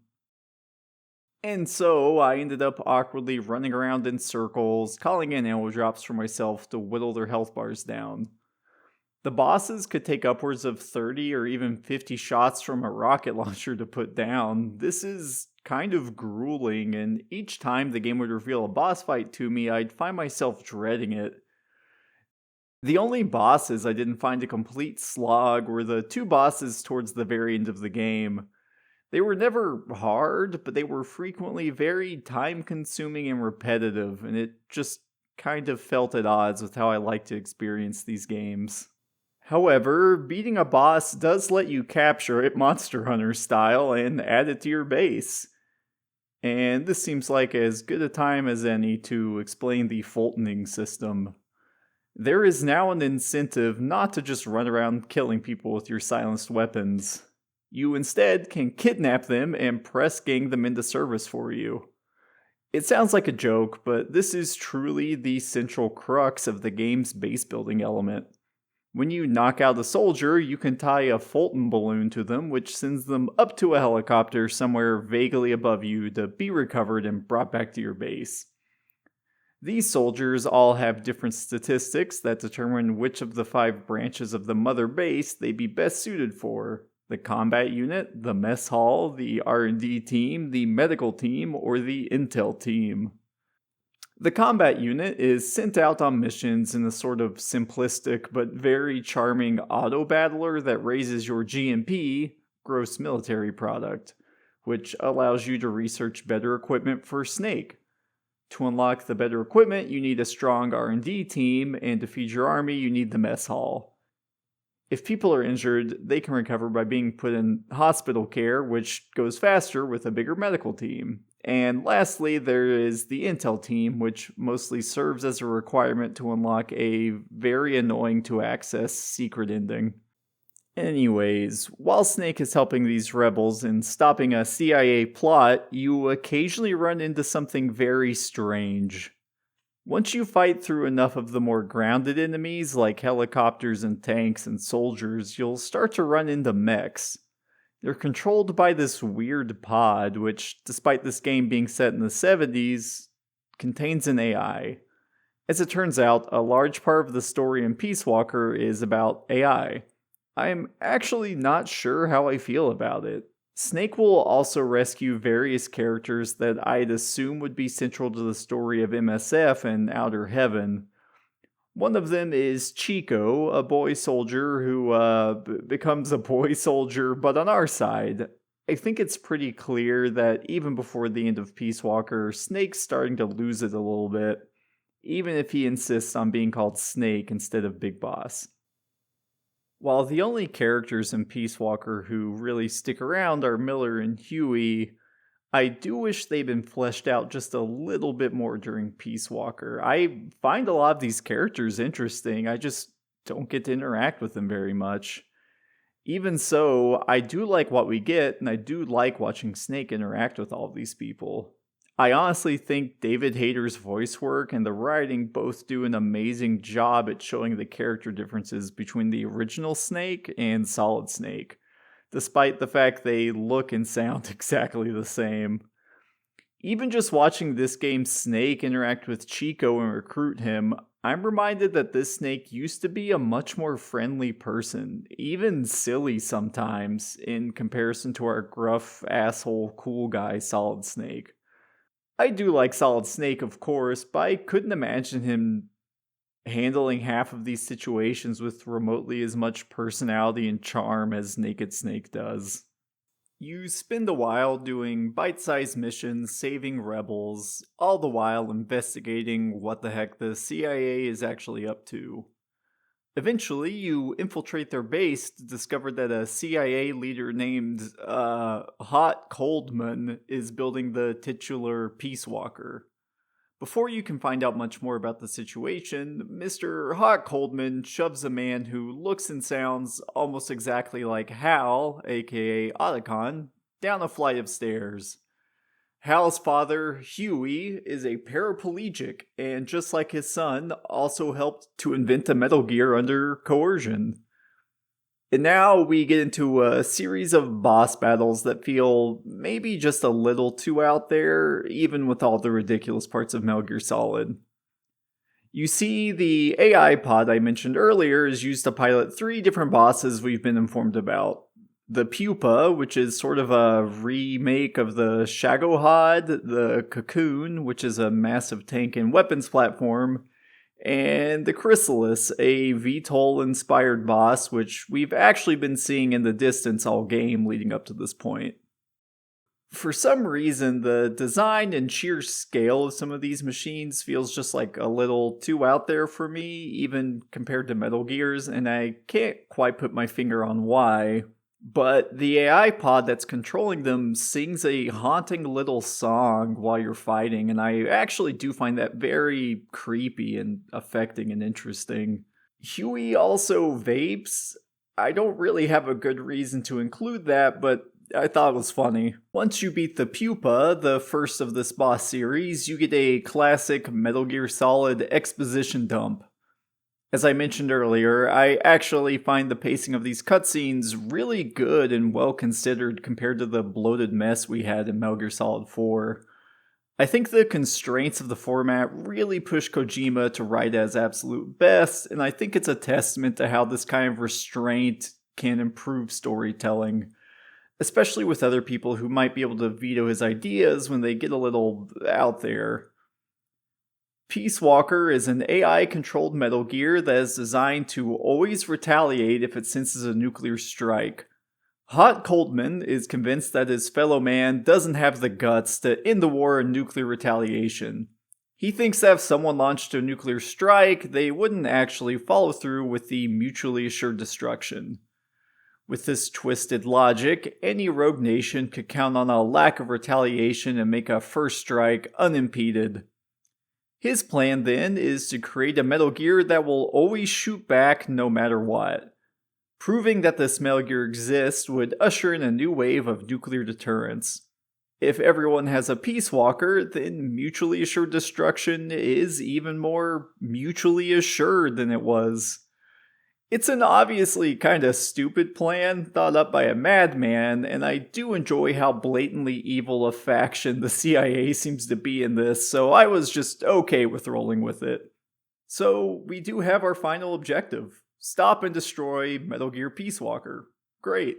For a while, you do some more missions helping the rebels, manage your base, and eventually you'll find a missing girl in the woods. The point of this sequence is mostly to hint that maybe Paz isn't who she said she was, but it is a good excuse to also bring up my favorite dumb recurring joke. Snake's keeping a cover that he's there to take pictures of birds, and that he's specifically there to take a picture of the rare and elusive Quetzal bird, as everyone he runs into believes him less and less.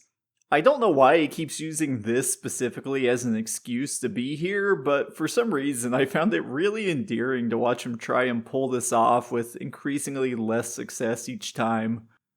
I guess I get not wanting to say you're there to do international war crimes. He also loves tying Fulton balloons to people without warning, which makes him seem a little psychotic, but it's also really funny. There's a mechanical callback to some keycard backtracking when Huey's card doesn't let you into the base and you have to go find another. And then we meet Dr. Strangelove, a reference to the Kubrick film, and also, in a more juvenile way, a joke about the fact she's either a lesbian or bisexual. It's heavily implied she was romantically attracted to or possibly even involved with the boss. Despite her stupid name, I actually did find her character pretty interesting. She's the only character still alive who actually remembers and idolizes the boss as much as Snake did, and she halfway lost her mind trying to come to terms with losing her. It's something Snake is clearly grappling with as well. He's constantly flashing back to killing the boss, and his memories of the events are warped, wrong. He remembers conversations happening during the wrong moments, remembers fights going differently, and he's even gone as far as to carve a version of the boss's C-section scar into himself as a strange homage to her. Whenever he's asked about her, he'll insist she's a traitor, but it's very clear he's repressing the fact she was deep undercover and that she was forced to let herself die by his hand. He can't face the truth that he killed his hero who he loved, and it's much easier to try and believe the official story that he killed a traitor who was going to doom the world. After you meet Strangelove and are given the boss's iconic horse, which I forgot to mention, she has a cool white horse in 3 and it comes back up here.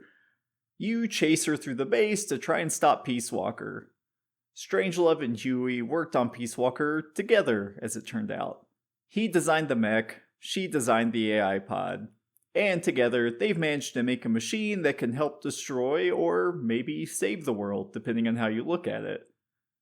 To her, though, the entire job was just a convenient excuse for her to try and recreate the boss through the AI pod. The AI is her software-based recreation of the boss.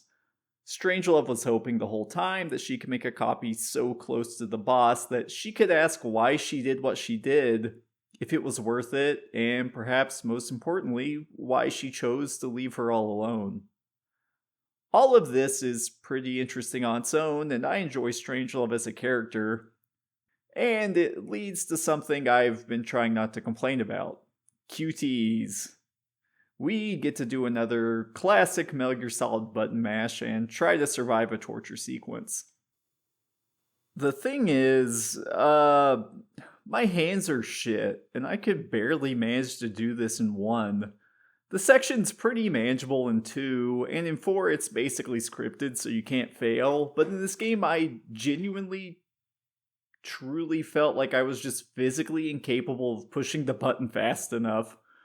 Something I'd neglected to mention until now was that a lot of these beautifully illustrated cutscenes will kind of randomly have a QTE with pretty tight timing dropped in the middle of it. I don't really like this that much, but I got over it pretty quick. This one in particular, though, with the button mashing, I mashed until my fingers were literally cramping, and given that I was playing this on a PS3, I really didn't have any good solutions for just using software to get through it.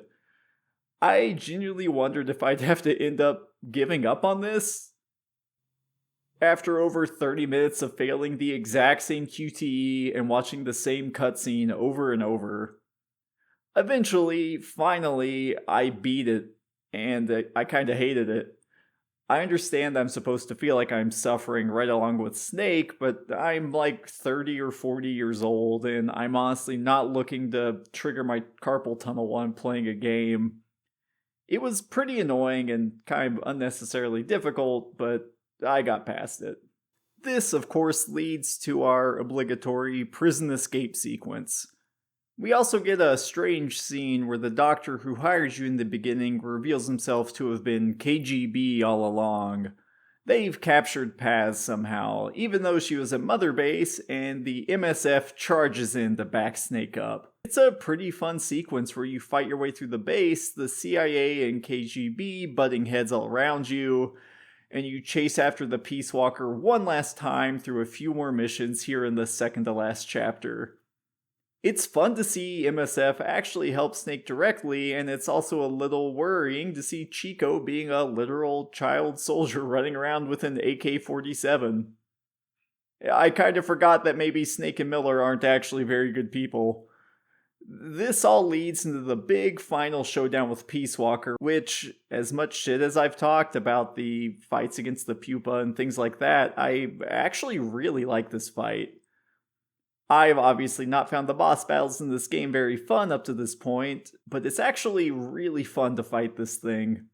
I couldn't really explain why mechanically, maybe it's just knowing it's the end of all of it, but it's just, I don't know, I loved it. And we're left with one of the strangest and most oddly touching endings in the entire series. The AI pod becomes self-aware, or something very close to it. The grueling battle has Snake tearing out pieces of its core, the AI's memory degrading more and more as the AI voice of the boss calls out to him using his real name, Jack. And even still, after you've removed all of these pieces of machinery and its memories, it just won't stop trying to launch a nuke. Hawk Coldman was wrong, and when faced with nuclear war, America is all too willing to destroy the world just to make sure they take everyone else down with them. Peace Walker causes it to look like nukes were launched at the US, and they're mounting a counter launch. Snake gets on the phone with Nuclear Command, using his, I guess, official title of Big Boss to get clearance, and demands that they stop it. He tries to explain what they're seeing is interference from Peace Walker and that no nukes have actually been launched, and he manages to convince the man on the other end of the phone by proving he's Big Boss by bringing up the handshake he refused at the end of Operation Snake Eater, which nobody else would know. But even when he calls off the retaliatory strike, he's overthrown by others in the office who still want to go through with the launch just in case they're wrong. The boss still is heroic even in the end, and now, self-aware as the pod, she saves the world one more time. Hijacking the signal Peace Walker's sending out, she's able to disable the fake nuclear launches. And even now, as the Peace Walker, she walks herself into the ocean, destroying herself along with it, all while singing a haunting and shockingly beautiful rendition of Sesame Street Sing.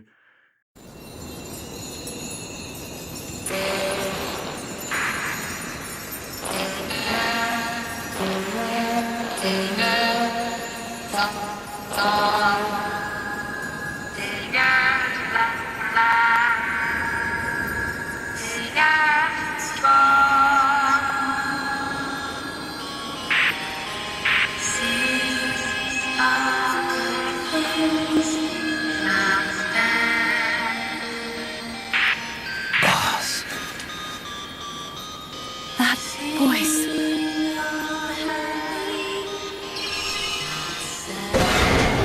What?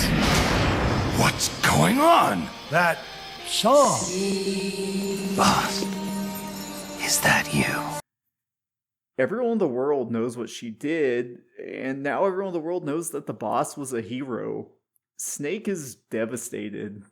The boss had the chance to fight, to create a world that would need soldiers like him.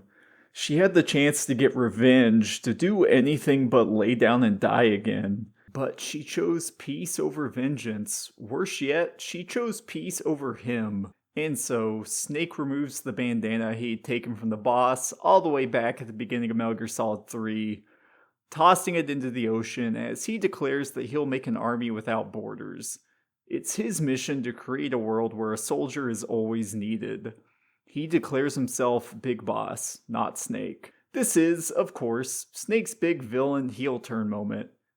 And it just seems strange after having played Peace Walker that we get one more game about how he's becoming evil to drive all this home. So that's it.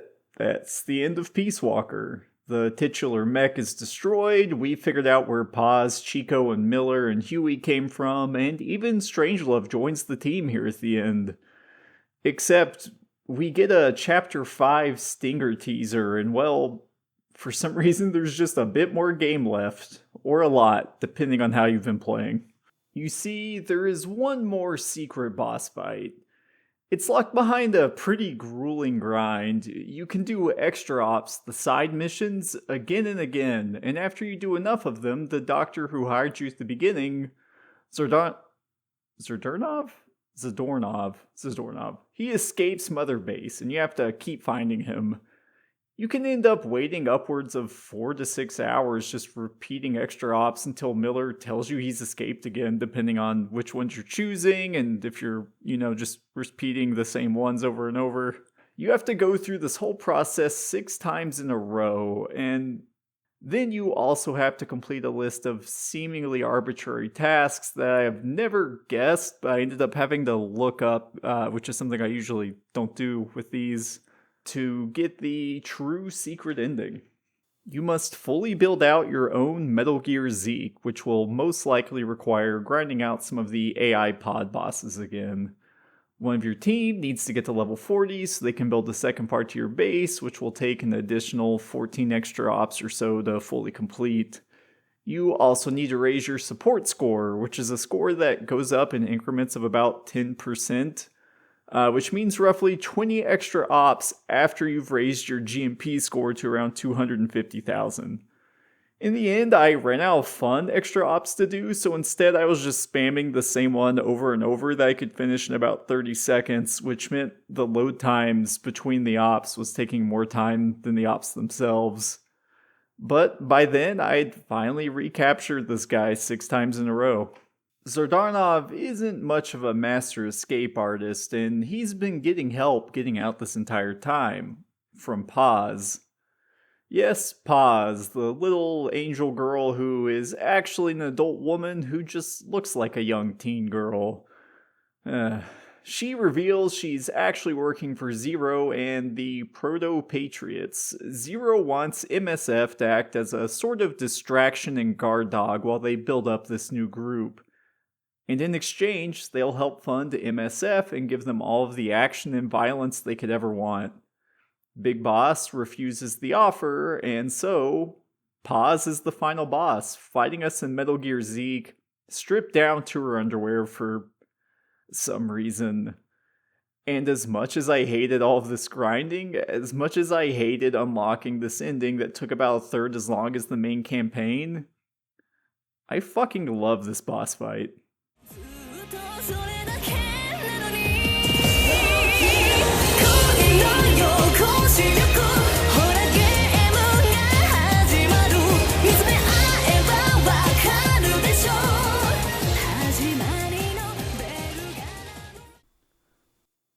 The battle itself is dynamic, exciting, and has us fighting our way through Mother Base. And on top of that, having the boss fight in question actually be our Metal Gear Zeke that you've been upgrading, painting, and designing during the course of the main campaign is genuinely just a lot of fun. You can call in a turret support from the base itself, get resupplied, and just the combination of the music, Miller talking to you on the radio, and the mechanics of the fight itself, it all comes together into such an amazing set piece that if I'd played this on release, I'd have been so excited to see what they were going to do with Metal Gear Solid V, and I would have been blissfully unaware of what a regression V was going to be from Peace Walker in so many ways. The final boss doesn't really add anything to the narrative, it's kind of just another big mech for Snake to fight, but everything about the presentation of it's just spectacular, and isn't that half the reason we play these Metal Gear Solid games to begin with, just the presentation itself? But before we can get to V and finish the series off, there is one small canon entry in the series we'll have to touch on, one that left me both excited and extremely nervous about the future of the franchise when it came out. The game that feels like the promise of a new era of Metal Gear Solid, and in many ways also acts as the death to the series as a whole. The prologue to V, Ground Zeroes.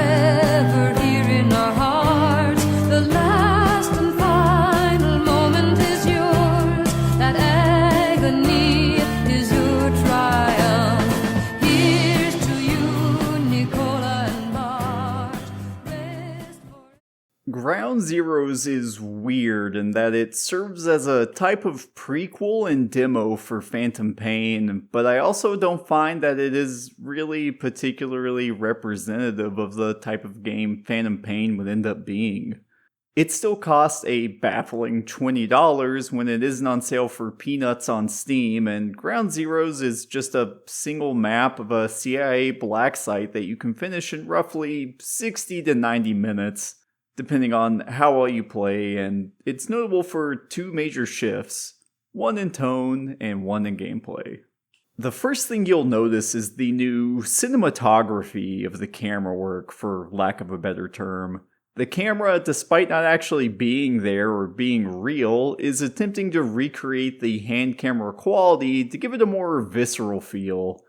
Rain hits the lens, the camera catches the glare of the helicopters and searchlights, and the zooms are erratic and barely constrained in an attempt to make everything feel more realistic. And given that the camera isn't real, and that this is all just a bunch of 3D models being posed and animated, I find that in both Ground Zeroes and Phantom Pain, these effects are frequently a little overdone to the point they start to lose their impact.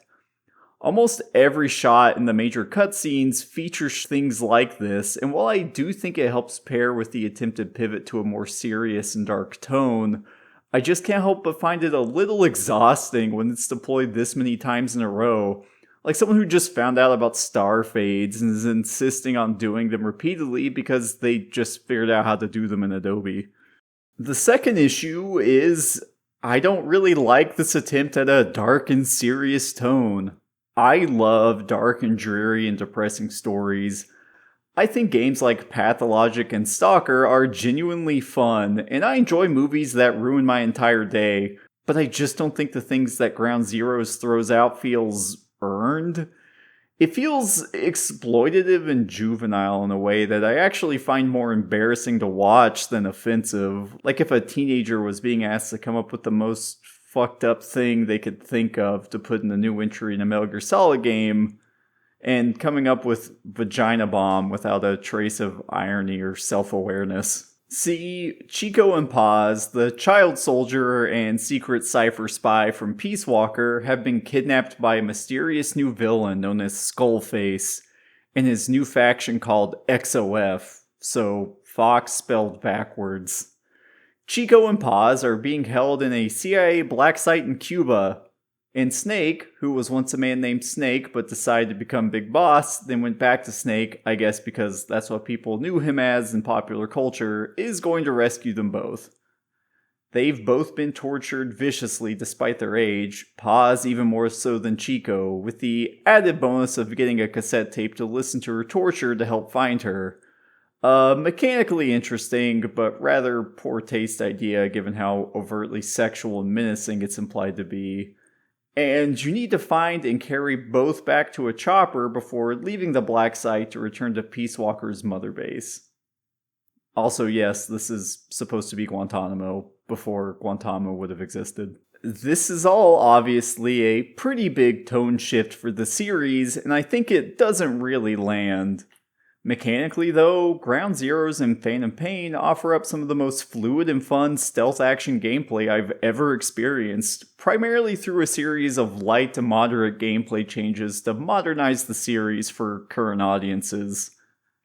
Snake can no longer carry 30 weapons, but 2 with 2 different gadgets to back him up, and no longer has a dedicated health bar, moving closer to a more modern health regeneration system.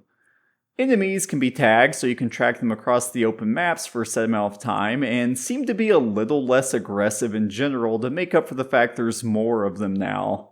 Considerably so. The objectives in Ground Zeroes can be tackled in an impressive amount of ways that imply a type of sandbox mission structure that I don't think Phantom Pain really delivers on compared to the extremely dense single map of Ground Zeroes.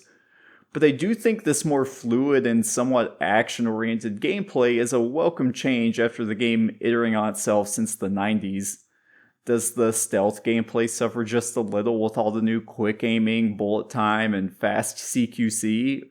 Yes, but I'd also argue that there really isn't anything wrong with making a faster mechanical framework for your series when the next entry is planned to be a 40-hour-long open-world adventure. With the amount of waiting and hiding that you might typically do in a Metal Gear Solid game becoming agonizing, I'd imagine, when stretched to 4 times the length of one of the previous entries. Ground Zeroes also offers a variety of extra ops in a callback to Peace Walker that are non-canon, optional remixes of the same black site map to squeeze as much replay value out of the map as possible. I didn't do these, but I do think it's a fun little addition if you just really enjoyed this one map, and especially if you were waiting for the full release of Phantom Pain.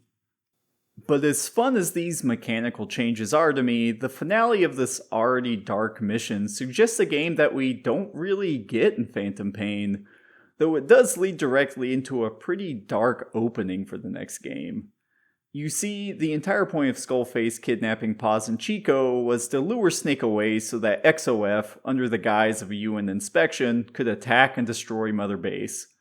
This part I actually really like. It's heartbreaking to watch the base you presumably built up during Peace Walker get torn to shreds, and especially with nobody but Paz, Chico Miller, and a random medic on a helicopter with you, it really does feel like everyone's dead and this is a big all is lost moment.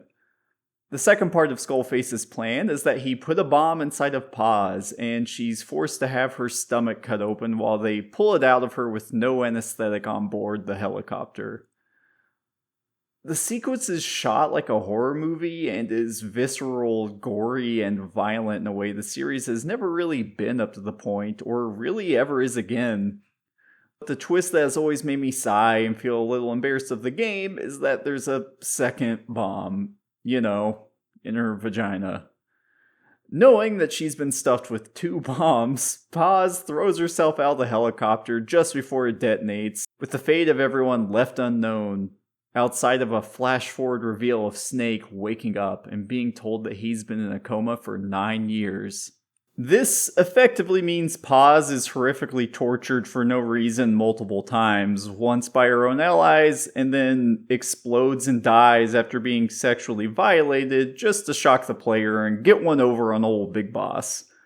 Again, I don't find this offensive. It's just very lowbrow and juvenile in its attempts to be shocking or subversive.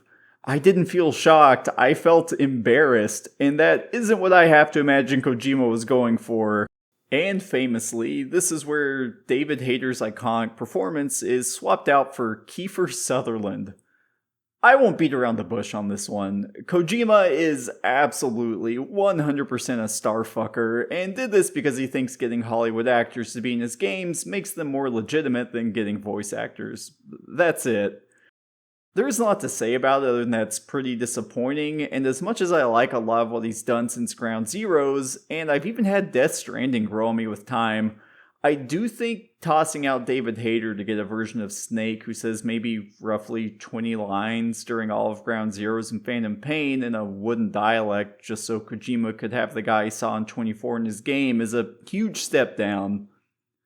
I don't enjoy the performance, and I don't really enjoy the narrative beats, obviously, of Ground Zeroes very much at all. But as much as I didn't enjoy the narrative and the casting changes of Ground Zeroes, I do really enjoy the mechanical changes they've made to the moment-to-moment gameplay. And the Metal Gear Solid series will end itself with the longest, most self-indulgent entry yet. And I actually really enjoy most of it.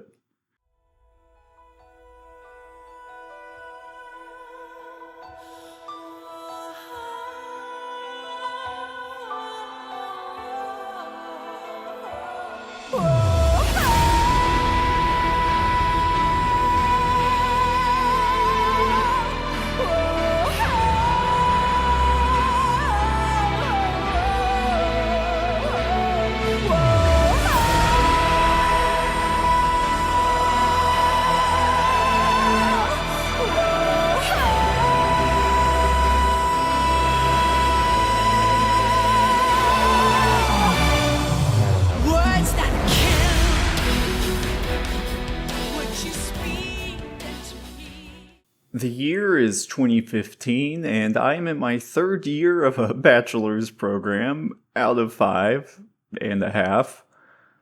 I'd scrimped together enough money to barely afford a PS4 so I could play Destiny, the big hot new MMO that was totally going to set the world on fire.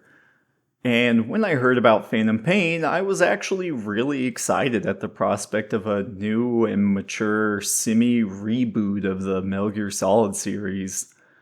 The trailers and footage I'd watched made it seem very different from the past games, and having never played Peace Walker until this video, even the base management stuff felt like an exciting and novel idea. There were some things I was worried about, obviously. Ground Zeroes established a tone I wasn't really feeling for a new direction for Metal Gear Solid, finding the combination of anime-tinged Gitmo pretty tasteless to the point it was almost unintentionally funny. And the vocal performance from Kiefer really wasn't what I wanted out of Snake. And, quiet, the words and deeds. But still, I was so excited to play this, and I remember taking an entire 2 days off of work to play this game, despite being so broke that I probably would have told someone else talking about doing the same thing that they should really keep those 2 shifts to make rent and buy food and not go play Metal Gear Solid 5. And in truth, I was pretty blown away with this game when it started.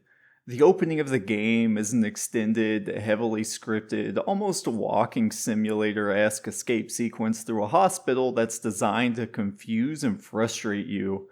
And I actually found it very effective at establishing a mood and tone both back then and even now, here in 2025. Since having a bomb exploded in his face, Big Boss has been in a coma for 9 years. This lets them comfortably place the game in a real conflict, namely the Soviet-Afghan War and the Angolan Civil War. These were chosen, I think, for 2 reasons. The first is that this is a sequel to both Metal Gear Solid 3 and Peace Walker, a sort of parallel trilogy to Metal Gear Solid 1, 2, and 4, and the idea of proxy wars has been a very strong thing in this trilogy so far. I think the second reason is that they want to avoid a conflict where US soldiers would be involved directly in any way. The problem with this is kinda twofold.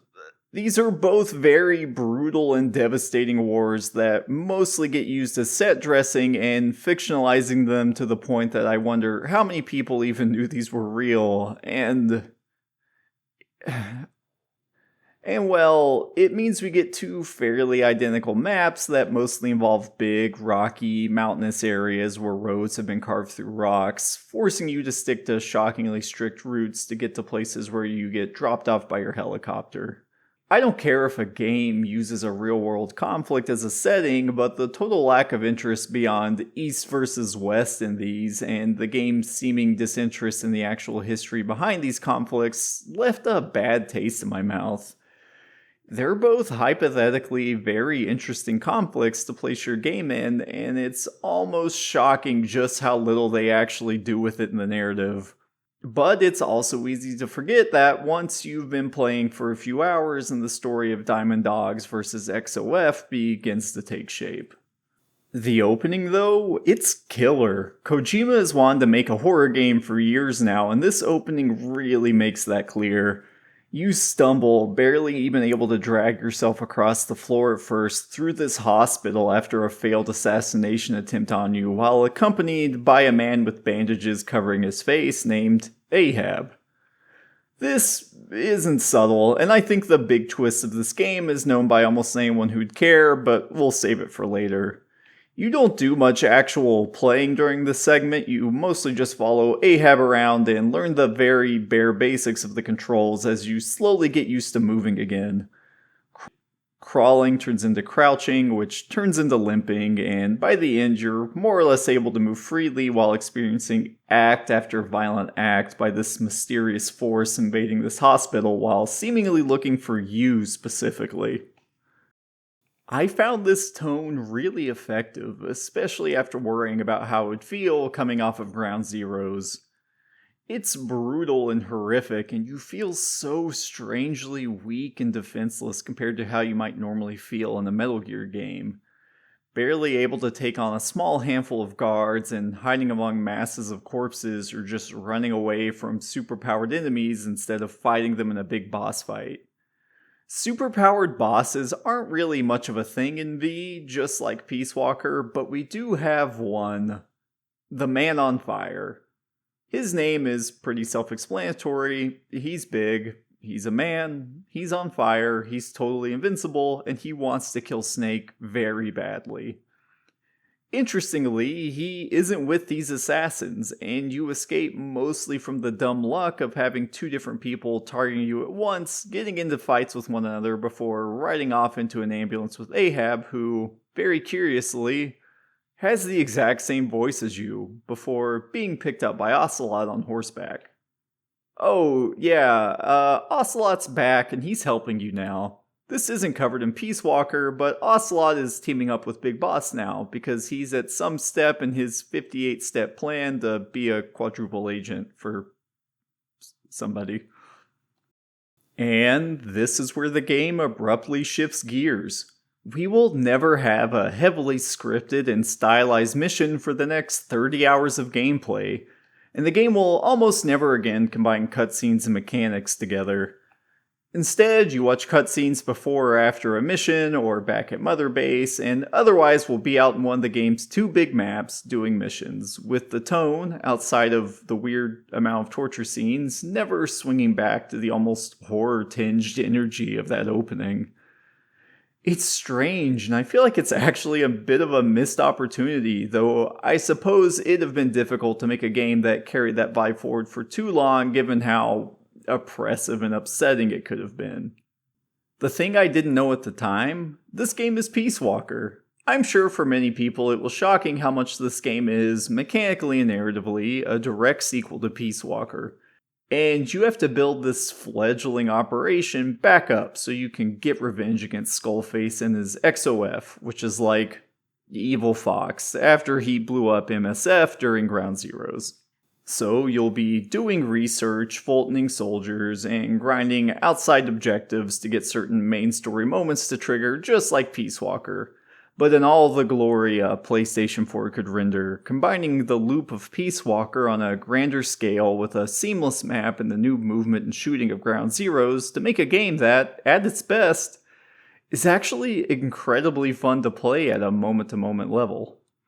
You will never feel more powerful as Snake than you do in MGSV, and actually playing through several of these missions is a ton of fun. You're so powerful, in fact, that I think it might actually be to the game's detriment, as it's actually pretty rare for Going Loud to cost you all that much besides a rank, and the Trank pistol is, as always, seemingly what the game was both built around and a little overpowered. How does the game try to broaden the scope of a loop that was originally meant to be played in bite-sized chunks on a portable platform? Well, it makes the missions a lot longer for starters. Missions in Peace Walker were very short, ranging anywhere from 5 to 10 minutes, and even shorter for side ops, while missions in Phantom Pain tend to run anywhere between 15 to 30 minutes. The game also tries to frame the entire story as if it were a TV show in a way, with main ops now being called episodes, complete with a title crawl that says who directed it, typically, but not always Kojima, the characters we'll be seeing, and the name of the episode itself as we fly in on our helicopter to start the mission.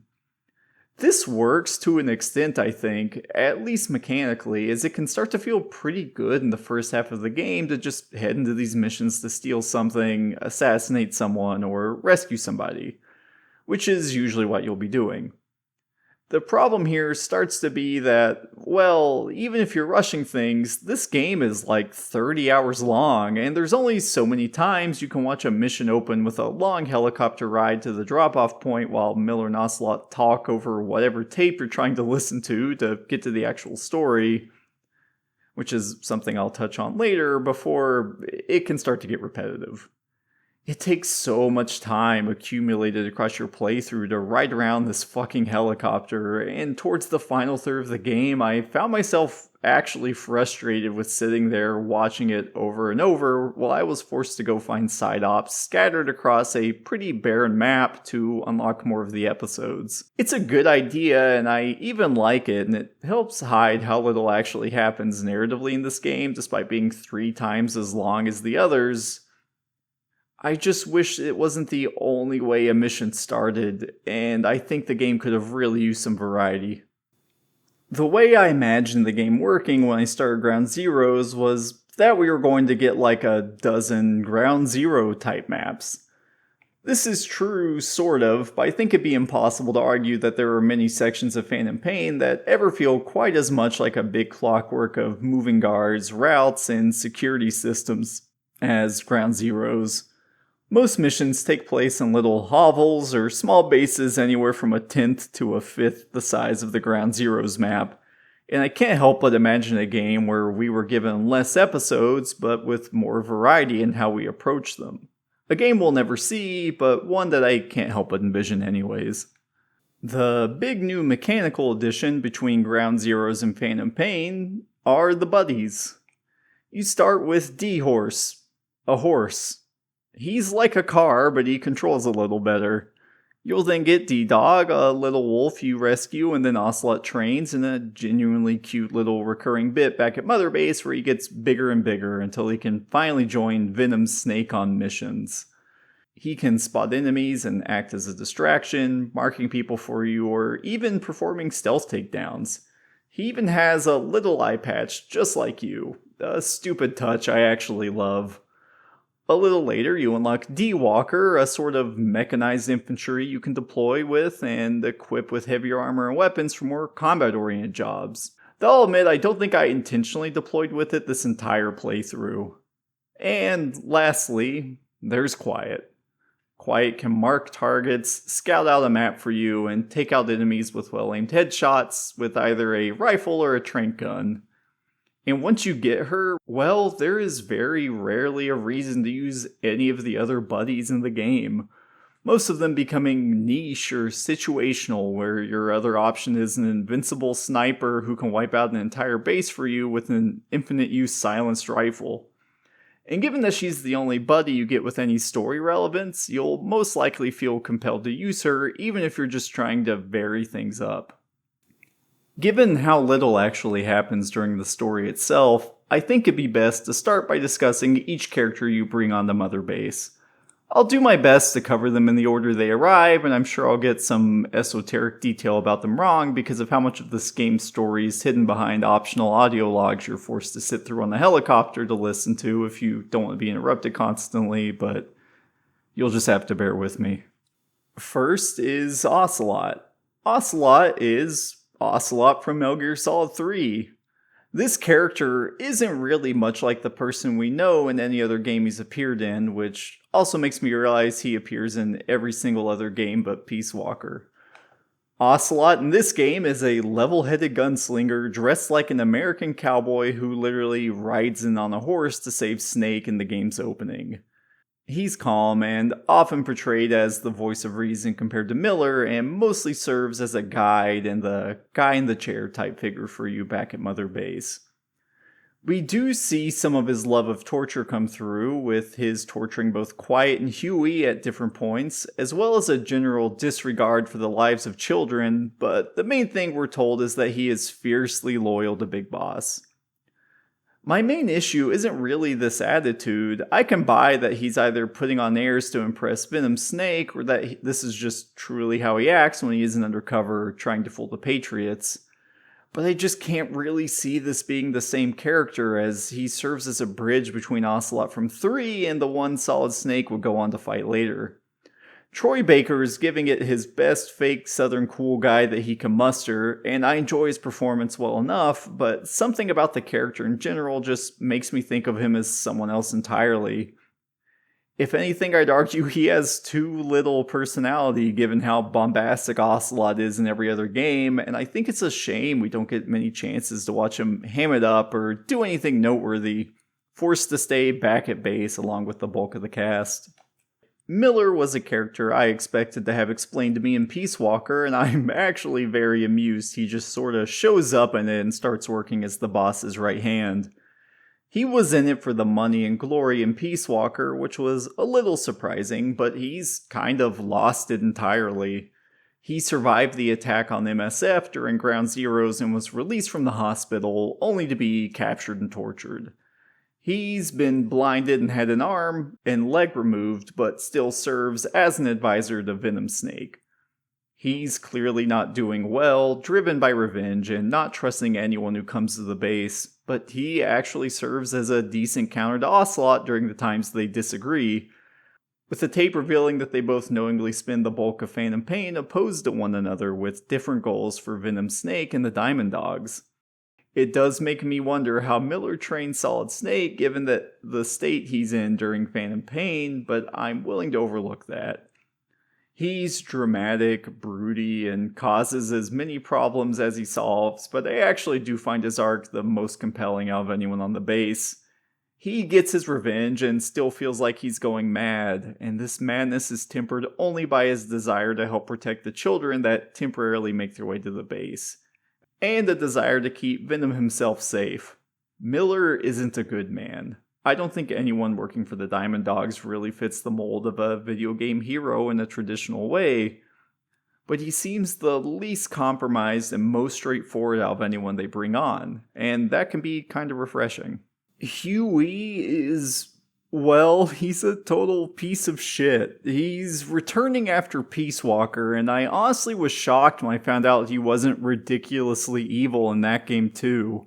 He's horrible. Huey is heavily implied to have betrayed all of MSF when you realize just how tenuous the position of being a rogue state in the 70s was. He basically set the group up to be taken out by XOF during the inspection that happens during Ground Zeroes, and he ends up being captured by Skullface and forced to make Sahelanthropus, which I'll probably not say correctly the rest of this video. It's basically a giant towering Metal Gear that's like a mix between Peace Walker and Rex. It barely works and only really sees use when it's being piloted by a young Psycho Mantis, which we'll get to. Huey is a liar and a coward whose primary goal is to invent cool war machines at all costs, and this ends up surfacing in some pretty horrific ways.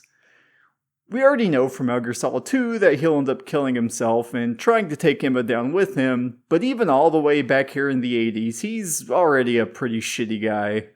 And for some nice Evangelion flair, he even tried to use his son, Hal, or Otacon as we later know him, as a test pilot for Sahelanthropus. And Hal's mom, it was Dr. Strangelove. Strangelove wasn't romantically attracted to Huey, because she's a lesbian, which is, I'm not sure how well that was all handled, but I guess she wanted to raise a child to carry on the boss's will since Big Boss wasn't going to, so she has a kid with Huey. Huey wants to keep Hal for himself, though, and so he'd kill Strangelove, locking her inside the AI pod of the boss from Peace Walker. He's also tortured repeatedly at the Diamond Dogs' mother base. I actually do find just what a little weasel he is pretty compelling. He's genuinely willing to say or do anything to get in the good graces of whoever has the most power in any given room he's in, though most often that means making terrible war machines for awful people. The thing is, he likes making these things. It excites him and gives him purpose. He even makes us a weird floating tank that was clearly cut from the game called a Battle Gear. We get to see a pre-rendered cutscene to introduce it, and then it's relegated to some off-screen deployment missions. The thing about Huey is that so long as he feels he's relatively safe and gets to work on mechs, he's perfectly happy to say or do whatever he needs just to keep his project going. That makes him a uniquely ignoble and pathetic character in the Metal Gear canon, and in a series full to the brim with tough men making tough choices who rarely show emotion besides righteous anger, it really does make him interesting.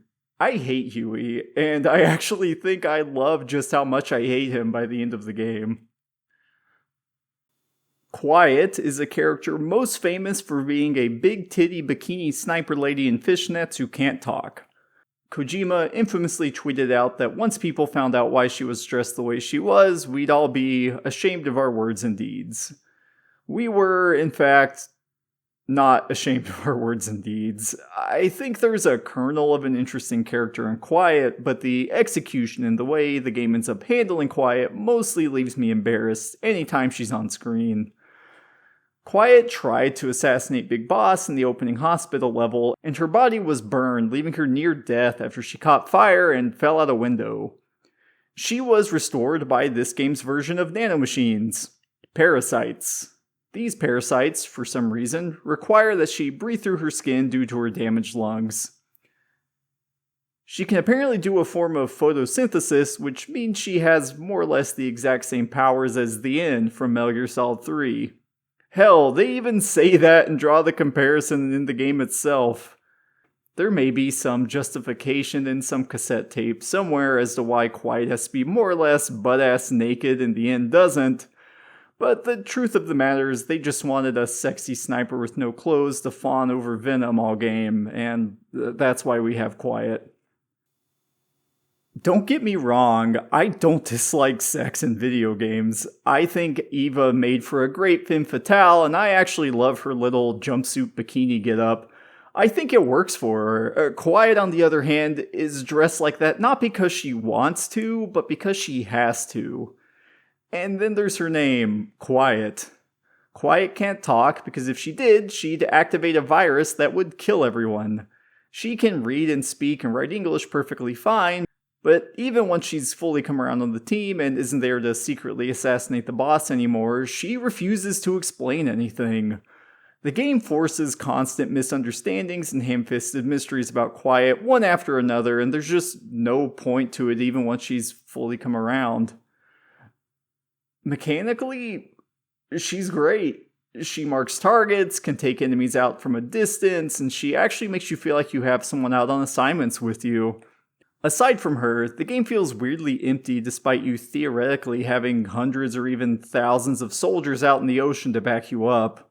She's a ton of fun to use on missions. I even think I might be able to take her a little more seriously if they just didn't have her constantly shoving her ass in my face and taking sexy little showers back at base. As it stands, she mostly just made me feel like I'm being pandered to, but in a way that makes it feel like the game assumed I'd be like 14 the first time I played it, not 24. I guess we should also talk about Skullface, but there isn't actually all that much to say, especially for a game that's typically so on point with its villains. Skullface is, he's a guy with a skull for a face. He's being kept alive the same way Quiet is, with parasites. He's a villain who has the same problems a lot of villains do. He has a compelling, well-written and relatable point, but he's given so many horrific qualifiers that the player won't feel bad about killing him. He wants to destroy the English language, and he's going to use a parasitic virus called the vocal cord parasite to do it. It is, simply put, a parasite that kills you when you speak a specific language, namely English. Quiet is infected with it as a sort of test bed against Diamond Dog, though she never actually unleashes it because Venom wins her over with his vacant stare and a 12 cents long dialogue conversation where she falls in love with him. Skullface's point is that the English language is a tool for colonization, and after being colonized and forced to speak it, he wants to eliminate it. He sort of has a point. The thing is, he's also a sadistic rapist and murderer, loves to torture people, and will backstab and betray literally anyone to accomplish his goal. And he's also some sort of CIA black site cleaner. He's an awful guy who has a good point, prone to hilarious theatrical monologues and letting Snake go because the game would be over if he didn't. He just loves to brag. And as far as motivations go, I think it's one of the more interesting ones we've had in a Metal Gear villain, but he's just not that fun to watch. He's barely in the story, and by the time we really start to get to know him, he's crushed by his own stupid mech and gets all of his limbs shot off. The last major character in the story is one I actually really like, Code Talker. Code Talker manages to be a character whose backstory is sympathetic, with understandable motivations, and, at least to me, who avoids being a cliche of a Native American character. He isn't an unwavering paragon of virtue, but he is a good man. He's also a scientist, something I can't say I've ever seen before in a story about a Native person.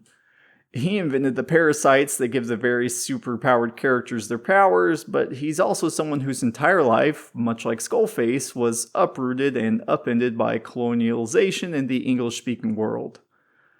He's introduced pretty late into the story, and a lot of his time on screen involves explaining how people have the various powers they do, But all the same, I did find the way his character was handled to be shockingly nuanced and pretty refreshing.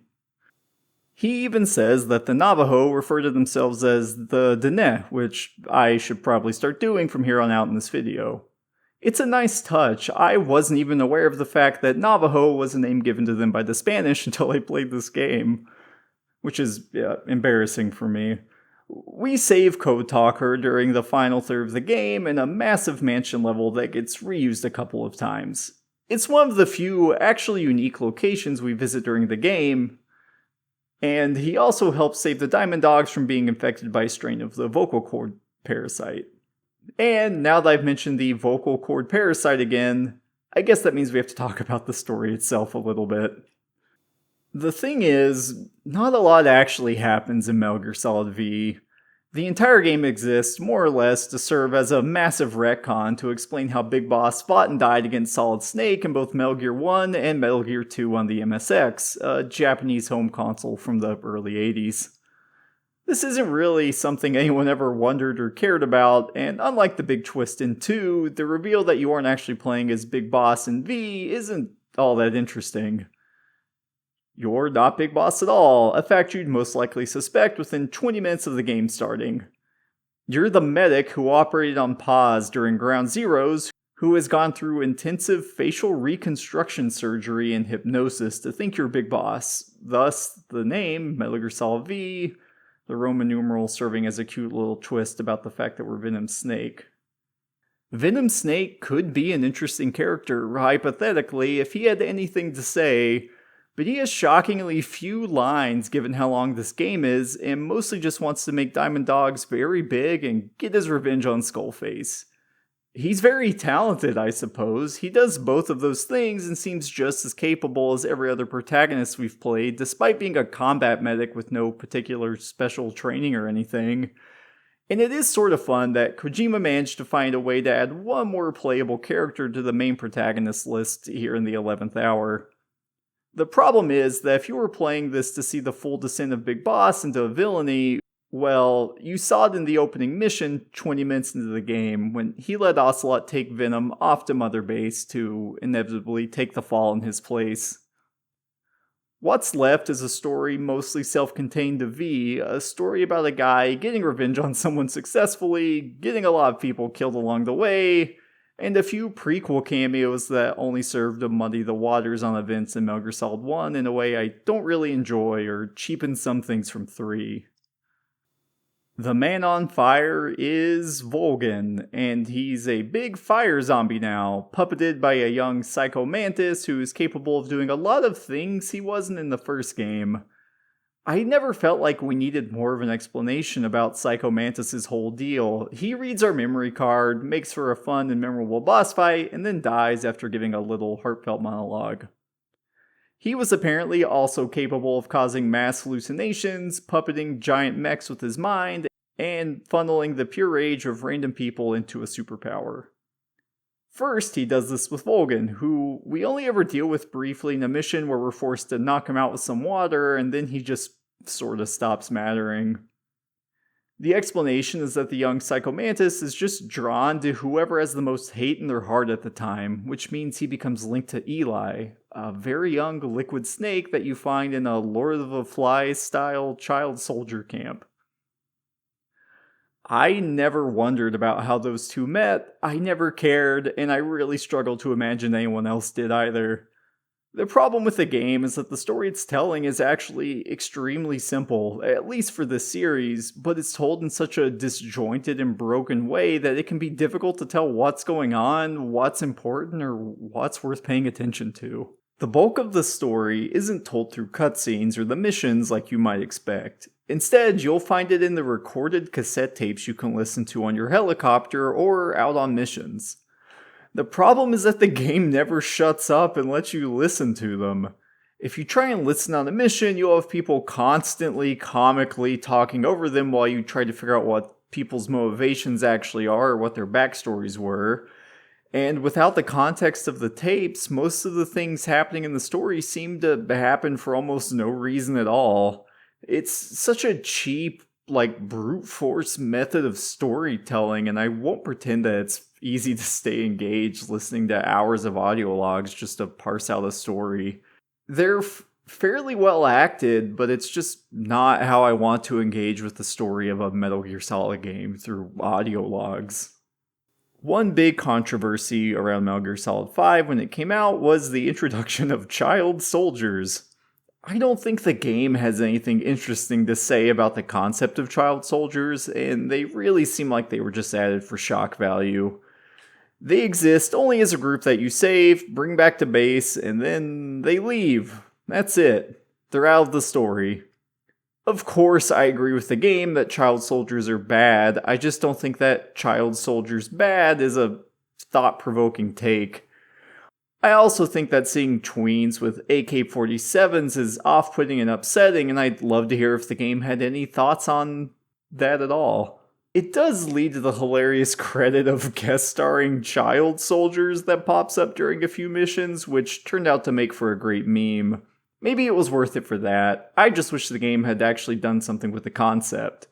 As it stands, it feels like they were added to make you gasp during a reveal trailer and otherwise have almost no bearing on the plot beyond giving Ocelot and Miller something to argue over.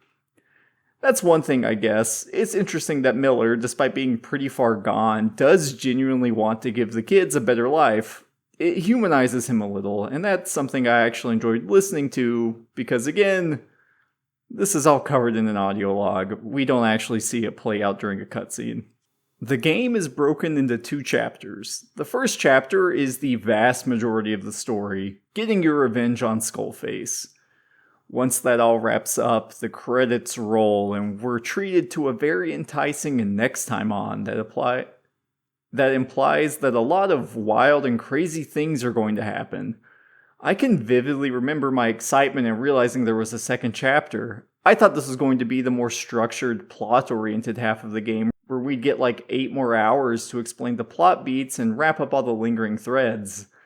Instead, it's actually more like unlocking the secret ending in Peace Walker. You're forced to go do side ops until more main ops unlock. The game introduces a new heavily armored infantry variant that makes things a little harder, and most of the second chapter is just this repetitive side content built towards the 2 actual missions that actually matter and wrap up the story. Well, 3 missions, sort of. In the first of these final missions, Quiet leaves the base with no explanation. Presumably, it's to go wander the desert and spare the Diamond Dogs the risk of infection after we learn that she's been infected with the English strain of the vocal cord parasite. Then she gets captured. We go and find her, and this brings us to a mission that actually forces you to use all the things you've been leveling up the entire game. Your helicopter, air support, and your anti-vehicle weapons. It's a slightly frustrating but fairly compelling little set piece where you and Quiet are holding out against an entire armor division. The setup, though, is pretty rough. You stumble into her captors just in time to watch an attempted rape scene against Quiet, and then she, in what the game clearly thinks is a big, empowering, badass moment, proceeds to kill a bunch of guards with just her legs while she has no pants on. Then she triumphantly returns to us in her fishnet bikini. Sure, whatever, Quiet, I'm glad you like that outfit so much. After the battle, Venom and Quiet basically take turns getting themselves knocked unconscious. First, Quiet gets knocked out by a tank shell, Venom is forced to drag her through a sandstorm and hide her from a patrol. Then he gets knocked out when he's bitten by a snake. This entire moment is almost played for laughs to me. You narrowly avoid being bitten by a snake, and then there's just a second snake, and it bites him when you watch it in this little cutscene. When Quiet wakes up, she's forced to speak and activate the vocal cord parasite so that she can lead their escape chopper to Venom, and then she wanders off into the desert again, presumably to die. I think this scene plays well enough on its own, but Quiet just wasn't developed enough for me to really care all that much. It honestly sucked to me a lot more to lose such an overpowered buddy than to lose her as a character, because she just really doesn't have much to do in the story. The only thing she actively does is cause conflict by either refusing to or being unable to communicate back at Mother Base. Losing her is sad music plays, and I did feel, well, kinda sad, but, that's it. I think I'd never really wondered why Quiet never showed up later in the series if they hadn't bothered to explain it. It honestly just feeds into the way that this game so often feels like it's grasping at straws, trying to remain relevant to the series narratively, but being confined to this weird little side story. MGSV doesn't seem interested in anything to the narrative as a whole, and instead just spends a lot of time tying up threads introduced in this game. Maybe that's in part because at this point, Peace Walker has already done most of the job of being a sequel to MGS3. The second major mission is a shot-for-shot recreation of the very first mission of the game. Shot for shot, as in as far as I can tell, there weren't any changes. The mission is now called The Truth and opens with you in a hospital bed, just like the beginning of the game.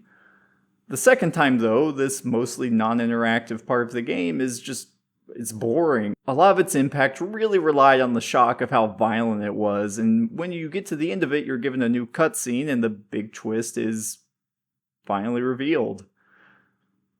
I don't really think anyone was shocked by this, but it's revealed that you are not in fact Big Boss. You're the medic from the helicopter when the bomb and pause blew up in Ground Zeroes, given facial reconstruction surgery and brainwashed into thinking you're Big Boss while he goes off to secretly begin his fight against the Patriots, or to hide, or do whatever he needs to be doing to set up for the events of Metal Gear 1 for the MSX.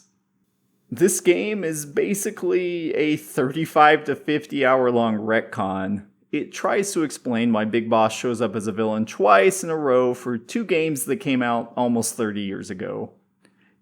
I think that's hilarious, and I kind of admire the massive swing here, but I don't think it's a question anyone ever truly asked, and it means that almost everything that happens in this game is self-contained. Almost nothing that happens here changes anything about what we see in any of the other games. And yes, I do lean into the fact that this game is technically called Metal Gear Solid V, as in Venom, and not MGS5. Despite all my complaints about the narrative, I do think it is a really fun video game. It's just not the type of game I wanted from a Metal Gear Solid game. Once we learn that we've been playing as Venom Snake this whole time and not Big Boss, we flash forward in time to when a young Solid Snake is attacking the base we run. Venom is listening to a tape left for him by Big Boss where he explains his role to play in this decade-spanning fight. Venom is meant to die fighting Snake in Metal Gear 1, but in that moment, he rejects the fate that was laid out for him. He punches the mirror and shatters his reflection, but it's the reflection of Big Boss's face, not of his own. And when you confront Solid Snake, it isn't to continue this plan, but presumably to kill him, even if he'd ultimately fail against our series protagonist. I think Venom goes out doing his best to continue his legacy as a leader, and it's a shame we weren't given a doomed boss fight against Solid Snake, especially given the total lack of boss fights in this game. Does this ending feel satisfying? Well, no, not at all. It felt so unsatisfying, in fact, that the fanbase spent a solid 6 months all but certain that any day now the game would have its third act revealed and we get the real ending patched in. It felt like there had to be something missing from the narrative that we were going to either uncover through some secret ending or just have patched in at a later date. Surely this entire game wasn't just a thin narrative explanation of why Big Boss shows up despite seemingly dying in Metal Gear 1, right? No secret ending ever came. This was it. A mechanically brilliant but deeply compromised final entry in the Metal Gear Solid canon. I think that considering how much the story is the point of these games for people, ending it on such an inert note is a bit of a letdown. I really enjoyed the gameplay of this game when I played it on release, but in retrospect, I find a lot of its open world elements a little clumsy or simple now.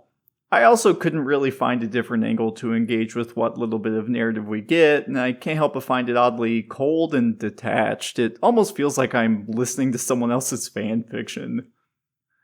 No characters we already know really act how they've acted in any other game, and, Ocelot is a no-nonsense businessman, Miller has totally lost his mind, and Venom literally isn't Big Boss and barely has a personality compared to our version of him from Peace Walker. Huey has gone from a bumbling scientist to an extremely evil bastard who killed Strangelove and endangered his own child. As far as the new characters go, aside from Code Talker, I just really don't find any of them interesting, and I struggle to care about any of them. There is one cut mission from the game, however, even if it were added back, it just wouldn't have done enough to make the narrative feel complete, and since it was cut, I also don't really consider it part of the narrative. Using some cut content that was shown on a Blu-ray disc that came on the special edition, fans have uploaded the rough rendering of this cut mission online. In this cut sequence, Eli and the other kids have run off to an island with the prototype Metal Gear, I can't say that name anymore, and you chase after them. So that would explain what happens with the kids and Eli and the prototype Metal Gear. The rough compilation of this cutscene is available online if you want to watch it. I'm not really sure if I can show it here, but given that it's not in the game, I don't really consider it relevant to the story or canon. So, where does that leave us? I think that this game could have easily served as a blueprint for expanding on what Peace Walker was dabbling with. They could have turned Metal Gear into a mixture of faster-paced, action-oriented sandbox gameplay combined with a base management system, and maybe even have let you play it as a variety of a cast of characters with different abilities and playstyles, but that just isn't the game we got. Instead, the final entry in the Metal Gear Solid franchise falls a little flat between the inert writing and the slightly repetitive nature of the game and the way it just fails to utilize the promise of an open world map presented to us in Ground Zeroes. Despite how much fun it can be on a moment-to-moment basis, MGSV can just oftentimes feel really messy and unfinished. And truth be told, I think it almost perfectly fits the series to end like this. Experimental, overly ambitious, clumsy, and extremely memorable in its effort while it takes several wild swings, even if it only manages to land a hit with about half of them.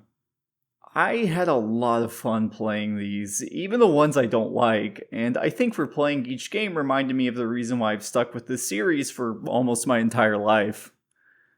There is quite literally nothing like Metal Gear Solid, and I don't think there ever will be a game series like Metal Gear Solid ever again. Metal Gear Solid as a franchise is one that is deeply critical of the very things it also occasionally fetishizes, with a story that spans nearly 100 years of conflict and dozens of characters and a constantly shifting protagonist. The writing is often silly, occasionally absolutely absurd, but always incredibly earnest. I think what makes Metal Gear Solid work as well as it does is that the game seems totally willing, for the most part, to play into its silliness and characters and keep a totally straight face, even with how bizarre a realistic-looking game can be when it's effectively written like a spy thriller comic book complete with superpowers. I've had things I didn't like in each game. Hell, I just straight up don't like one of these games. But I admire the sheer willingness to avoid trends and be so distinctly Metal Gear through a game series that is as old as I am. I don't know if I'll ever find another game series as weird, diverse, and time-spanning as this, but you'll be the first to know when I find it. Thanks for watching.